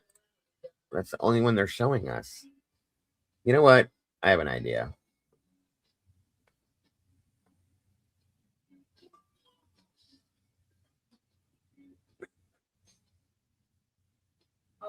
She goes through them one by one.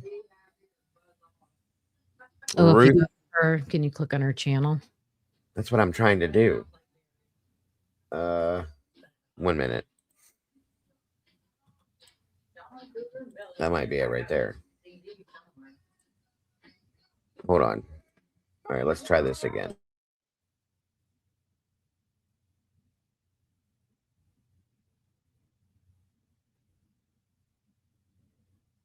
Can you hear it? I don't hear hear it. You it. didn't I don't hear it. hear it. 1 minute.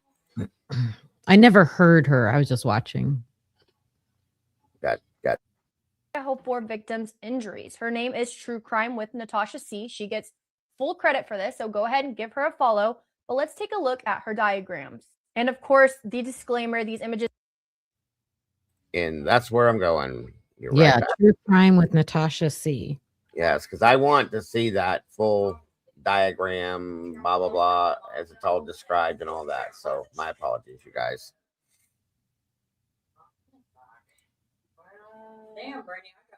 All right, let's see here. Oh, there's a fireman's tool someone's talking about in chat. You should know about that. A fireman's tool, iron sling, axe, and Halligan. I know what a Halligan tool is. Is that something that would look like what Dylan said she saw? I showed it once before. A Halligan tool is like a long. I'll show you guys one. I'll pull it up and show you real quick. Hold on. What do they use it for? The firemen. Pry open doors, bust out windows. It's made out of steel. Oh, interesting. Yeah. Prying open doors. Yeah. Very good point. Hold on here a minute. Let me see if I can show you. Especially not only maybe the house doors were open, but what if they thought they might be locked in their bedrooms? Sure. Yeah. Or trying to get into that locked door, but that one was still locked, so we can't say that. Right. Let me show you something here.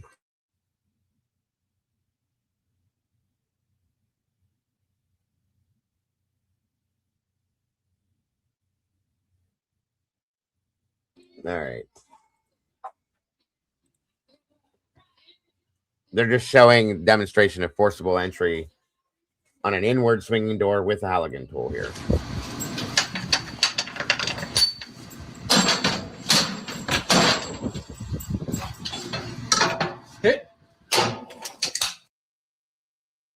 Okay, so it's got two ends like this on in either end. One's pointed, one's kind of like a flat end, and then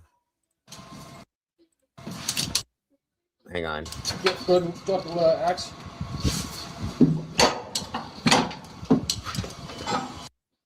This end here, triangle, yeah. see, I said that once before too. This end here is kind of just like a pry bar. It's got a forked end on it. Some of them have a forked end that like you would pry with. Some of them are flat. There's a couple different versions of this, but this is the main most used one that I had. But see how the bottom is a triangle? Mm-hmm. Flat end there, pointed end there for poking and ripping. We would rip open walls to find fire in the walls, pry open doors, anything that we used them on car accidents to pop the door. If that don't work, then you use the jaws of life or the compression tool, things like that. And that's something else too. Roxy just made a good point. It could explain sharp, blunt force. You get hit with this thing in your face, your head, or anything, you're gone. It's heavy. It's solid. It doesn't bend. It doesn't break. I want to see you break one of these. Somebody show me how to break one. Yeah, if it's busting through doors and metal. Yes, and that's another point. It could create gouges because if you look at the point on it, I see that forked end there.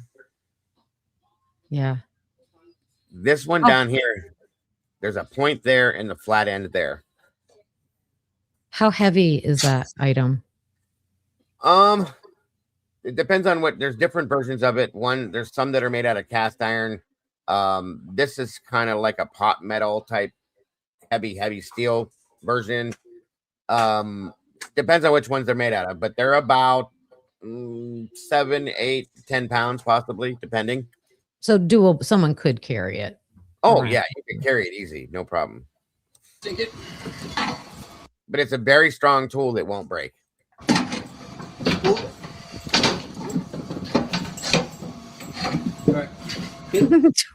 Twiz said he'd break it with your head. Drive. Stop.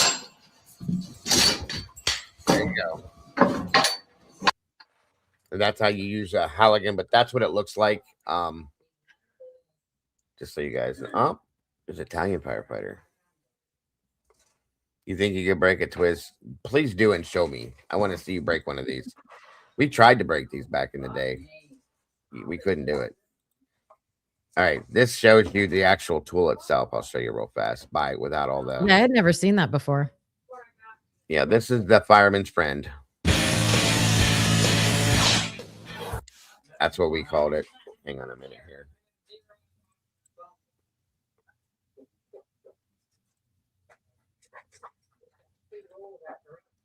See how that pointed in right there, Kim? Yeah. And this edge right here, I'll be honest with you now that I think of it, is kind of sharp. You know how on the back of a hammer on the pry end? Yeah. flat ends are kind of sharp. Yeah. That's how this is, and that point there comes to that point, and then the other end is like I said, it's that triangle on the one end, and the other end is a flat pry bar end that has a fork on it. And the ends on that are pretty blunt, but it's heavy. Look, that's solid steel right there. So imagine taking this end right here, flat like he's holding it, and hitting somebody in the face with that. The damage it could do. Right. So there isn't evidence of that being used on any of the doors. The only thing I thought was interesting with the doors was the front door. It didn't have I don't know what you call it, the thing that when you twist the knob and the thing. The deadbolt was removed. Yeah. The deadbolt was removed, and they put a plug in there, which is interesting to me because once that deadbolt's gone. Yeah. What holds it shut? You could pop the door. They had a digital lock on it, but you could still pop that door with I could pop that door with a credit card, guys. Right. Thank you. Very, very much. Busy. I love you to death.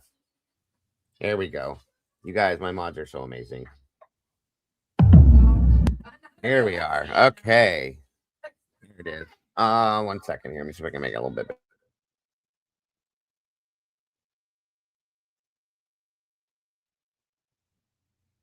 All right, so there's Ethan. Again, not downplaying any of this, but that's fairly minimal compared to the other stuff. So this here has got to be the experimental stuff they were talking about with the carving on his leg type thing. You know, I know we've heard that. Well, someone said that in an interview or something, right? I don't know if I've read that in a report, but what I did read was that isn't that more of a gouge in his knee? That's how I took it too. Yeah. It's like a gouge. And that just makes me think again, like they're trying to stop these kids from movement, right? If you're going after somebody's legs. Yep. That's just what I'm picturing and thinking. Right. Because look at Xana. She also has the knee thing. Like somebody jammed at them or hit them or kicked something to shut them down so they can't run or move. Right. That's an interesting point. I don't know. I do not think this happened in the beds the way that they. Of course it did not. No. Hiromino, hello and welcome. The only reference I have for what an actual stabbing is like is the guy stabbing the Ukrainian girl on that train. That poor girl slumped it. I understand, Jeff, but that can't be the reference point that we go to for this situation because it's so different. He cut her and she bled out like that. This is different in a lot of aspects, Jeff. MPD would not allow them to fully take it over either, Devil Woman. That's another issue I have. Why wouldn't MPD allow FBI to fully take this case over? Even though I think they did. Right. To the world, they didn't, and he didn't want them there. Anyway, on we go. That's a huge red flag right there because that's what happened with the Long Island serial case. Same thing, yep. That could have been solved right away. I mean, maybe not immediately, but they would not let the FBI in because those cops were up to, a cop and I think the DA, they were up to stuff. Of course. Yes. And that's been proven. One of them went to prison. And you got to think about that point right there. That's a great reason to not want a federal agency to step in. Yeah. No, Jeff, it takes, if you cut a jugular vein or artery or anything like that, they're going to bleed out within seconds, not even minutes. I've watched it happen, sadly, because if you can't control it, it's bleeding so bad. It's done. It's quick, and that's why people do that to some extent. So, Maddie, again, like I said, all of her, it's all centered there. She's got the defensive wounds, I call it, on her hands and arms. Kaylee is horrendous, as you can see. Her entire face and neck and shoulder area, and there's nothing down here. She's got some defensive wounds on her hands, like the palms but that's it. I'm curious about that. If she was defending and fighting, why she didn't have worse defense. Why her face though? I just like see that's I just feel like if you're going after somebody in their bed, you're or if you're just going after somebody because you just want to off them, you're going for like, I don't know where, you know, the sensitive spots are, but I'm assuming like neck, chest, especially the neck. Like, yeah, right? A major vessel and it's over with. Right. This is Very a, this is a lot. This it is. It is. Yeah, it's not showing Casey or Kaylee's liver being severed in the subclavicle wounds and stuff like that either. So good point though. Lucy sent that to me like in they were Discord. getting hurt. Say Sorry. again. No, To me, it looks like they were being hurt before they were killed. See, that's what I went to. If you remember when I said I have like a feeling that there was like this was like a torturous situation. I do too. They spent time torturing them before they find, you know, the finality of it. And a lot of people disagree with me. I can't get past that, you guys. I can't. I mean, I'm not because of the way the injuries are and the period of time and stuff. It just feels like there was a torturing being done for a while, in my opinion, you know.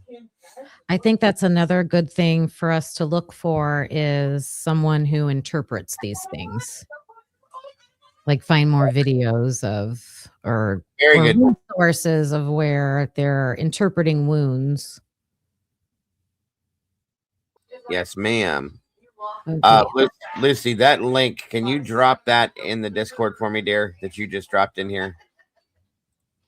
Dateline reported that the wounds on Chapin were carved, but Gilbertson said that wasn't the case. There was a strike to the back of his leg, Gilbertson said. None of us believe or concluded. Right. Oh, gotcha. Yeah, I thought it was something someone had said. Yeah, that there was concluded that there was any other purpose or that he was doing something ritualistic or anything like that. I think it was simply a strike to make sure that Ethan was not going to come after him. That's, yeah, there you go. Good point. I'll be right back. Yes, ma'am.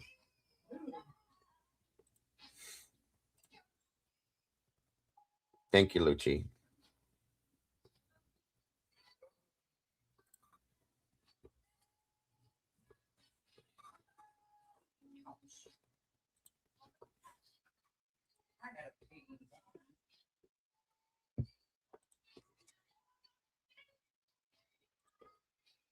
$100%.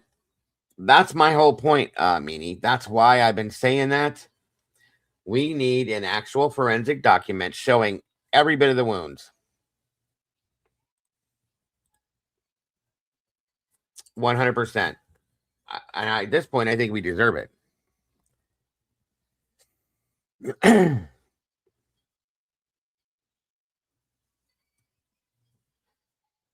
All right, guys, I gotta let my dog in. I'll be right back. Let her know if she jumps back in that's what I'm doing. I'll be right back.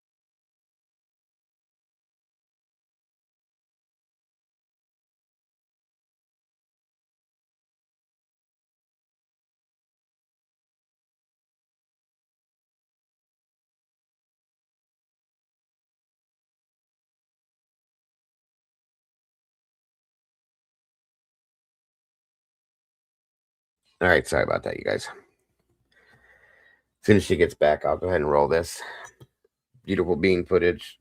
Not really.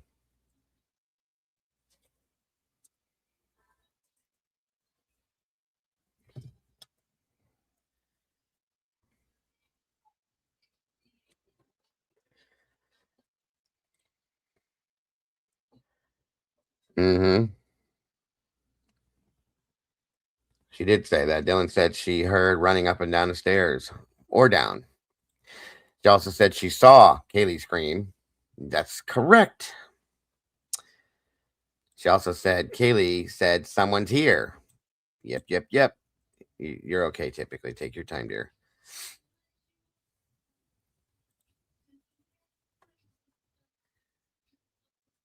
Never been able to hear the words gonna get you for this.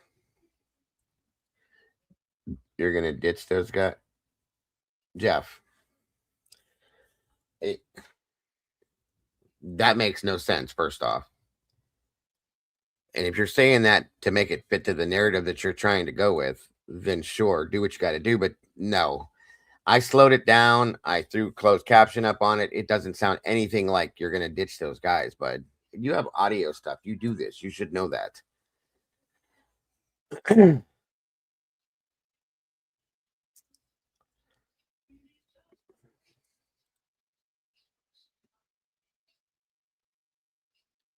That means sounds were made that were able to be heard while not being in the same room. Very good point, Miss Lucy.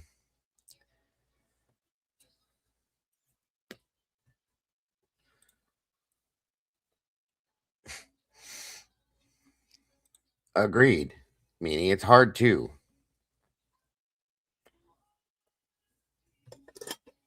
Let's see here.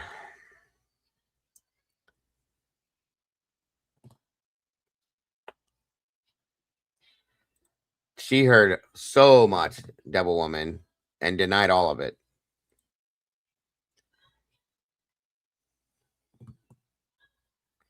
Where can we find this? It's in the interview that she did, Jeff, with Blaker, I think it was. I'm probably wrong on who it was, but she clearly says it to her. Was it Payne? I don't remember who it was exactly, but it was. We watched the interview here. I'm sure you probably weren't here, but she says it. I saw her. I think it was Payne. I saw her run up the stairs or run down the stairs or something like that. But yeah, she did say that word. Whether it was a misspeak or not, she still said it. Okay, it's there.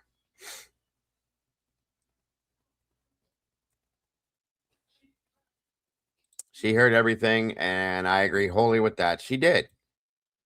So if she heard everything, there's the problem right there. Right out of the gate, they lied 100%. As soon as this happened, they lied. Why? And this is what Leslie, I think, was trying to point out to you, Jeff, yesterday or day before yesterday it was yesterday morning on an Outcast panel, that you don't see that these things are a problem in this case. That's all she was asking you. Nothing more. She wasn't asking you to change your mind about anything. She was pointing things out and saying, there are things here, Jeff, that you can't look past, that you have to say, it's there. That was in an interview, like Kim said. It was in one of the video interviews that we heard. And she said, I saw her run downstairs or up. I can't remember how it was said, but she said the word saw.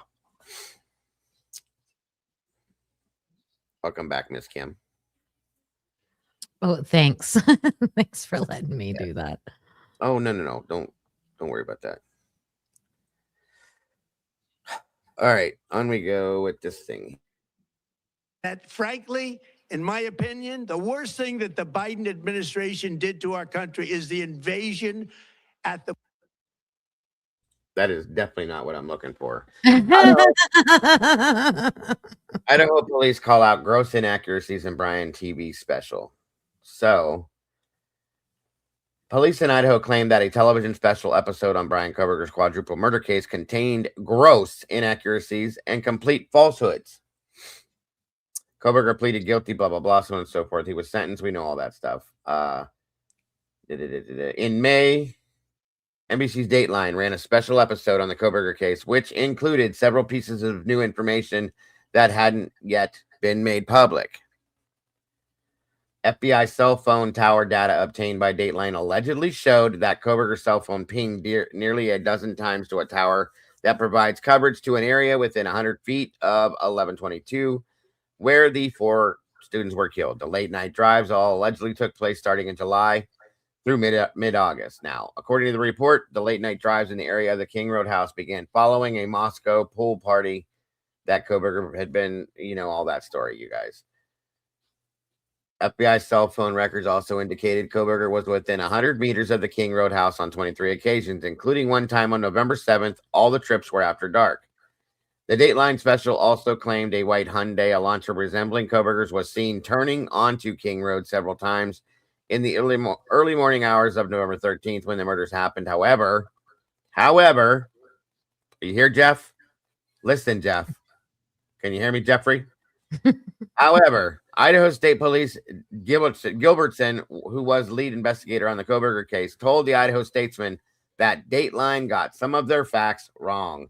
There were some gross inaccuracies and just complete falsehoods, Gilbertson said.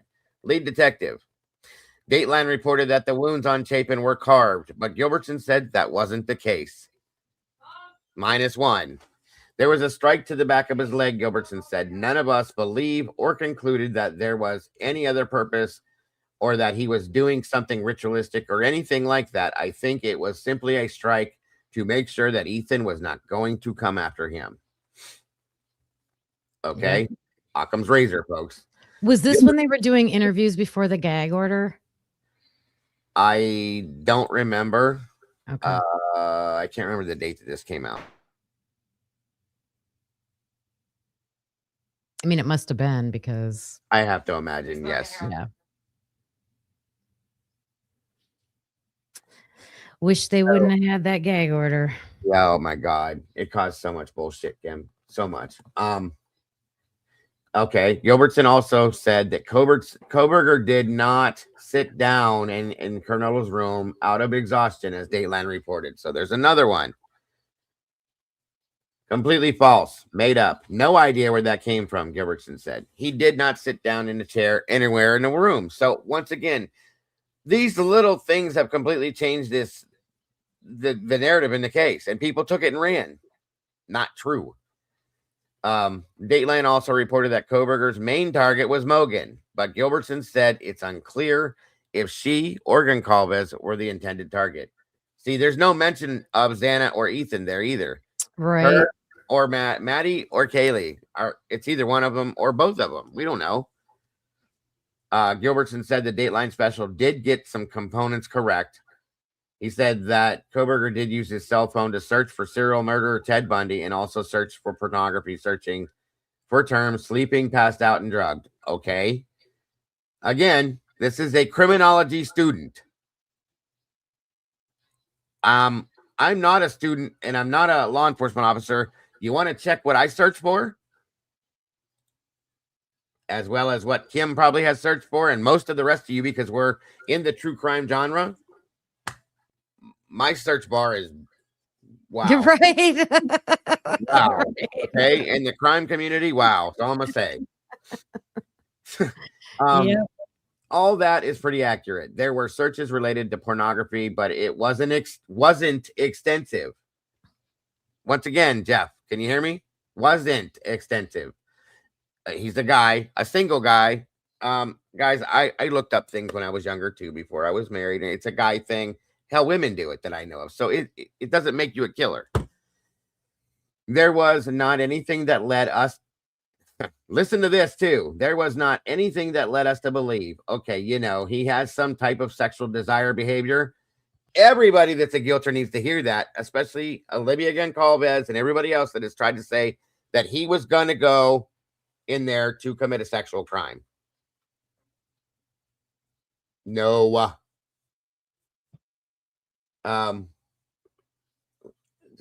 Sexual desire behavior that's driving this. No. But we also know that he deleted and wiped a lot of his devices. Okay. So we obviously don't know what he wiped or what wasn't there. Latah County Prosecutor Bill Thompson said a special prosecutor has been appointed to investigate where the leaks came from. I don't know if I believe that either. And that's a problem right there. Hitler gave Thompson the task of getting the special prosecutor to come in and investigate Bill Thompson. I'm sorry? Does that make sense to anybody? Say that again. What was it? Bill Thompson, if you remember in the hearing when Hitler said, okay, I'm tasking you, Mr. Thompson, to bring on the special prosecutor to investigate the leaks in the situation. So that's basically like somebody breaking into a house and he's arrested for it, and then the judge looks at him and says, "You know what? I think I'm going to put you in front of yourself to defend. You know what I mean? I'm going to have you prosecute yourself." Like, what the hell? That makes no sense to me. Yeah. Anyway, just ridiculous. There is a special prosecutor. Oh, I'm sorry. Go ahead. No, just allowing him to choose who's going to do the investigating. Like, come on, he's going to pick his buddy. That's not going to find anything wrong. Hey, by the way, Dan, Yeah. I need to appoint you to do an investigation into me and my prosecution team. But hey, here's $500. Do me a favor. Yeah. You know what I mean? Remember that time I helped you out, Dan? Yeah. Yep. 100%. It's ridiculous. Absolutely. There is a special prosecutor, and I can tell you that we are not included or privy to what the investigation's doing. I'm going to call bullshit. Nor is the defense, is my understanding, nor is Judge Hippler. I'm definitely calling bullshit. Thompson said it's being overseen completely independently, and whatever the investigation is doing is confidential. That's what we're instructed by the judge. Great. Okay. In a statement to the Idaho Statesman, NBC spokesperson said the network stands by its reporting.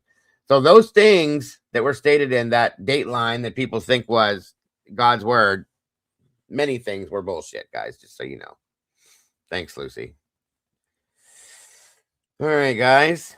That's how they do it.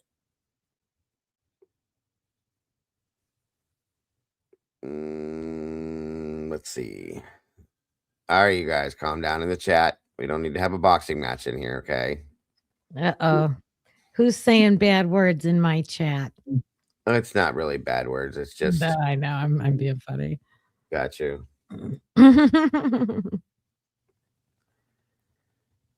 So, anyway, we've covered quite a bit of stuff, and there's quite a bit more crimes, lies, and videotape. Oh, wow. It's Kim.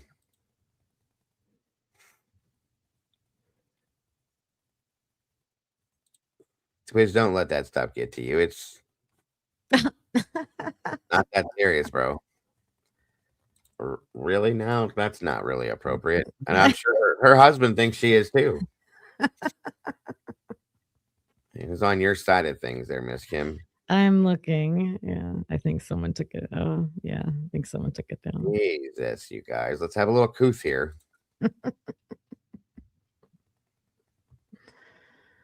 I get it. I'm just saying, don't let them get to you. It's not worth it. Just talk like it's Carlos, Twiz. Just talk like it's Carlos. Jeez, you guys. No couth. Wait a minute. Crimes, lies, and videotape. Isn't that Doc Thrifty? Oh, I remember that name. I'm pretty sure that's what his channel name was. I thought.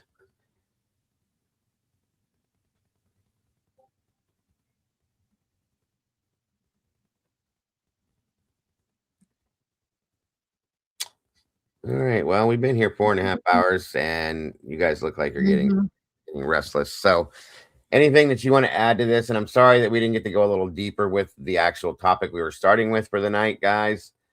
It just, I think we both misunderstood in some aspect what we were reading. But I still have questions about why you would label and add something to a quadruple homicide investigation document set.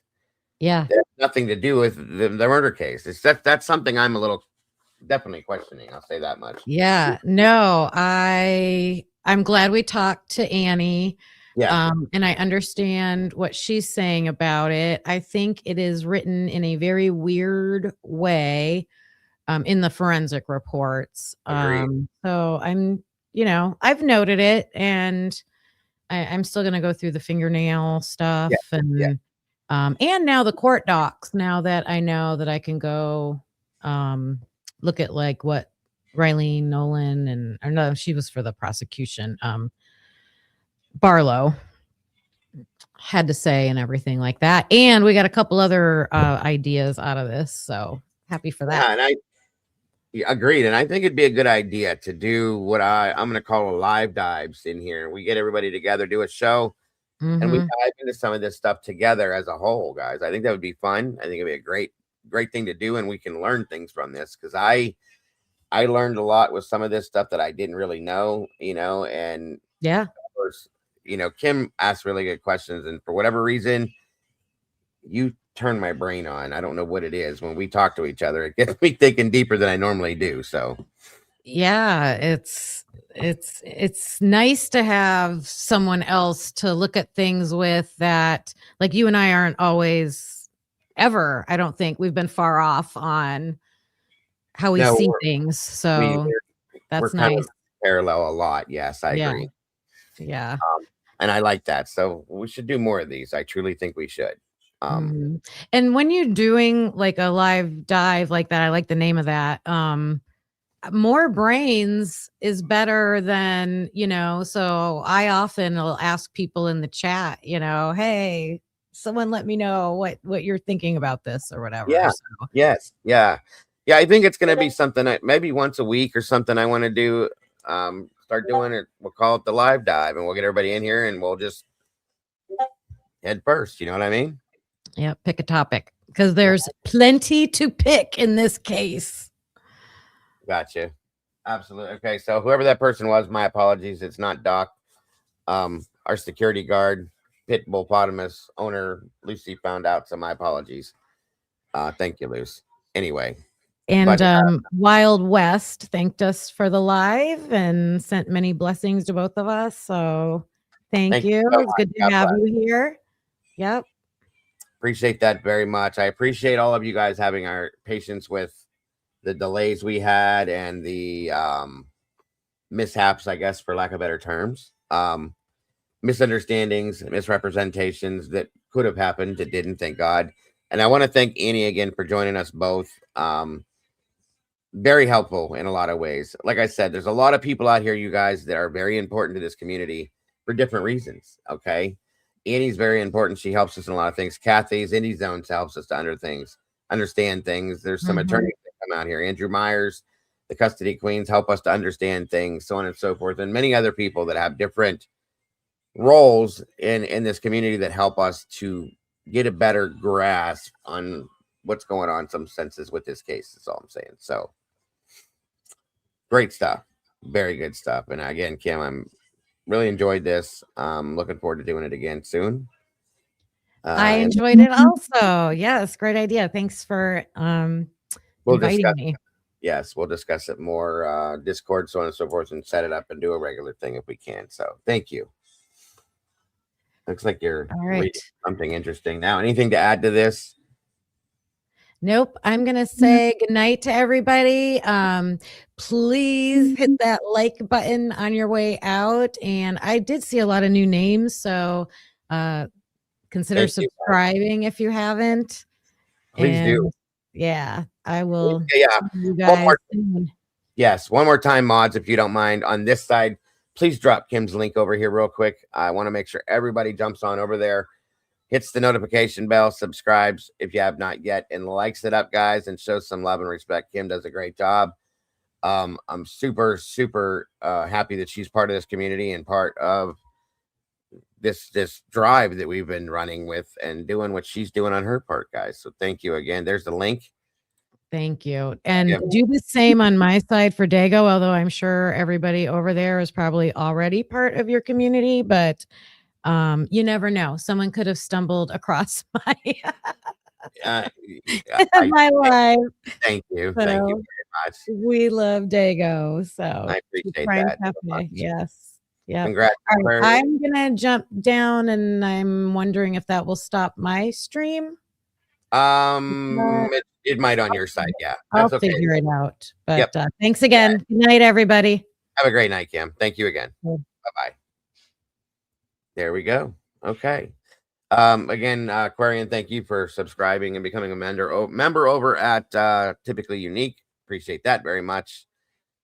All you guys in here are amazing. Thank you to my moderators and Kim's moderators on both sides. You guys are amazing. Thank you so much for all you do. As always, thank you for all those of you